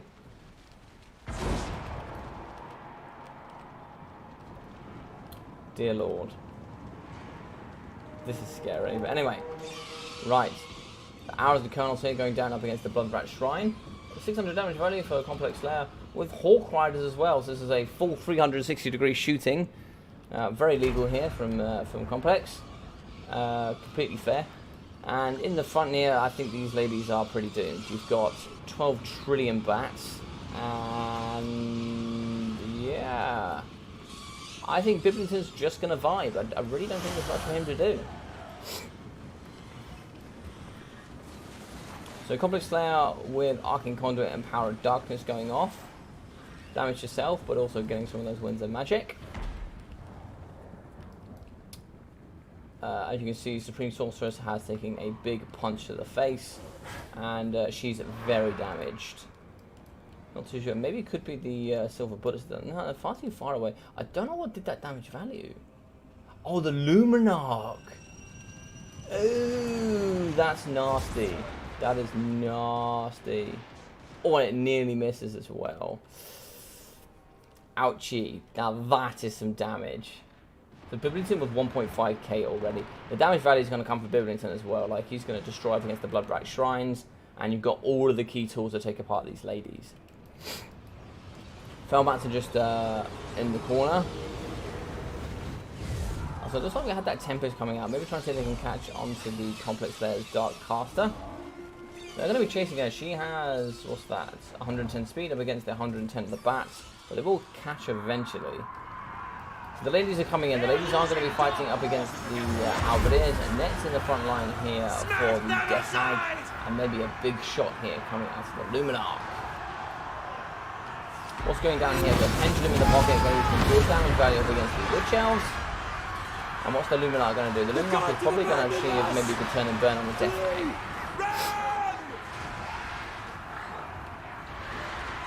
Looks like we've lost one unit of ladies. They've been terrified, maybe due to probably Boris is called that terror, I imagine. Boris is going after the Bloodrat Shrine. Yeah, interesting. We do actually have something to do with scouts from the side. Oh, nice put of shades here in the pocket. Love put of shades.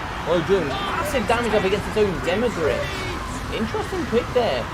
But he's going to get a lot of damage value in this pocket up against the Witch Elves.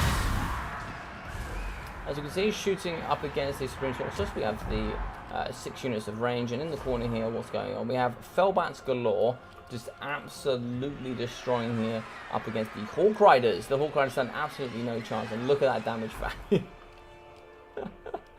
Oh my god, it's silly. Right, we also have the Felbats just taken apart up against the Waystalker. He's going to be broken, and I seriously don't blame him.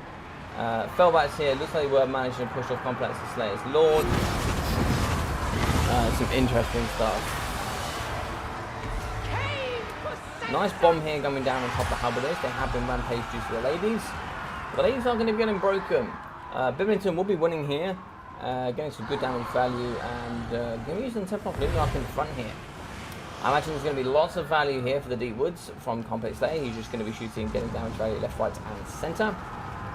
Ooh, very nice here, going down on top of Boris Topbringer, also coming in with the Von Carstein Vampire Lord, who will be getting some nice big bites here from the side of Boris Topbringer. Net going down on the Von Carstein Vampire Lord. Now, this doesn't allow Boris to run away, but he runs straight through the Vampire Lord, which is interesting. So bullets have been compromised in the back due to the fellbacks. And where's the Luminarch? Luminarch's below. So the Luminarch's not going to be able to shoot, but the net did go down, so the net is going to be effective. It does look like the Spellweaver did get away. So Spellweaver will live to fight another day. And as you can see, Flex Prime will be coming back in with the ladies. The Bat's just going to be causing that fear. Going to be trying to push off the Temple off Luminarch. And actually causing Boris here, he doesn't have immune to psychology, but he does have the terror, so it's not necessary. But the damage value over time is still going to be pretty decent. He is going to break and could probably quite comfortably get escorted here by the Fellbacks.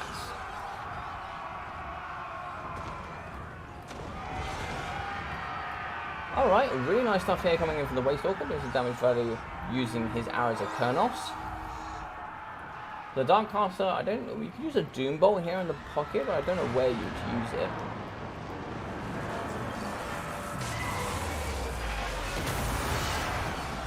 Nice there on the Halberdiers. And everything else is going to get broken or terrified by the Vampire Lord. Interesting stuff. As you can see here, Boris is still going to be intact, and here we go. Templar is going to be aiming up. And a near miss here up against the Von Carstein Lord. But he is going to be on the floor now. That is going to allow the nice Luminarch to get a big punch here up against the Von Carstein. He will probably be getting Rampage. But can he get hit here is the question. If we can pin in using the Demogryph Knights. No, oh, he's been netted. He's been netted. Perfect. Here we go. This is where we see the Temple of Luminarch. Can it do its business? It's going to take a moment. It has an extremely low fire rate, but it might be able to do something here. Here we go. So he's going to be targeting up. What sort of damage value are we expecting here? Oh my god, that is so much damage value. Really throwing Biblington up there. Arrows coming into the front line up against his spearmen. Not getting too much damage value. The arrows actually, all of them shooting into one target is not particularly smart. You're not going to get all that damage value coming back. And unfortunately here, the Luminarch does go down. And maybe a nice cycle charge from Boris could be pretty decent. Storm Knight going down, just missing Boris. Boris comes in for the charge. He does hit, but I think he's going to get hit even harder here by the Bloodguzzler Vampire. We do actually have the nice Halberdiers here from the Demogryph Knights. Should we get a good cycle charge, but they are going to get away. Boris is going to chase. No, Boris is going to back off. We have the Fellbats coming in as well. Fellbats will be chasing here up against the Spell with the Dark. And we looks like we have one unit left of Sisters of Slaughter. Oh, and a second unit, sorry. We have 2 units left. Looks like they have been terrified. Karak is going to be struggling due to the very interesting builds here coming from both sides.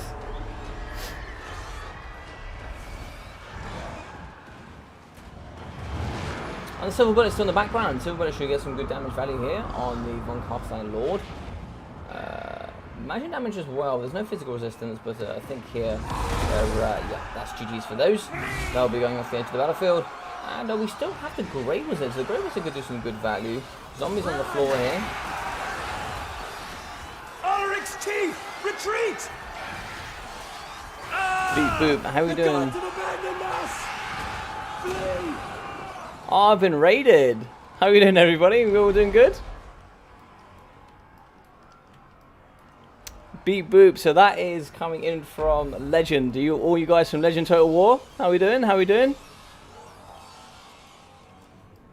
So coming into the later stages, unfortunately, this is actually going to be in the final game, guys. This is going to be the final game. You actually just missed me playing Belegar on Legendary difficulty, I'm afraid. But we just did a fun free-for-all at the end. But we're going to be having, I mean, unless you guys want to keep playing some free-for-alls, I'll keep these going if that's what you guys want to play. But here in the later stages, we'll see the Biblington is up to 14k nearly.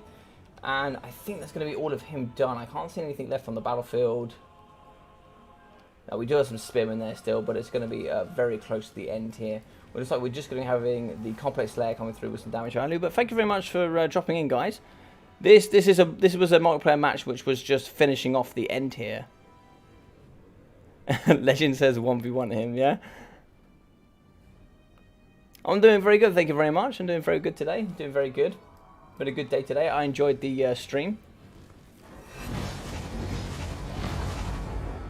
Alright, so we have a very nice pendulum there coming down up against the Deep Woods with shards, but there's no ammunition left for them, and there's pretty much nothing left on the battlefield. I think Wood Elves will be finishing this out, but I don't think Complex Slayer can win this, even if he does manage to finish off the rest. As you see, the Sisters of Sorcerer will be the last unit left on the battlefield. They'll charge in, more than likely shatter, and that will be game over.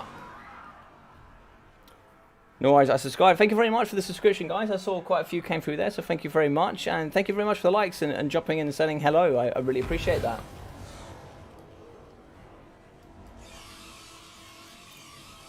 "1v1 Legend." Legend is scared of multiplayer. Legend, I think Legend did play multiplayer for a while, actually. I think he did. He played for, I think he played in a couple of tournaments, I think.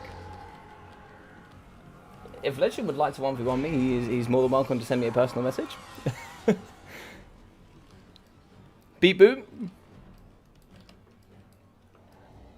Alright, so it looks like we have some ammunition here for the Deepwood Scouts. And pretty much the rest is done here. So it looks like the Waste Talker has run out of ammunition. Lower Blessing going down there.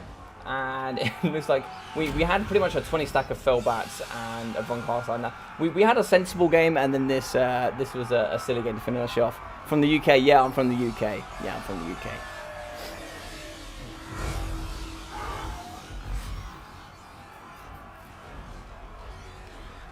Alright, so it looks like the bats are just going to be getting that value here on the Deepwood Scouts. What are the boys saying? I should have bought Tempest, says Biblington.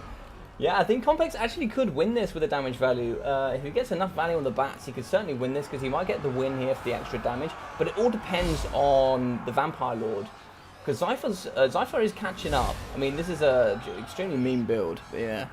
Hey, how we doing? All doing good? So for everybody that's joining and just hanging around, I did just finish the stream for Belegar Ironhammer. As you can see, I've been casting for 4 hours. What did you all want to see? If I'm going to stay on for a little bit longer, what did you want to see?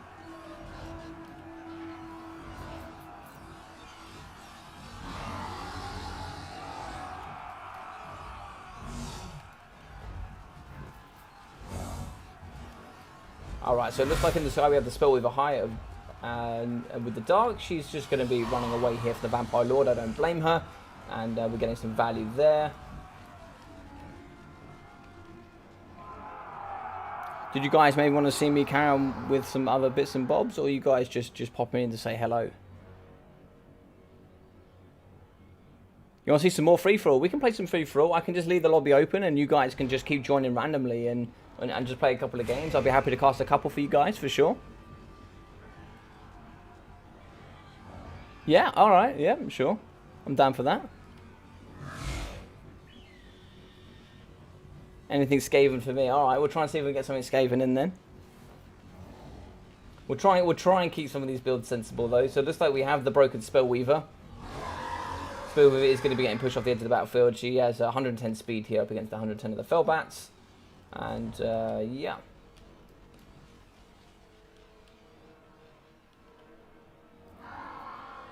So it looks like, yeah, using the Terror there and the Fear, looks like we're going to be able to break up against the Deepwood Scouts. And we just have this unit left here from Complex.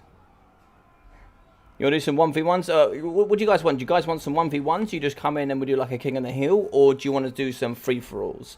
Or do you want to do... We could do maybe like a sub-commander's idea where you guys come in, we do 3v3, and we explain some of the rules there.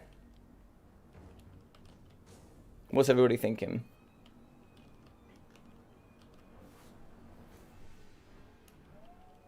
I like 1v1s, 1v1s. Comment on Legend of Total Wars campaigns. I will do, buddy. I will do. I'll say thank you very much for the raid. I mean, Legend's a cool dude anyway. You know, I've watched his streams for a long time. I do enjoy his streams.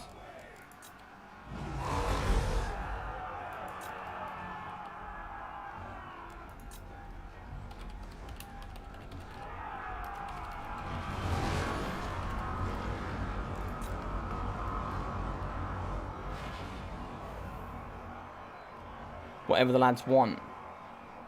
1v1s. Let's hit 100 likes. If you hit 100 likes, that would make me. That'd be super awesome. I'd appreciate that. If you guys actually hit 100 likes on this, that'll be the most likes I've ever had on a video. Like, legitimately, that'll be the most likes I've ever had on a video. Or a live stream, actually, for that matter.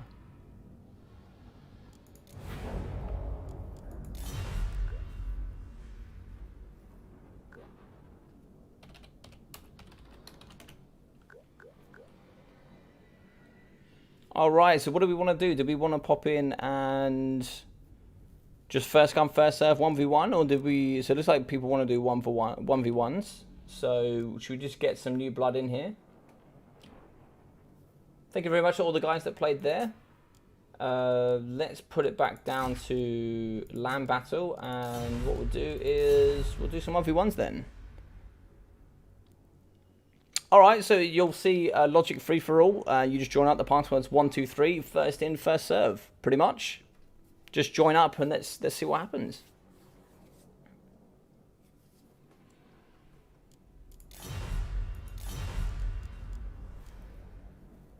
Yeah, well, cool. We'll do a King in the Hill then. We'll do a King in the Hill. So if you win, you stay on, and then the next person in is just the first person that gets to play. 1v1 Rustbro. Well, everyone keeps telling me the 1v1 legend, so... Right, we just had Complex, so we'll kick him. Thank you very much for playing, buddy, but we'll give somebody else a chance. So 4 Poland's in. How you doing, buddy? Alright, so we'll start off with Outdoor for Outskirts. We'll go through a couple of competitive maps, and when we do play, guys, we'll just try and keep it to banner rules if possible. That'd be pretty cool. And thank you very much for the likes, guys. I really appreciate the support, and thank you for coming in and saying hello, and all the beep boops. So the password is 123, and it should be. Oh, also, if you do want to send me a message, if you can't find me, you can find my Discord in the description, so you could just send me a quick message if you like, if you're struggling to join up. For Poland, indeed.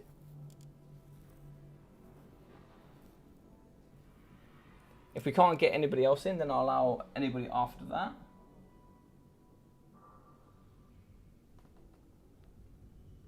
Legend likes his monetization, and I can't blame him.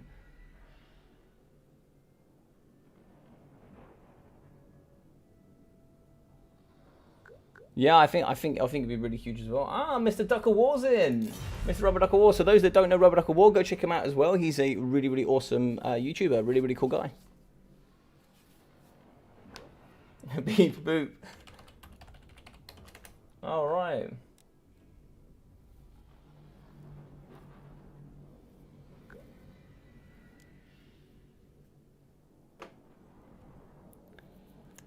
Like even once a week a bit. Yeah, I think that. I mean, Legend's clearly found like the really cool element of.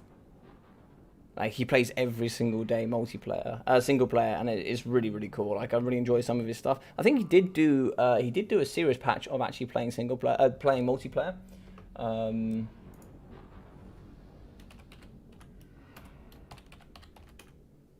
And yeah, he played multiplayer for quite a while. I think he gave it a couple of tournaments a go, I believe.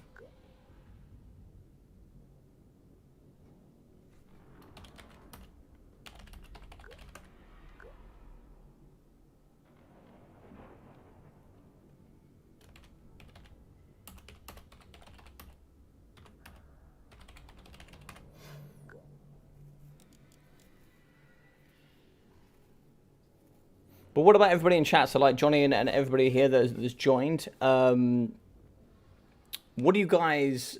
did any of you really watch any multiplayer stuff? Is that stuff that you're interested in? Because I actually did... I've done a lot of legendary difficulty campaigns. I've done every single faction, including Beastmen. I think I've done 2 Beastmen campaigns. But like obviously I've been really accepted here by the multiplayer scene. Did any of you watch it a lot or not really? What sort of things would be interesting for you guys if you got into it a bit more?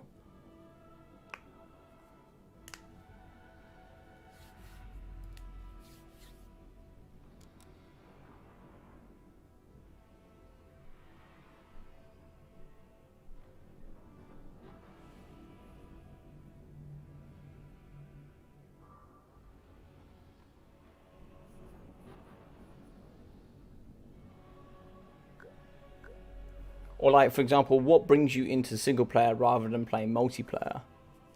Like I watch touring quite a lot. Oh, okay, Morn. Okay, interesting. Or is that can't see from here. Oh, mum. Okay, yeah.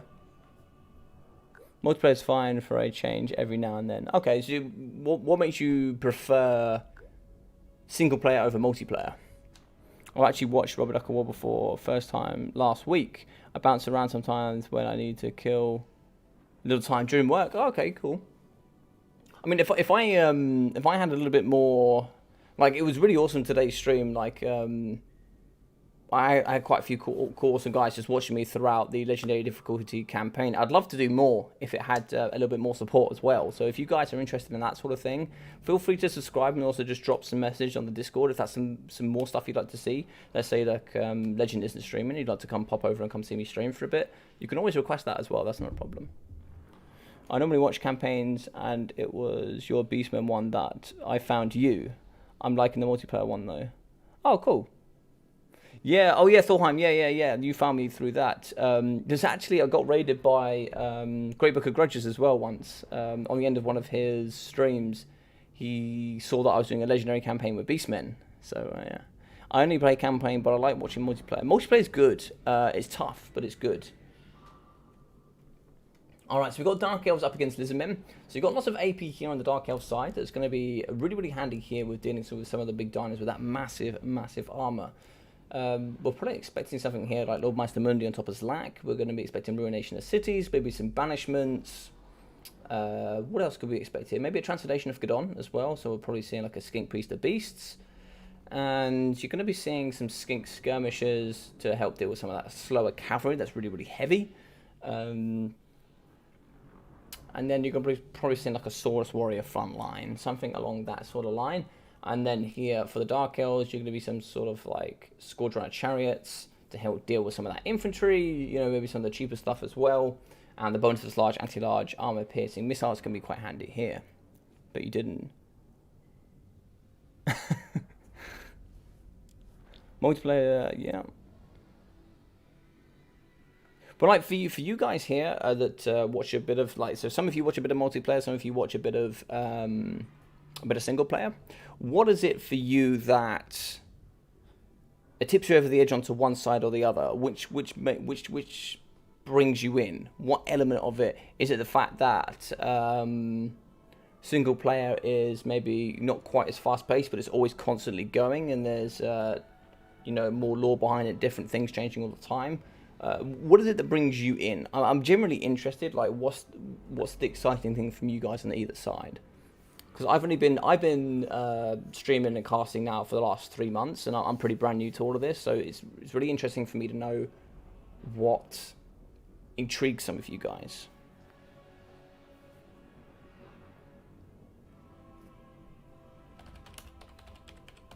Yes, and we will be playing Banner Rules.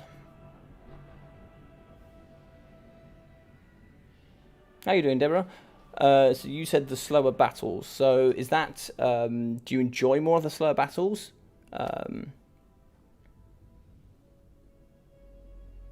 Okay, so as I was saying, I'm more into the RTS and competitive games, so I find campaigns boring. Yeah, campaigns can be a bit slow sometimes, and I can understand that for sure. What I was trying to do when I was doing my campaigns is I tried to be a little bit faster, but when you're doing like what Legend does, like I don't play as often as Legend does, and he's very good at knowing the entire mechanics. Once you get to a certain level on Legendary, you know roughly what the computer can and can't do. You know where it's going to mess up, where it's not, and you know its capabilities. I also find challenging other... Yeah, the AI is... the AI can be... You can mislead the AI for sure. And make it a bit easier for yourself. Single player lets you follow a growth. That's a really good point. And like, I really love the growth process. So I just done my Belegar Ironhammer. And you know, I just got a few cool, really nice items, you know, and I've really built up my army. And the Belegar Ironhammer on Legendary is actually pretty difficult. Like, it's not an easy one, but it's definitely probably the most difficult of the Dowie ones. The development of terribly powerful legendary lords, I guess. Yeah, that makes sense. Like just having legendary lords to sit in the middle of the battlefield and could just really destroy most armies. I imagine it's pretty fun. It's pretty like lore thematic as well. So what do you mean, Deborah, with the slower battles? Do you prefer it slower because it's easier to follow? You have a bit more of an understanding. What is it behind all of that interests you? Alright, so this is a pretty nice map. So as you can see over here on the right hand side, we have some trees you can work with, which is really quite nice. And you have this nice big item here, the nice massive rock that you can hide certain things behind.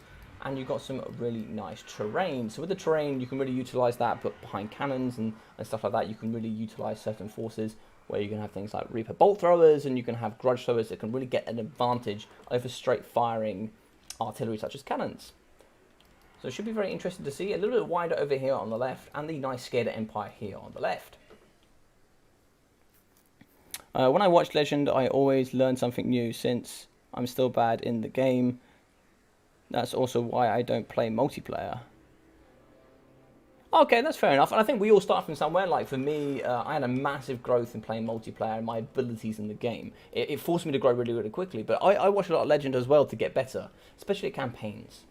So today we have Marathi for Mr. Rubber Duck of War. So this man is an expert when it comes to multiplayer, but he will be having the Wand, which gives a nice bombardment attack, with the Deadly Onslaught, the Soul Stealer, Mystifying Miasma, the Heartrender and the Dark Sword for the -9 melee defense and -9 melee attack, as well as Enchanting Beauty and the Greater Arcane Conduit. The bonus is large with the Dread Spears here in the front, as well as I'm sure, so it's like 5 units of Dread Spears with the double shades, which actually have that stalk and the nice armor piercing. We have some Witch Elves here, which do come with a nice Madness of Cain, so you can force certain units to rampage with the bonus First Infantry. We also have some more armor piercing Dark Shards in the back with the Reaper Bolt Throwers with that 350 range. We have some nice fast Dark Riders here in the back, which will be very good at showing down Chameleon Skinks and co, with the Harpies with that nice 82 speed. In the front, we'll be having 2 units of Chameleon Skinks with that very nice poison, and they actually have a 40% missile resistance. So it's like 4 units in total, with a couple of units of Chameleon Skink Javelins. So these guys have 360 degree shooting. In the multiplayer scene, you can only take 6 units of 360 degree shooting. So we have some more Skinko Horts in front, with some Swords Warriors shields here as well, with a very good meaty core. We have the double Gary here, which is otherwise known as the Feral Bastillodons. These boys have a massive 140 armor, and for only 650 cost, they are actually pretty cheap terror. With the big bad Lord Mazdamundi here on top of his lack, he will be having the Ruination of Cities, and Banishment, as well as Shield of the Old Ones, Apotheosis, Net of Amantok, the Sunburst Standard of Exaltor, giving that melee defense as well as missile resistance, as well as the Greater Arcane Conduit and the Rolling Skies. So some nice stuff with the ROR, the Umbral Tide, with those flaming ammunition for the bonus large missile strength here in the back. So it should be a bit of a smash here, and it's going to be a bit of work each other out here. I think the Reaper Bolt Thrower is going to be very good at doing some good constant damage value here up against Lord Mazdamundi. Mazdamundi really needs to get in the back and deal with some of these nice armor-piercing entities, such as the Shades and the Dark Shards. They're going to be very good at taking out the cheap monsters. But the monsters are also going to be pretty good here at getting in, causing that nice cheap terror, and just really pushing things off the edge of the battlefield. As you can see, the Harpies are going to be coming forward with Marathi. Marathi's just going to have to start using her Stolen Stealers where she can, really. Maybe try and see if she gets some good damage on the Umbral Tide. They're going to be a bit of a pain in the later stages. They're going to be very good with that splash damage. I can't burn the world as Chaos in multiplayer. I mean, you can do. Chaos are actually really strong in the multiplayer scene at the moment. I'd probably call them an A tier for sure. They're not quite S tier, but they're certainly very strong. But here in the front, you can see some armor-piercing damage value going down the front. Shield of the Old Ones has been popped for the 22% damage resistance to help here up against Lord Mazdamundi, giving that protection in the front as we do have the Shades coming through. And look at that, Ruination of Cities here going down on the Dark Shards as well as the Shades, and some good damage value up against the Witch Elves in the back as well. So some really, really nice stuff coming through with that nice explosive damage here coming down from the Umbral Tide. Some nice armor piercing into the Shades in the back line, going to be shooting straight into the Feral Bastillodon. It does have 140 armor, but this thing can rampage rather quickly. A nice Doom Bolt in the back here going on top of Lord Mazdamundi. He's going to be down to 5.4k health, and he's going to be struggling here in the pocket. As you can see, we still have 2 units of Shades. One has broken, but we still have some Dark Shards in the back for some nice, good armor piercing. And a Banishment here going to go on the left-hand side, trying to remove those Dark Riders here very nice and quickly with that 92 speed. So coming over now, we're going to start seeing to see if we can use the Harpies to start dealing with these chameleon skinks, as they are going to be a little bit busy now shooting into Dark Riders and co. Over here we do have some rampaging skinks, which are going to be going into the Witch Elves, which is very nice, as they haven't used many of their javelins yet. The javelins can be very good at that damage value. And where did the net go down? I didn't see what happened with the net there. As you can see, Phobostilodon will be fighting up against the bonus first large up against the spear, so it's not too great for him there. Balance and power just about even, 700 up against 800, but lots of armor piercing here in the back, as Mazdamundi has been trapped here up against with Marathi and the Shades. Looks like he did pin up against the Shades Greatswords, maybe trying to see if he could push him off the edge of the map. That's a little bit of an overextension here coming from for Poland. Unfortunately, you have Mazdamundi over here on the left with no support, meaning he's going to take lots of damage value in the backside here from Marathi, and some shots here from the armor piercing Dark Shards. But we do now have a bit of a change. As you can see, the poison should be coming through the community skinks.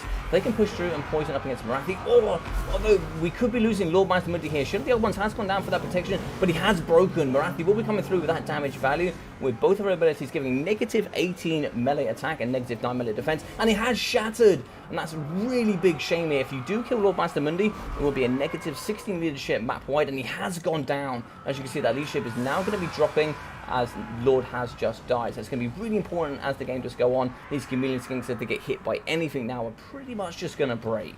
But here in the pocket, we have some rampaging units of Source Warriors, as they will be fighting up against the Witch Elves. Witch Elves have some pretty decent stats here in the multiplayer scene, and giving that negative to melee defense here and causing them to rampage is such a great mechanic here for the Dark Elves.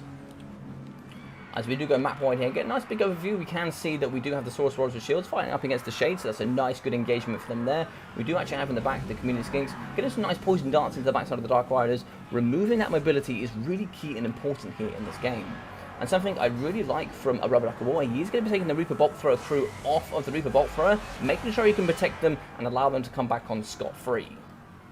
Over here we do have some spears, as well as some Witch Elves fighting up against these Source Warriors. That's going to be a little bit painful for them. And in the back, perfect here with the Harpies dealing with the nice skink cohorts. They should be able to break those, and with the nice speed, should be able to push them off the edge of the map. Balance of power here will be pushing into the Dark Elf favour. As you can see, we have some Source Warriors here, which are very sticky, but with that negative 16, going to be a bit of a pain. Over here in the back, we still have some Umbral Tide on board, and they can still definitely do some damage value, but they only have 8 models left, and they're very, very close to breaking. We still have lots of poison here coming from the community skinks, lots of missiles here to go through, but I just don't think there's enough to take out Marathi. Marathi has Soul Stealers, she also has lots of Doom Bolts, and all sorts of good abilities in her back pocket. And I think, unfortunately, therefore, for Poland, that one mistake coming out, which will be Lord Mazdamundi over here on the left. As you can see, we have a nice Soul Stealer here doing some good damage value up against the skinks. She will be coming through. No fear or terror for her, but that will be enough damage value to cause some army losses. And a good win here for Rubber Duck War, so some really good stuff from him. Who wouldn't simp for Marathi? Indeed. Who wouldn't simp for Marathi? I'm bad with multiplayer, so campaign has always been easier. Yeah, that's totally understandable. That's totally understandable. So 71 kills, so 1.4k for Lord Mazdamundi. 580, 470, 800, and 430 for the Source Warrior Shields, and 200, 250, and 217 for the skin cohorts. Not enough javelins going off there, unfortunately. Not going to quite get that value you would hope for. But 760, 470 with 520 and 340 for the community skin. So okay overall, these guys costing about 600, so getting close to their damage value. But 550 for the Umbral Tide, and both the Garys really struggling. But they cost about 650 for that Terror, but 81 and 96 is probably not quite what you're expecting. But Marathi will be coming through with 1.9k damage value, good stuff from her, as well as having some more Soul Stealers to heal herself up as well. And as you can see, 299 for the Dread Spears, otherwise not too much. 201 kills, 1.1 for the Witch Elves, 320. Dark Shards, 1068, 148, 1.5k for the Shades, and for the Shades Great Weapons, 1.2. 400 for the Dark Riders, with 590 for the Harpies, 100 and 1.15 here for the Reaper Bolt Throwers. So some good stuff from that back line, really coming through with the armor piercing and shutting down the Lizardmen. GG's, good game. Good game. So what we'll do, we'll get the next person in. So whoever's ready next, just be ready to join. It will be Logic FFA. How you doing, Void? How you doing, buddy? Hope you're having a good time. But just doing a King of the Hill now, Void. So if you want to hop in and play up, it's first come, first serve. So whoever gets in will be playing up against Rubber Duck War.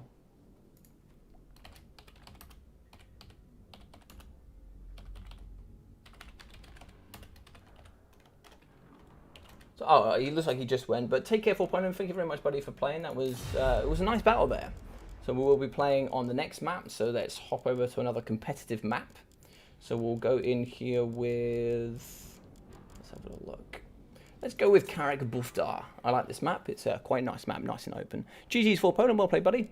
So the next one that wants to come in, please come in. It's going to be Logic FFA, and then you can just join in with the password 123.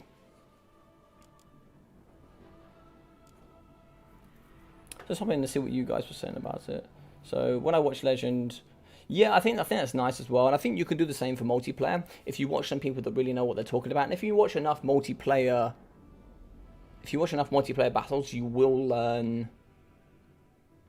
You'll learn a lot about the trade, and you'll learn a lot about certain units. Multiplayer has really helped me in campaign as well. Really understanding the true base value of units and what their real potential is, and where they really can market themselves well up against other units and other factions. That is a fat soul stealer. But yeah, micro just comes with time. Micro comes with time and understanding as well. Just understanding what you can do with certain units. You know, understanding where they need to be when, how they need to be utilized. Like something for me, especially in the multiplayer scene, is getting my most out of the cavalry. How can I best get that value from my cavalry as possible against other cavalry and other players as well? It's something that I'm on a learning journey as well. No one dares go up against Ducky. I mean, it's open. Absolutely anybody can join at this point. I think we've been waiting just a moment, so anybody can join.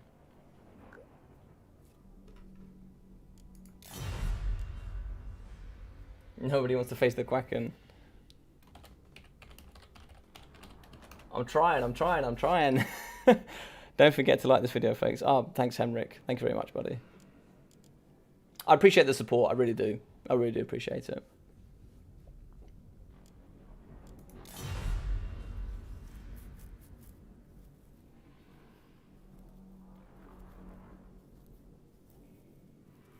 If anybody knows how to take down Lizardmen, it's Ducky. Don't play Lizardmen against Lizardman main. Yeah, that's true. So Ducky is a Lizardman main. So anybody can hop in. I don't know if Zypher wants to play a game, or if CJ wants to jump in, or if not, maybe Henrik, you can join in. Void, you can play. Anybody could jump in and have a game if you like. Just anybody. It doesn't matter at this point. Zypher's coming in then for a game. I like it. I like it.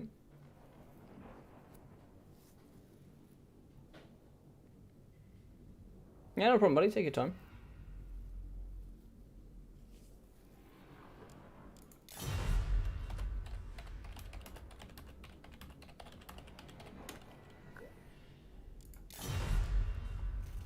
Yeah, Karak, yeah, jump in if you're ready, buddy. Jump in.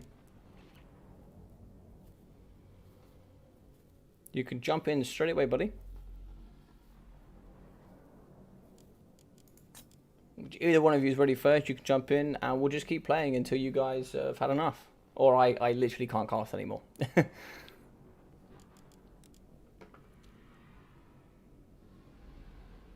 Liked and subscribed. Thank you very much, Cowboy. I appreciate that, buddy. Thank you very much. I really do appreciate that. Password 123, mate. 123. We got to run to get the kids from school. Awesome stream. Got to catch all the stuff I missed on later on. Yeah, no worries, buddy. Hopefully you'll enjoy it. I mean, there's I think there's 3 hours and 20 minutes of campaign, and the last hour has been a bit of multiplayer. So it's, you know, it's quite nice to get a bit either way.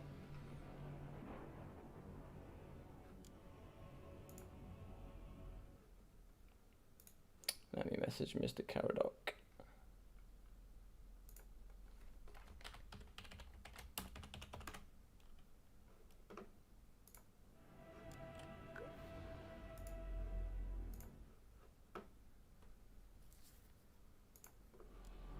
Ah, there we go.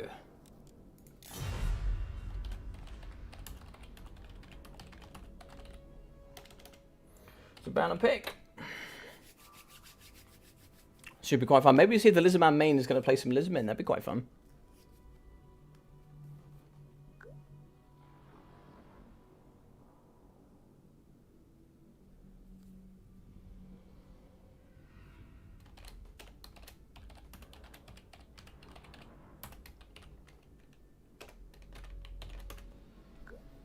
The Karak here also a common dude.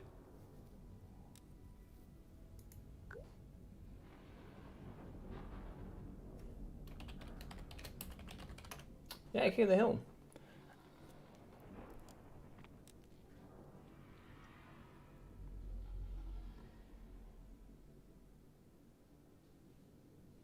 No worries, Ifer. Just make sure for the next one, make sure you're ready so you can hop in as well.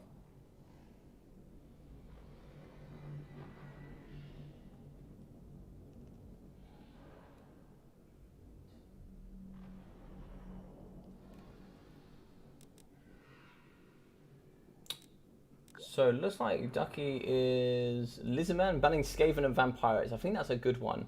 Alright, so it looks like we're going to see Dark Elves up against Lizardman again.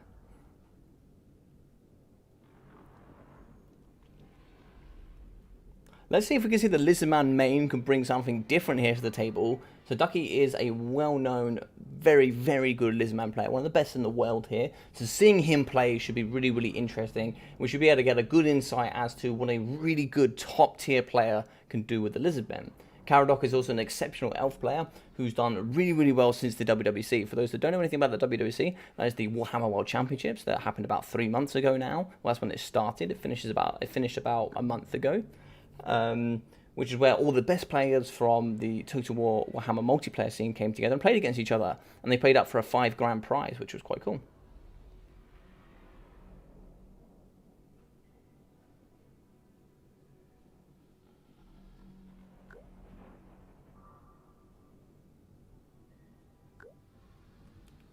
All right.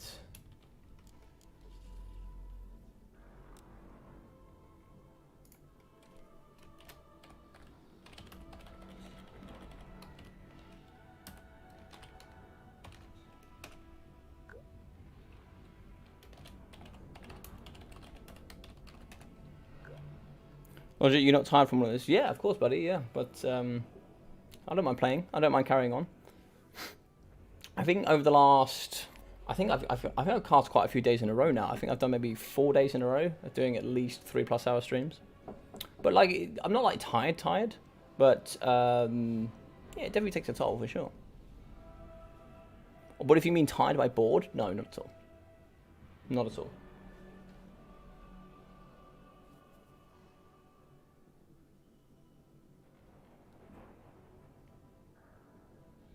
So we sort of got a rough idea of what was going on last time.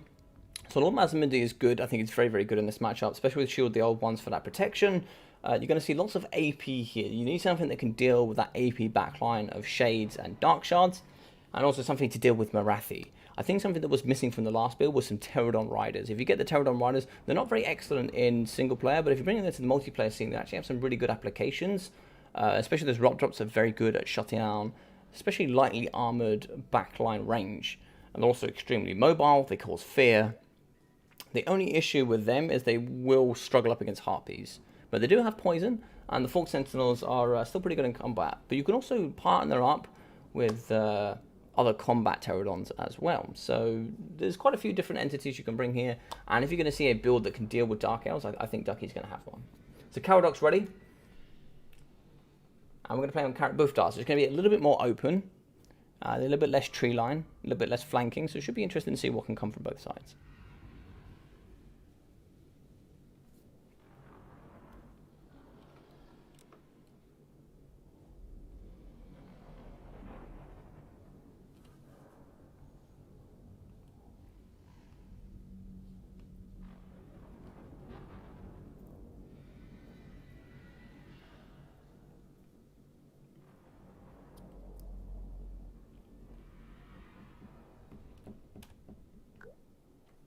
Alright, let's do this.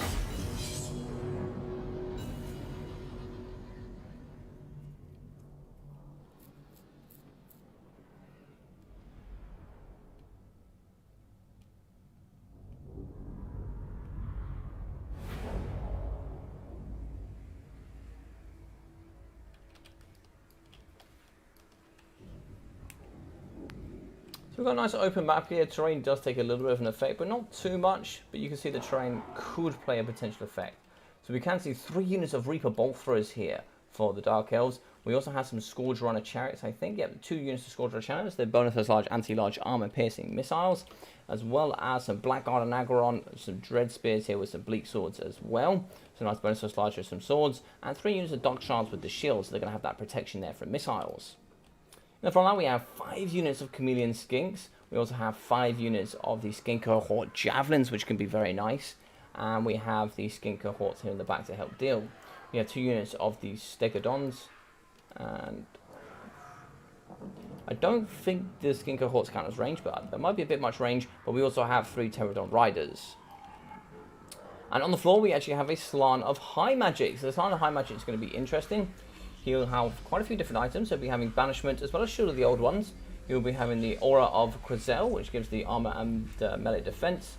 The Blood Statuette of Spite, as well as Tempest, Apotheosis, and of course the Greater Arcane Conduit. Tempest here would be very good at dealing with Marathi, but for the Lord choice over here today, we do have Malekith on foot.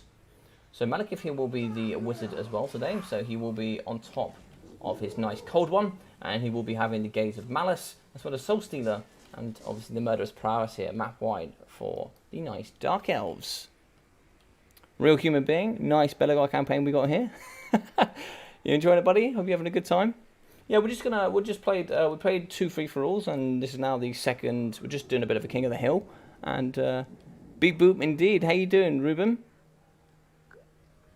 Unfortunately, you missed the campaign stuff. We did about 3 hours and 20 minutes of the campaign, so if you want to check that out, that's cool. But at the moment, just to finish off with just a tiny weeny bit of multiplayer. Well, thank you very much for the subscription as well. Appreciate that. Thank you. Right, so it should be really interesting. So we're going to have Mass Kite here on the sides of the Lizardmen. And is there going to be enough here from the Dark Elves to deal with them? I really don't think there is. This is going to be a dirty build to deal with. I don't think these Bleak Swords and also the Dread Spears are going to be able to do anything. If this is a tournament rules, isn't having that many 360-degree aiming illegal? I did say it was banner rules, but it is too many from Ducky.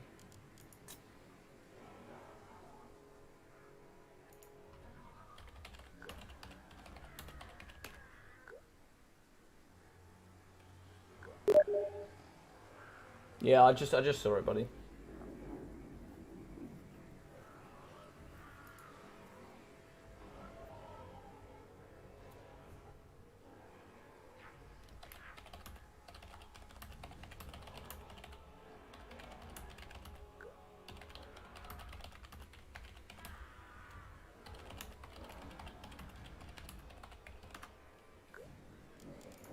Yeah, so it looks like Ducky did a mistake.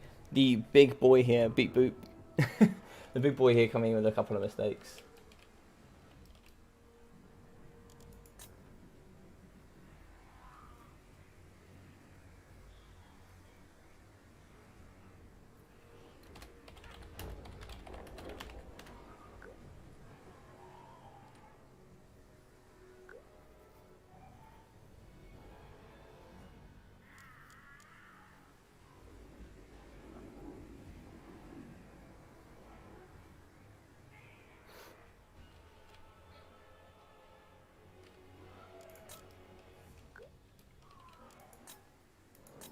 Alright, let's do this.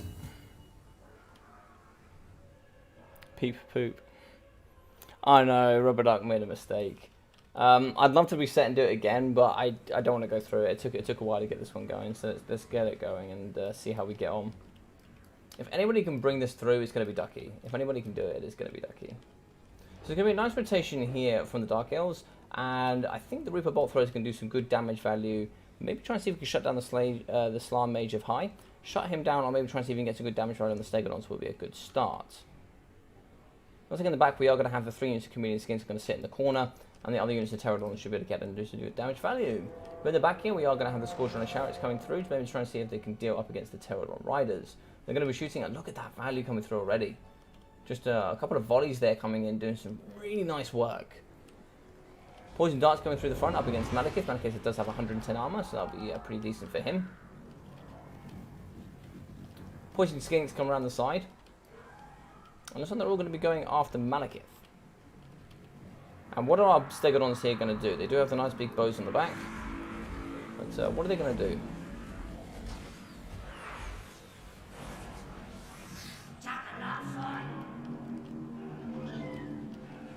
So just like the Scourge Runners did manage to chase off one, but the other two are going to be floating around the back here, maybe trying to see if they can get some good rock drops here onto some infantry. But Malekith is going to be taking some damage over time. He does have Soul Stealer, so he can heal himself up. But Poison Dart's going through into the front line here for the Bleak Swords.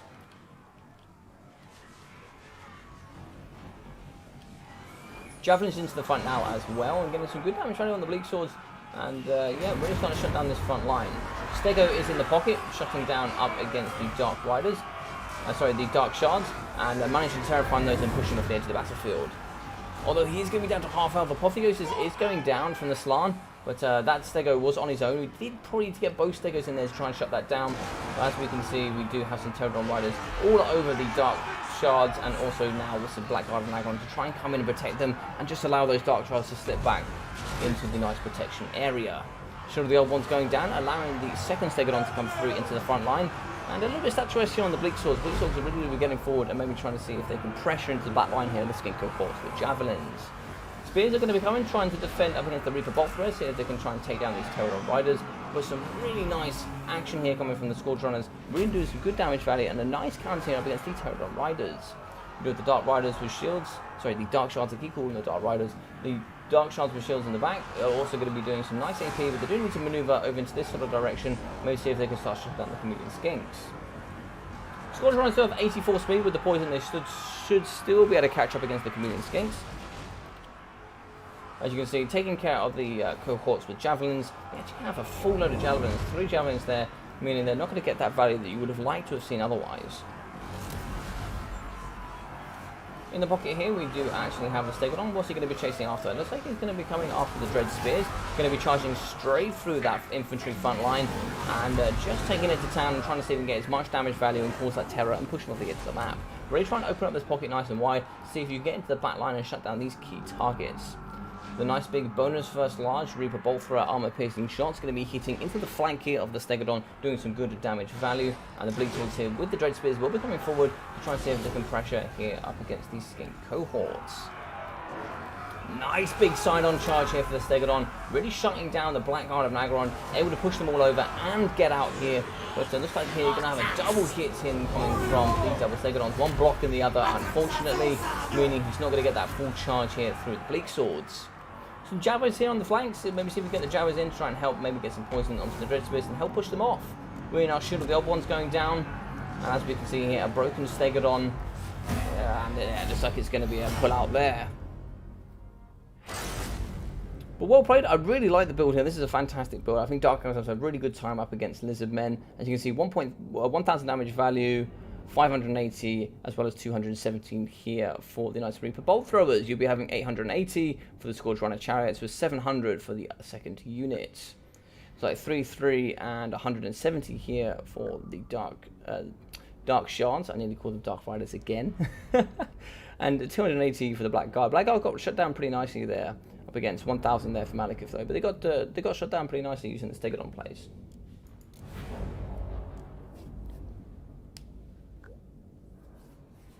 Yeah, those chariots did some big damage. How do High Elves fare in multiplayer? Not as well as you'd like them to, unfortunately. They're pretty expensive and unique.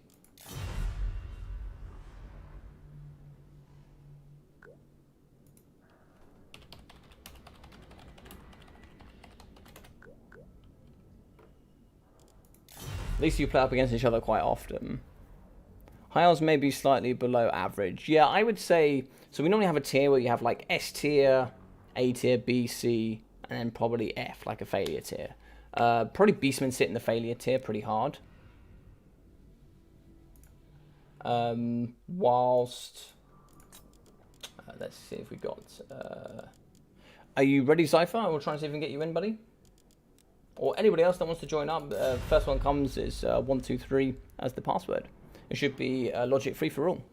But yeah, they probably sit in the C tier. They're not particularly strong. You wouldn't pick them as the first pick. They've got lots of counters to them. They're pretty expensive. Most builds are pretty elite for them. The But they're really good against some factions, but then really struggle against others. So, yeah, you can take it or leave it, but they're definitely some of the better looking factions in the game. I think they're designed excellently well. They're definitely nowhere near as strong as they are in campaign. In campaign, they are phenomenally strong. They're actually broken in campaign.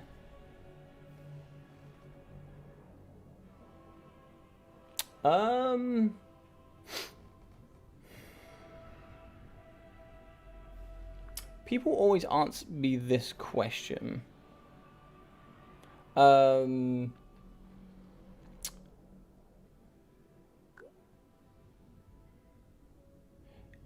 I think that's probably the right response from Zypher. Elves are generally quite hard to play anyway.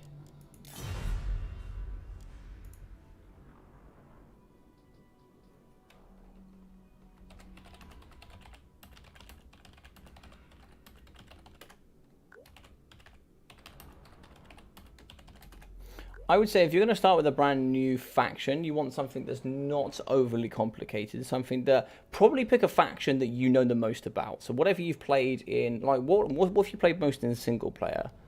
Quick shares. Like what's the faction you played the most, that you enjoy the most? Let's see who's online. Let's see if anybody here in chat would want to play. Complex Lair, I don't know if you want to have a game, buddy, or Flex Prime if you want to jump in and have a game as well, or Biblington. I don't know if you're still watching, if any of you guys want to play, or Deadly Bunnies if you want to jump in and have a game as well. I might do like 1 or 2 more games before we finish up today. The new best MP race is Greenskins, most likely. Easy to play with simple game plan. Yeah, that could be a good idea. You could learn Greenskins. I learned the Dowie. The Dowie were my favourites in... oh, Void's in. Nice.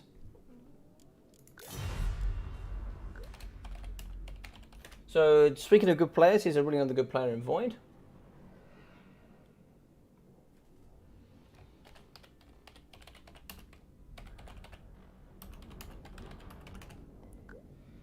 So, I would say... yeah, play whoever you enjoy is what I would say. I'm mostly enjoying playing High Elves, Empire, and Tomb Kings. Okay, so you've got some really good variety there. What I would do... So this is one thing when it comes to multiplayer. Empire are like the middle of the pocket. Empire are good at everything, but they're not really brilliant at sort of anything. So they're not exceptional in any sort of category, but they're good overall. They have everything you need, and they do pretty well against most factions. Yeah, they're flexible and fun. They do struggle up against the Dowie. The Dowie is one big thing they do struggle up against, so try and avoid them. But yeah, I think Empire would be a good start. High Elves could be challenging, and Tomb Kings is also challenging. So most undead factions have like a cheap front line that you're relying... So let's say you've got a bunch of skeletons on the front. It's going to be pretty cheap, and they're there just to absorb damage in the front line to hold whilst the back line gets its value. So it's a little bit like when you watch Legend on his streams, like range in single player has a lot of damage value there. That's not always the case here in multiplayer. In multiplayer, you'll be having certain units that do lots of damage value. Let's say you might have Ushopti Great Bows, or you might have just some normal Ushopti, or whatever it might be. Maybe some chariots in the background doing some... You know, whatever it may be. I think if I was to go for one of those 3, I would say Empire is a good start.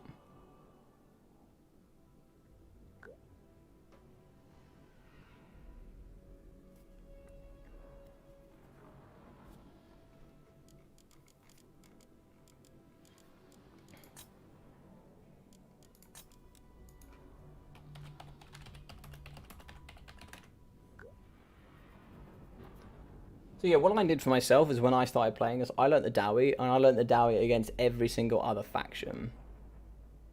Oh, we got High Elves against Brett. Oh, there you go. So here's a good example of High Elves quick shares. You might be able to see here how Karak plays the High Elves. That'd be quite fun. Although Bretonia are exceptionally good up against High Elves, is the only problem. So it could be a bit of a massacre, unfortunately. But you might see some good stuff here. So...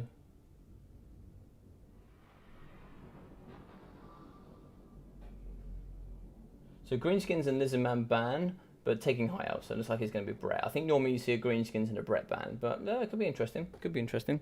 But yeah, I learned the Dowie first. It was my favourite faction. I learned them against every single matchup. I learned where they were strong, where they weren't. Like Longbeards are pretty good staple units, etc. Thunderers, whatever, etc. And then I went on to Greenskins, which was a bit different. So you had a bit of a box build, a bit of a defensive one with the Dowie, and then I went nice and aggressive with a bit of a rush push there with the Greenskins. So they're my two main factions. And I just like them thematically and lore-wise anyway. So I just enjoy playing them, and it's good fun. And then for my third one, I started learning Empire, which is got a bit of everything. So it's a bit of a overall. So I got 3 good factions that are good at everything. So for the first month, it was just all Dowie. For the second month, I just learned Greenskins. And yeah, you got some good opportunities. And don't be afraid to lose and talk to people and join into the community. I actually have my Discord here, which will be in the description. You can join in there and just... You can join all the awesome people in the community, and I actually have a looking for games part on my page where you can join in, try and find some other people in the multiplayer community that you might be able to learn from. So it's like Void's ready, and we'll see what Karak's got to bring to the table. And then what we'll try and do, guys, we'll try and see maybe we get one more game after this. So if anybody would like to play, just make sure you're ready and come over the game. Right, Karak's ready. Right, Void is ready as well, so let's hop into it.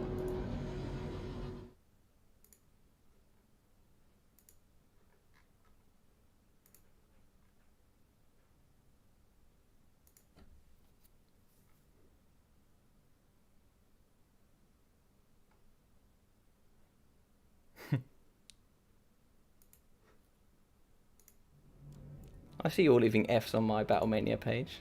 I'm watching all of you.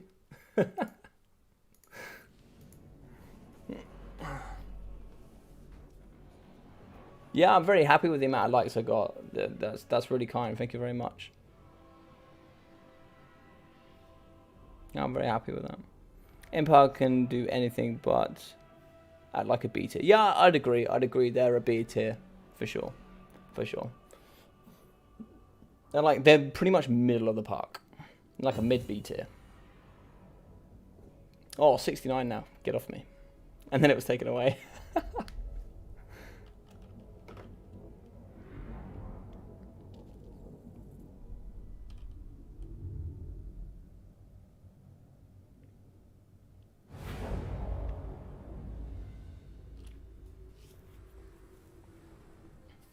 Alright, so let's hop in with it.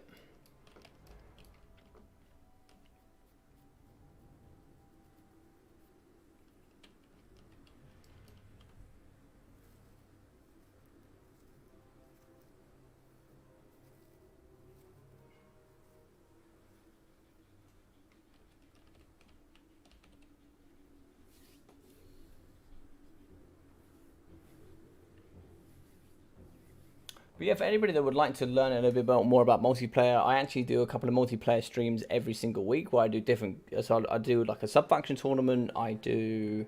I just recently done a 2v2 tournament. I do my Battlemania, which is a competitive outset where wherever you finish in the tournament, you get points depending on your position, and then those points equal out at the end of 4 weeks. You get points every single week.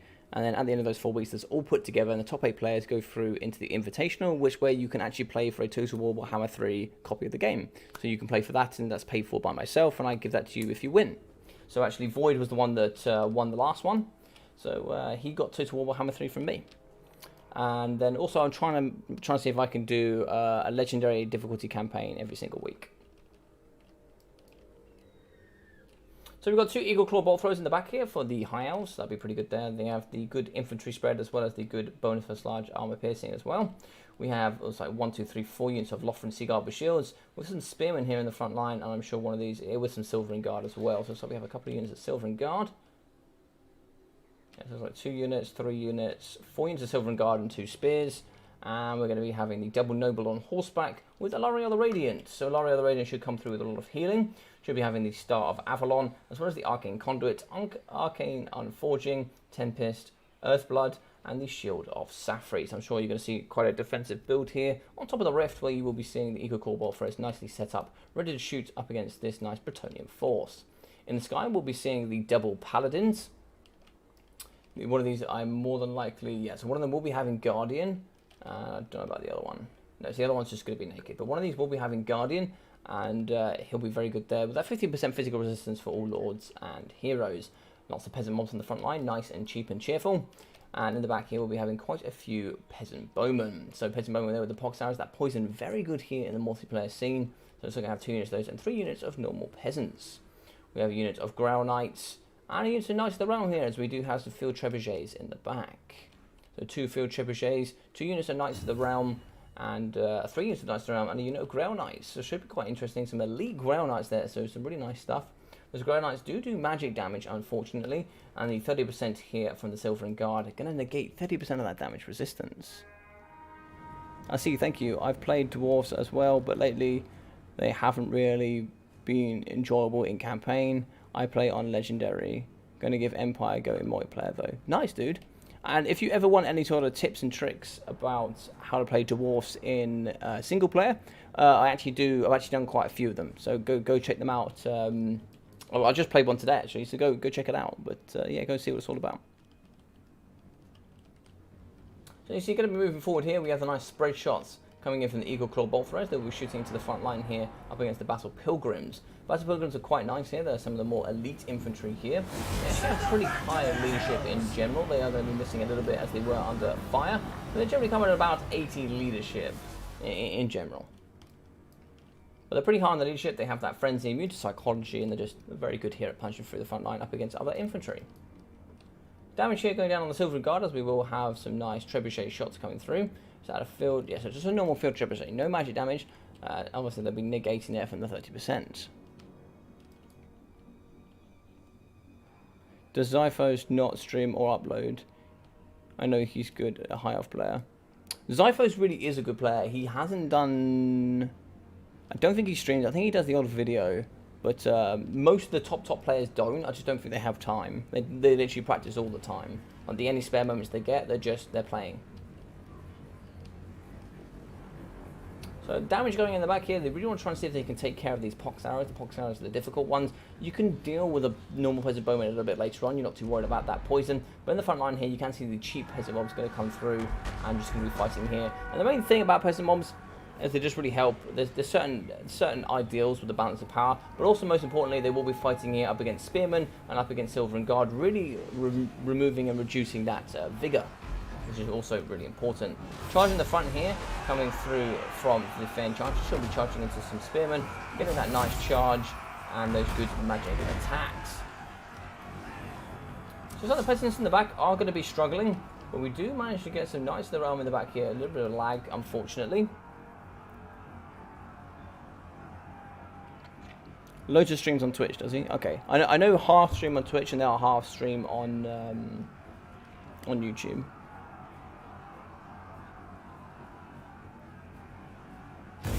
Ah, so Void got dropped from the game. Looks like he dropped out. It's a bit of a shame.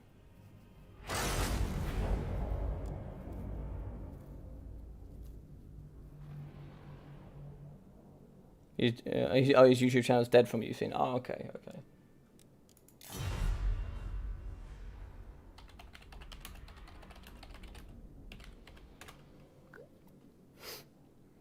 Alright, I'm not too sure what happened with Void. But if anybody wants to hop in for the final game, just in case we don't hear back from Void, if anybody wants to hop in for the final game, please feel free to jump in. There is a free slot. I'll be doing one more game and then I'll probably call it a night.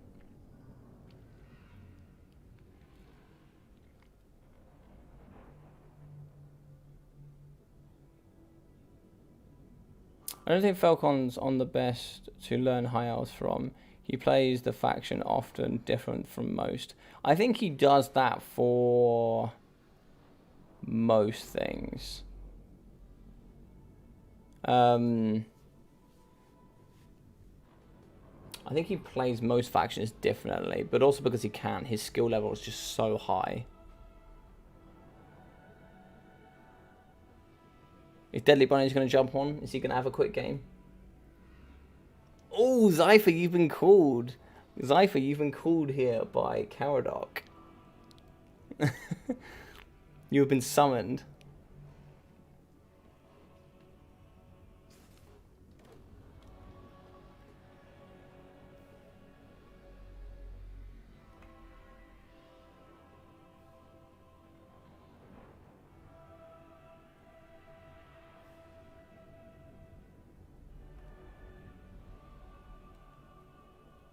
Alright, here we go. PE on.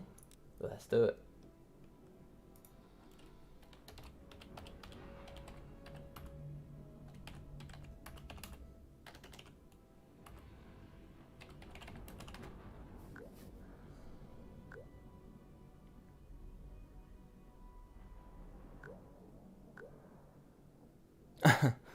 Maybe another time, indeed. Maybe another time.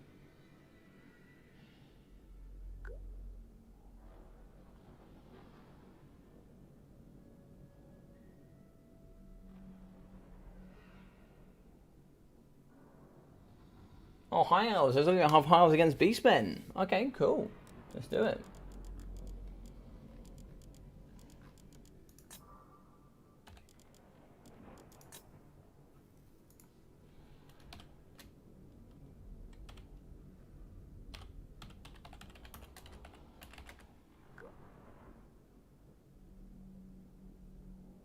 Yeah, you also owe me a game, Zypher, at some point. You owe me a game.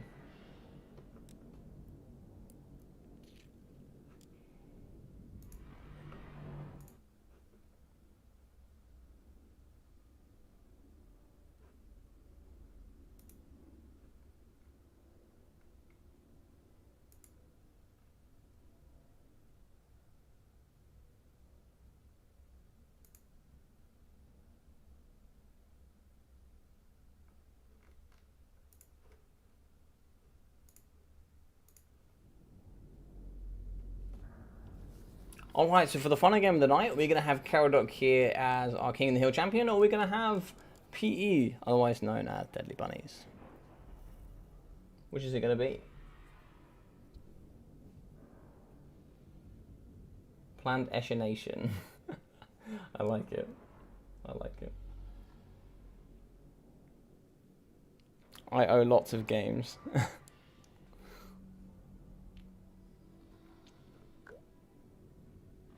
Ready, good luck, have fun. Alright.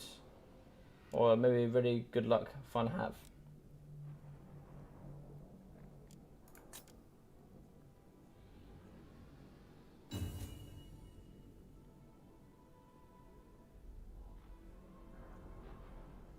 This is a cool matchup. I actually surprisingly think this is Beastmen favoured. I actually do. I think personally this favours the Beastmen. I'm not sure many would agree with me, but I think there are certain ways that Beastmen can win this.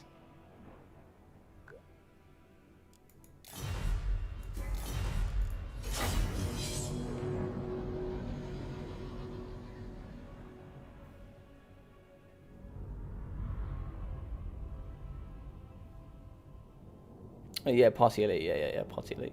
That's what PE stands for. Yeah, Party Elite.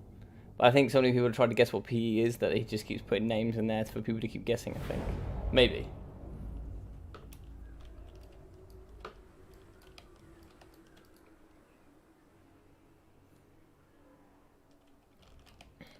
Oh, you are still here, CJ. I thought you dropped off. Alright, so for the final game of tonight, and also finishing off the Belegar Ironhammer Legendary Difficulty campaign, which didn't expect this to finish off like this, to be honest. But yeah, that's what happened. Right, let's go in with the high elves. Oh, wow, look at this. We are going to be having a Archmage here. And that is going to be very interesting here on top of her dragon. So the dragon today is going to come through with some nice flaming attacks. And this is going to be very good versus single units. So this Sun Dragon is going to be pretty nice here today. But Shem's Burning Gaze, Net of Amantok, and Arcane Conduit. We're also going to have a couple of units of Silver Helms with shields, so they're going to be pretty damn good, and anti-infantry, of course, with some nice elite Illyrian Reaver archers. I think they're a little bit expensive for what they do, but I'd like to see what you could do here from the side here of the High Elves. So 2 units of Shadow Warriors can be very nice there in the pocket, as they do have that good stalk and firewalls moving. Over here on the left, we have 2 Illyrian Reaver archers and some more cavalry here with Silver Helms with shields. So it's like we've gone with a full mobility build here from the High Elves with lots of cavalry, lots of skirmish. And can it do well up against the Beastmen? I don't know, but Centaur's throwing axes could certainly shut down this party But as you can see, 90 speed here for the Illyrian Reaver Archers, with only 70 here for the Belegar Chariots. But you do have 95 for the Centaur with the great weapons, so could be some good value there, I'm sure. Sons of Goros going down as well with the magic damage. These boys are obviously the RR version. We'll be having that nice Guardian, as well as Rowley for the increased vigor and leadership. Bestigors in the pocket as well. These Bestigor herds will be very good. 95 armor, good armor piercing as well, good at dealing with elite infantry. We do have some Ungol spearheads in the front, which are just going to be getting shots here in the pocket. But are they going to deal with just this much cavalry? It's going to be a game of cavalry here on both sides. And it's like we have some Illyrian Reavers in the back of both sides yet. So we're going to be getting shot in the front here. What are they going to chase after is the question. If they could comfortably catch the Shadow Warriors here. No nets. So it could be very interesting to see what's going to happen. Oh, where did that net come from? Oh, of course, it's a light. Sorry, I keep thinking it's a firecaster on top of a dragon. It's a light caster. So light caster, overcast net going to go down here for the Belegar Chariots. And they're going to be pushing in here using the Silver Helms with shields. That is going to force the Son of Goros to come in. Ooh, a very nice spell there coming in. I forgot what it's called from the Beastmen. I think it's called Bray Scream. So Bray Scream going down there doing some damage value up against the Silver Helms. Not too much damage value on the Belegar Chariots though. Apocalyptic Vision going down for the plus 24 melee attack and leadership. But in the flanks here, we are going to be having Silver Helms charging into the Centaur throwing axes. So we're still getting some good damage value here. Some nice charges here from the Silver Helms on the right up against the Ungol Spearheads. And a nice Viletide here doing some good damage value up against the Silver Helms. In the sky though, got some pretty good health with the Archmage of Life. You're going to get a breath attack here down onto the Bray Shaman of Wild. Doing some okay damage value, better up against infantry single units rather than up against single entities. And so we have some Ungol Spearheads coming back in on the side there, but in the back, as we can see, all up in the Shadow Warrior's face, we have 2 units of the Belegar Chariots. And we actually have some Centaur Great Weapons trying to shut down units of Silver Helms as well as the Shadow Warriors. But they are going to be breaking and getting pushed off here. You can use the Silver Helms just to make sure they are moving off the edge of the battlefield. And the nice Archmage of Light is going to be pushing off the Belegar Chariots, coming in with that terror, really having a nice good hit in the flank here of the Belegar Chariots. Shooting from the flanks of the Illyrian Reavers, they will be shooting here up against the Centaur throwing axes, getting some good damage value, and it's very nice to shut down the armor-piercing throwing axis. One here going down in the pocket, the second will be wavering and going down here, whilst under missile fire and around stronger enemies. Order must be maintained! I don't know what we have here to take care of the Bestigors, but I don't think you're going to... Maybe some cycle charging could really be helpful, but I don't think you've got enough ammunition to take all of this out. Maybe some good cycle charging and some breath attacks from the Mage of Light could be quite decent, but 2 units is going to be very difficult and meaty to deal with. Ungol Spearheads in the pocket will be fighting up against the Silver Helms, not exactly where they want to be caught, but arrows here are going to be going down into the rear of the Ungol Spearheads. So in the back here, where we do actually have the Centaur throwing axes and the Son of Goros, they are going to be getting charged by the Illyrian Reaver Archers into melee combat. Bit of an interesting one. They do have the better speed as well as the kiting. Oh yes, a very nice Viletide coming in the back, really hitting both units quite nicely. If we do look here at the numbers, 380 up against 320. So it's a very, very close game here. Looks like the Belegar Chariots are going to be very close to breaking a net going down there on them. Maybe just so you can allow the Shadow Warriors to get away. With the Archmage, it's going to be flying high in the sky. She does need to start getting some breath attacks here onto the Bestigal herds. Apocalyptic Vision going down for the increased melee attack and leadership. And here we do actually trying to break some Ungol Spearheads. Trying to get this infantry off the battlefield could be quite handy. Illyrian Reavers will be fighting here hand to hand up against the Centaur throwing axes. Looks like they managed to shatter them. So it's a really, really good work there. Still very close on the numbers game. Going to be shooting and kiting here. Oh, looks like we actually have the Heralds of the Wind. So the Heralds of the Wind are actually the fastest skirmish cavalry in the game with the nice 105 speed. These guys are exceptional on their speed.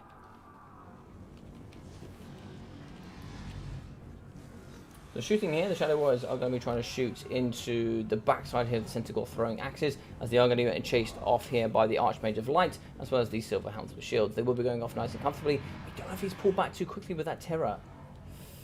No, it looks like they are going to be going off. Yes, they both have gone off there. So here we are going to see some nice fire coming through for the Illyrian Reaver Archers. They are going to be shooting into the Karak One Eye. Karak One Eye will be coming here with Scourge as well as this nice armor. So we'll be having the Dark Mail, which when he's engaged in melee gets a 20% damage resistance, and also the Apocalyptic Vision. Oh no, he's not going to have his whip, so he's not going to have his whip as Doom, which is interesting. Oh, sorry, Logic, crash. Yeah, no worries, Void, no problem at all, buddy. Not your fault at all. So good downhill charge here into the Ungor Spear herds with a nice overcasting net here to trap in the Bestigor herds. As you see, a nice brace screen going down, actually hitting the most of the Bestigors.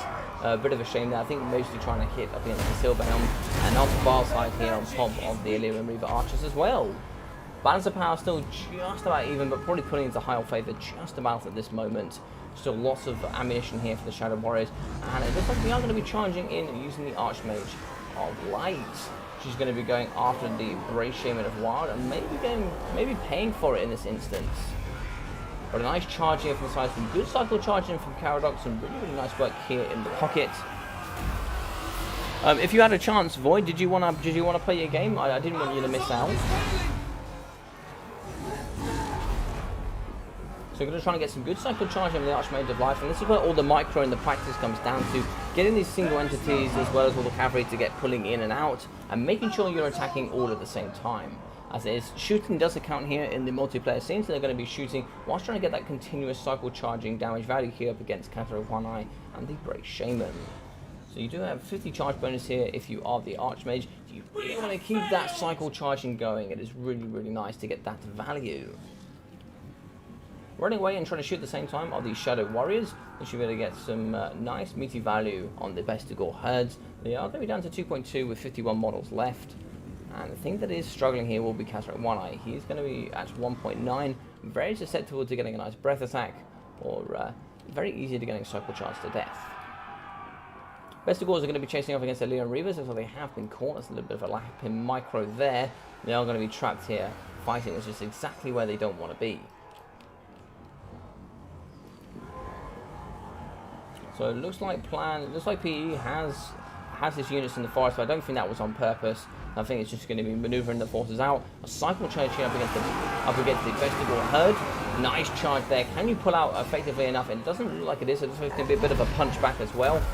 Ooh, another Brave Scream going down up against the Heralds of the Wind. Looks like he is going to break the Heralds of the Wind.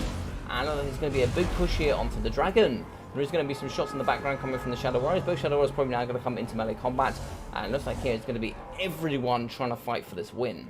So the Bestigor has been broken by the Illyrian Reaver archers. And the Illyrian Reaver archers do need to come over here and maybe try and see if they can shoot up against the Bestigor herds. Charge here into the back. Oh, nice hit here up against Karak. Karak is going to be just about holding on. A second hit going through that is going to terrify him. And that isn't quite polishing balance of power yet, but he could get very kindly escorted here by the Illyrian Reaver archers. Bestigors here will be very low, 1.3, and the Brave Shaman will be at 2,072. Oh my god, it's shattered and that's it! Oh, I just missed that right there at the end. Oh, sweet, still on, long stream. Yes, sir, indeed. Yes, sir. 5 hours and 20 minutes. I think because Void did break up there, I'll give him a chance to finish off with the final battle. So, Pyrrhic victory here coming from the Beastmen. Very interesting stuff. 2.7k damage value for the Archmage of Light, 760 and 850 here for the Shadow Warriors, 400, 200, 7, 9, 7, and 9 here for the Illyrian Reaver Silver Helms and the Illyrian Reavers. So some really good damage value overall. 800 for the Illyrian Reaver Archers, 990 and 675, with 690 here for the Heralds of the Wind. A really cool build from Karak. I like this quite a lot. Void, did you want to jump back in and have your game before I end the stream today? Karak, though, 680 damage value, 88 kills, 3.38k damage value for the Brave Shaman of Wild. I don't think I've ever seen that sort of damage value here from the Beastmen caster. 16,300 damage dealt, good stuff. 250 damage for the Ungor Spear, 600 for the Bestigor, and 1.8. 350, 530 for the Razorgore Chariots, 970 for the Centaur Great Weapons, 733 for the Sons of Goros, and 400, 450, and 630 for the Centaur Throwing Axes. Karak is the winner in my heart, though. It's true, it's true. That was a build. That was a build.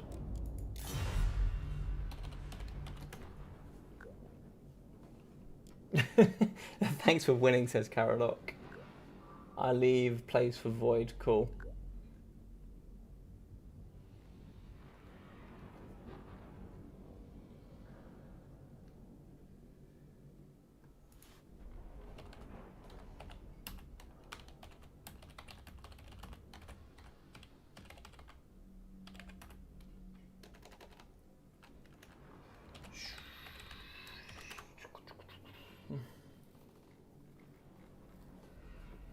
Alright, so the Void is in, and we'll be changing the map here. Let's get a nice map up. Let's go with...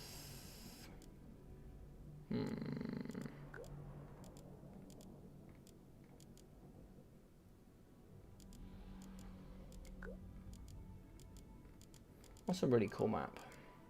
Let's go with Storm Demon.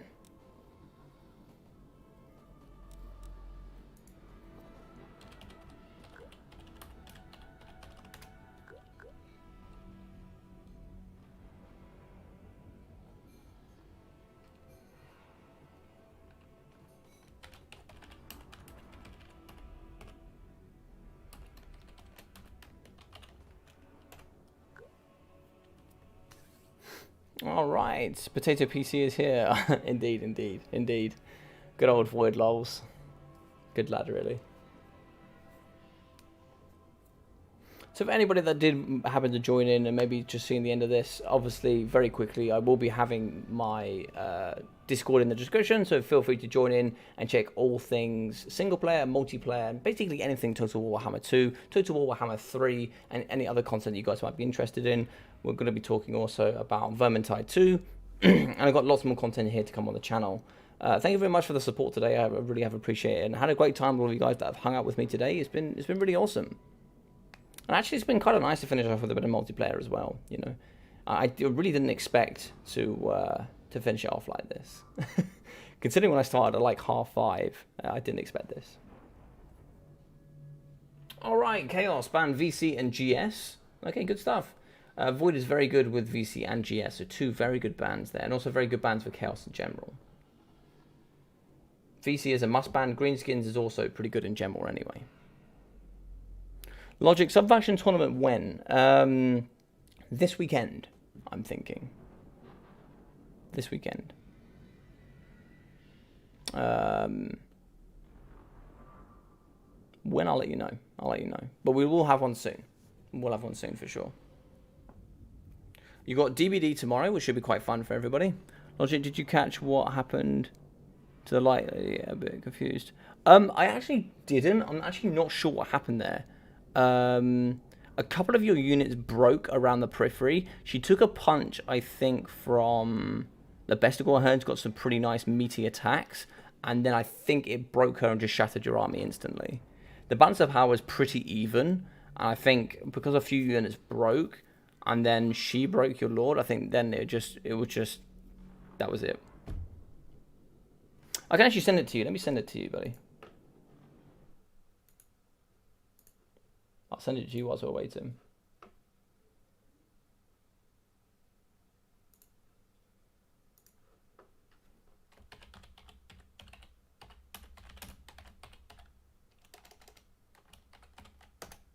There you go, buddy. You have the replay right there, mate.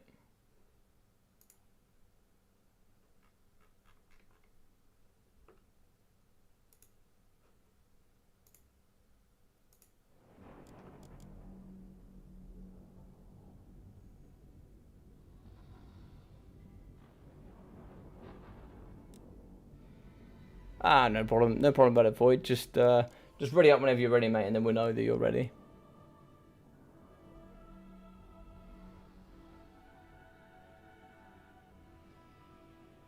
What faction do you want to play, Void? Oh, Void's playing Wood Elves, I assume.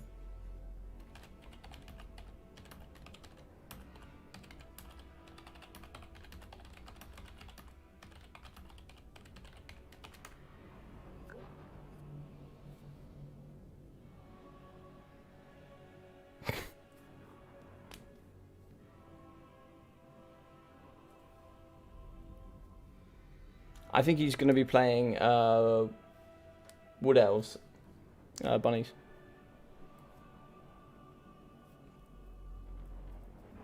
Which I think is also pretty good for the Wood Elves. Void is a very good Wood Elves player as well.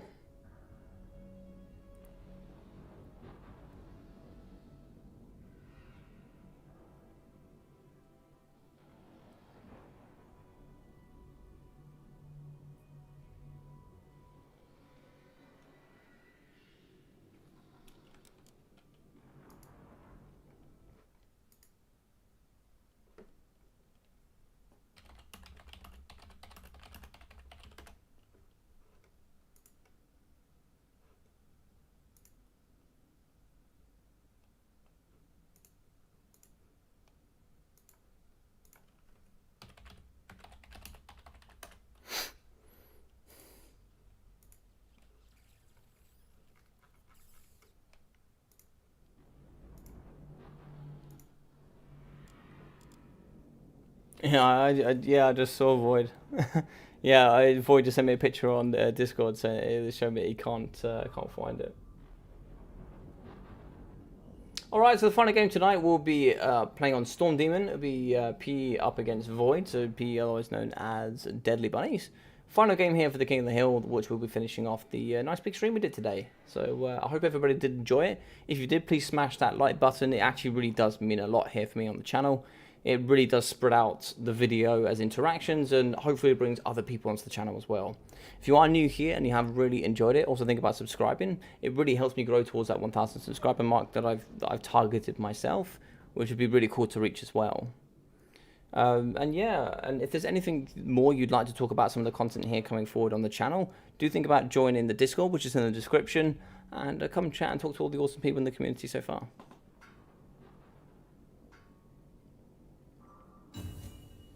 But until then, it looks like Deadly Bunnies is ready, and Void, I'm sure, has a nice big thing up his sleeve.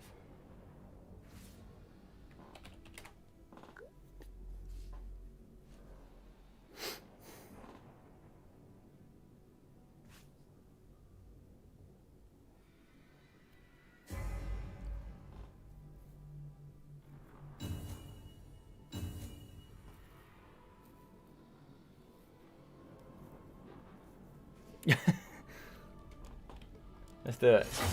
Good luck, have fun from Void on the chat.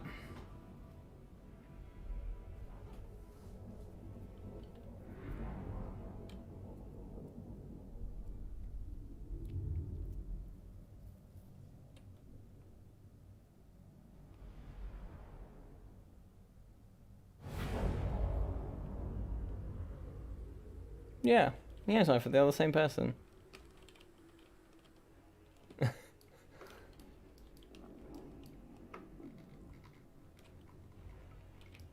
Look at this awesome map. Look at this. Looks fantastic, doesn't it? I like this map quite a lot, actually.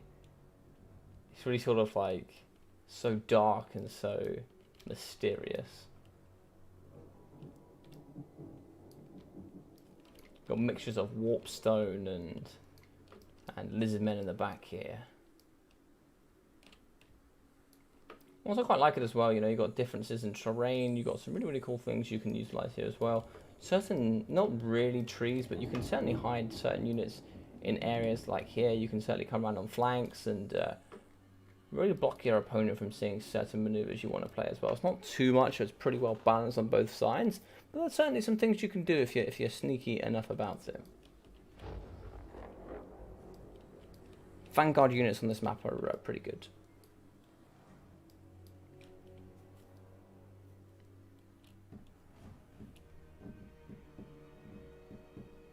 So yeah, and for anybody else that is also currently on the Discord, if you guys want any shout in some of the tournaments that are going to come out here on the channel, please feel free to go onto the Discord, check all of the stuff on there. So I'm just going to quickly pop on. We have two different channels. I have a general channel that's talking about things all like media content and all the stuff that I post, and like all the things like matchup discussions, you know, looking for games, logic streams, all that sort of thing. Then we have tournaments where you'll see the Battlemania, Sub-Faction, the 2v2s, the Nurgle tournaments, the brand new Old vs. New that I'm going to do, come at me bro, and then there's a tournaments ideas. You can chuck all of your ideas in there and we'll see if we can build some other tournaments as well.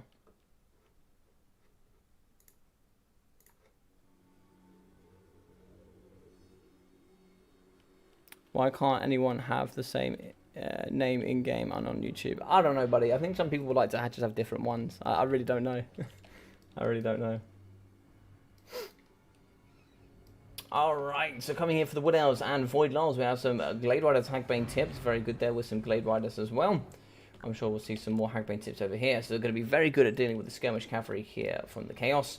We'll also be having the Great Stag Knights, which are some of the best looking cavalry in the game, and they're going to be running away from me.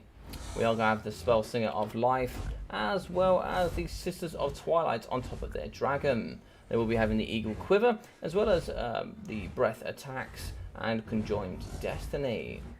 Also, we're having Tenacity, so if they are greater than 50%, if they drop below 50%, they will be getting these abilities to increase base weapon damage, armor piercing, and charge. So yeah, lots of great stag knights with some Glade Rider spears, lots of skirmish cavalry here as well. It's like 6 units. And obviously the Lost Silver Knights. Lost Silver Knights are some of the best looking cavalry. Definitely the best, actually probably some of the best looking models in the game, to be quite honest. I mean, they just look absolutely sick. I mean, whoever designed them, props off, props off. As we can see here, we have some Chaos Knights with Lancets. 3 units of them. Holy lord, that's a lot of expensive cavalry. Very good there with the 80 charge, 120 armor. Chaos Marauders here in the front line as well as big Kolek Suneater. Kolek Suneater will be having Star Crusher as well as Stand Your Ground and also his nice Lord of the Storm. Some poison, nice poison warhounds. Also be having a Firecaster and looks like 4 units of Marauder Horsemen for the nice 80 range there for those Javos.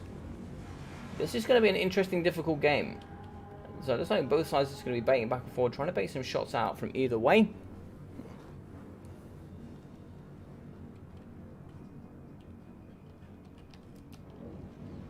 As we're going to see, going down here, the big shot's going to be hitting up against Kolek. Kolek's not going to be able to run anywhere here from Sisters of Twilight. You really need to be having all sorts of skirmish cavalry dealing here up against the Sisters. Sisters is going to be taking some good damage value, but they can get a couple of conjoined destinies, which will be a nice free healing here up to max. You are going to be reserving that healing here for the nice Lost Silver Knights, which have that 75% physical resistance due to being ethereal. And yeah, pretty much only weakness they're going to be that magic damage. Not too much magic damage here. Pretty much only going to be coming from the Sorcerer of Fire, which actually only has Burning Head and Fireball. Fireball could do it, but Fireball should really be used here up against the Sisters of Twilight in the sky. But Void is very well known and is extremely exceptional here at maneuvering, and his mobility and also his micro is just exceptional. Understanding the mobility, how you can get the most out of units, utilization, micro, it's just some of the best in the game. And it's so difficult to play up against him. So some nice poison here, some nice shots coming out of the Glade Riders. That mobility being very, very good here. 94 speed is just so fast and so difficult. You have 95 speed from the Poison Warhound, but of course going to be getting shotted and targeted here by the Hagbane tips, making it lower, meaning they're not able to catch. But if they do catch any single unit here of the Glade Riders, they will poison them, slow them down, and they should be able to take them out.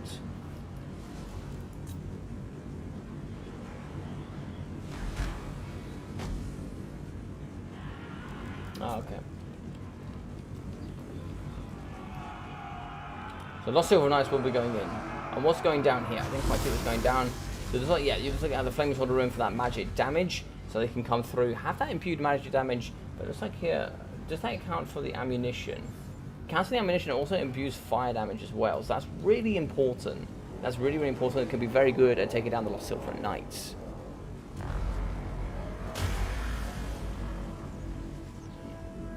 Firecast from the pocket, just going to be trying to help the best they can. The lowly armored Lord of Horsemen are going to be struggling here up against this mass kite from the Wood Elves. Silver Knights are only losing a couple 100 HP. They could get trapped here. What sort of speed are we talking about? 90 speed for them. We only have 66 from the Chaos Lancers. So they're just going to wrap around here, and it looks like the Chaos Lancers are going to be giving up. As you can see, the Sisters in the sky still on top of their dragon. I'd like to see a few more fireballs coming out. The only thing about Void that isn't exceptional is his PC. That is true, that is true. He can definitely work with his PC game. There's a nice Javis here up against the Glade Rider Hagbane tips. Going to be getting some good, getting lots of those javelins on the backside. Poison's still going to be shooting into the Chaos Warhounds. A perfect play there, slowing them down and just making sure they can't get onto it. But it looks like it might be a bit of a slip up here. No, they backed off. I'm not too sure why they backed off. I don't know why they backed off. They had it there. They had it there. They were in. So healing going down for the Glade Riders Hagbane tips. They're the ones you need to heal, as they do have that very, very good poison. I think he's just trying to keep them alive here. The Chaos Warhounds of Poison are going to be staying alive, and they need to slow down here up against this cavalry, and hopefully try and see if you can pin them down. Glade Rider Spears are just going to be coming over as well, just to help them, just to assist in the removal of these Marauder Horsemen. Just to make sure here they do go off the edge of the map, they are nice and close, so just making sure they are going in that rough direction is very kind of Void here. Going to be shooting here with the poison, trying to just slow down all these units and get some good damage value while they are rotating over here to try and save their broken units. It looks like that's not going to quite happen. A lot of damage value here. Negative 51, faster enemies for the negative 20, and negative 3 for friendly routing. Belegar Spears, with that massively 94 speed, that's just going to be just perfect. It's chasing down this Mortal Horseman. So over in the pocket, we are going to be shooting here up against the Chaos Knights with Lancers, but looks like they are going to be able to get a nice charge here. Looks like they catched a couple of units, but not too many. They are going to be catching a few units. It looks like Void is going to be slipping up. Turns out he is human after all. And he's not just a robot boy, but he was able to get caught there, which is very interesting. So terrified units of Chaos Knights with Lancers. The fact they can be terrified is something in itself. I don't think Chaos Knights with Lancers should be terrified considering their price cost. But it looks like here they have managed to catch the Belegar Spears, and then getting pushed off is going to be quite nice. But he did lose a unit of those for a unit of Chaos Knight Lancers. So that's a bit of an ineffective trade there. Balance of power going into the Wood Elf favour. And here for the Chaos, it's going to start to become Struggle City. Now, if they do sit still here with the Skirmish Cavalry, you could see a nice Burning Head go across and really wreck these units. Fireball going down. Is Fireball going to connect with this nice big dragon? Fireball just missed. That's such a shame. But ammunition is going to be running low here. The reason why balance of power is so close as it is the fact that ammunition is getting depleted here. Ammunition does actually hold quite a bit on the balance of power. Cypher, Antistes Ladder is the best place to practice with the rules from tournaments. That is true. That is very true.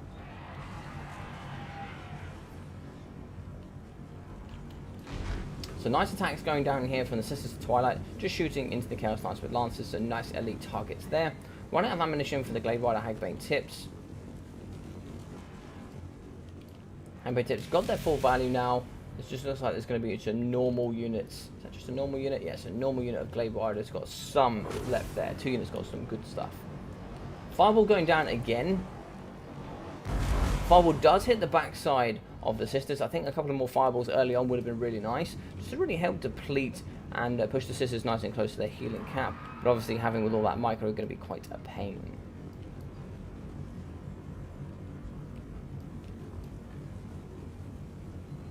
It's just going to be rotating here. Looks like Void is going to get the maximum value out of the Glade Riders. Try and shoot here and take down as many of these models as possible. Really being balance of power as close to the bottom as it really can do. Is the campaign still happening? The campaign already happened, buddy. But how you doing? Hope you're doing well. So Burning Head did go down. Looks like there was a risk for Burning Head. Looks like he is going to be catching both of his own Chaos Warhounds and not going to quite catch the Glade Rider Spears for that cost. They have been caught. They will be getting pushed off, and the Dragon, I'm sure, will be moving in this direction. Still lots of shots here going down on the Chaos Knight Lancers. Looks like they're just going to be coming in and baiting up against the Chaos Knights with Lancers. They're still going to be rotating quite nicely here, and Void is putting on quite the show. I hate the Sisters so much. The Sisters are strong for sure. Breath attack here in the pocket up against the Kolek Sunny. Stand or die going down as they will be fighting up against the Glade Riders. Storm going down. I think Storm's actually just going to be hitting. As you can see, a very nice spell ability here going down, just slowing down all of these units.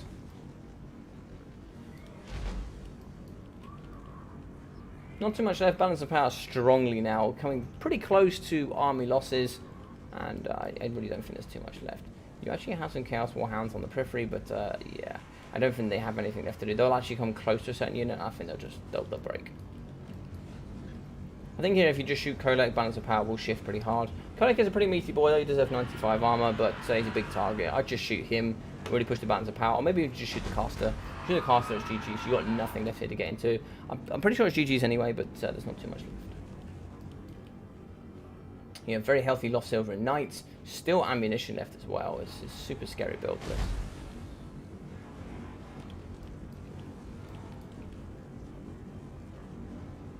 Just waiting on the flanks, and this is what's really good and some new players could really learn from. As you can see, just on the periphery here, Glade Rider Spears are just on the edge. They're not close enough here that they're going to get involved, although they could get pushed by the Knights, but they're close enough that if anything breaks, they can immediately pick it up and they can immediately escort it off the battlefield here, which is excellent work. So another damage spell going down, going to be breaking the Chaos Knights with Lancers, and what's that? GG's well played, yeah, indeed. Good break there. It is going to be a break from the Chaos Knights of Lancers. Dragon coming in for the Terror. Should be able to hold up against Kolek. Kolek will break, and that's GG's with balance of power. So what a fantastic battle here coming from both players. Really well played from Void, showing just how powerful he truly is. Hey man, I'm heading out. Thanks for the stream. I've got to head out. Yeah, no problem, buddy. Thank you very much, Karabor, for heading in and having a good time. Looking forward for some more awesome content. Brilliant, dude. Join the Discord and put your vote up of what you'd like to see coming in the future. But take care of yourself, buddy, and I'll see you very soon. Well, quickly pop through here. So there's like 550. Nothing here. 400, 590.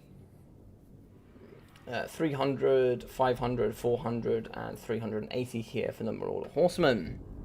As you can see, 880, 700, 825, 880, and 880. So lots there. 180, 650 from the Great Stag Knights, 300, 40, 91, 480, and 4,000 damage value from the Sisters of Twilight. Brilliant stuff.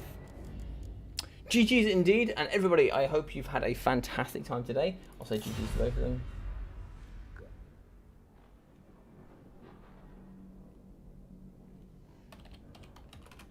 So thank you very much for everybody that has hung out today. I know the title might be a little bit misleading towards the end, but what actually happened was, for those that will be coming through, is for the majority, it was entirely campaign, and CJ really wanted to play some multiplayer at the end, so he wanted to do some free-for-alls, so we did some free-for-alls at the end, and then we got raided, so people wanted to see some more games, so I continued to play.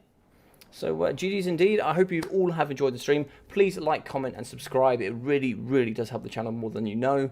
Take care of yourself. Enjoy the rest of your evening, day, wherever you are in the world, and I'll see you for content every single day. So see you tomorrow.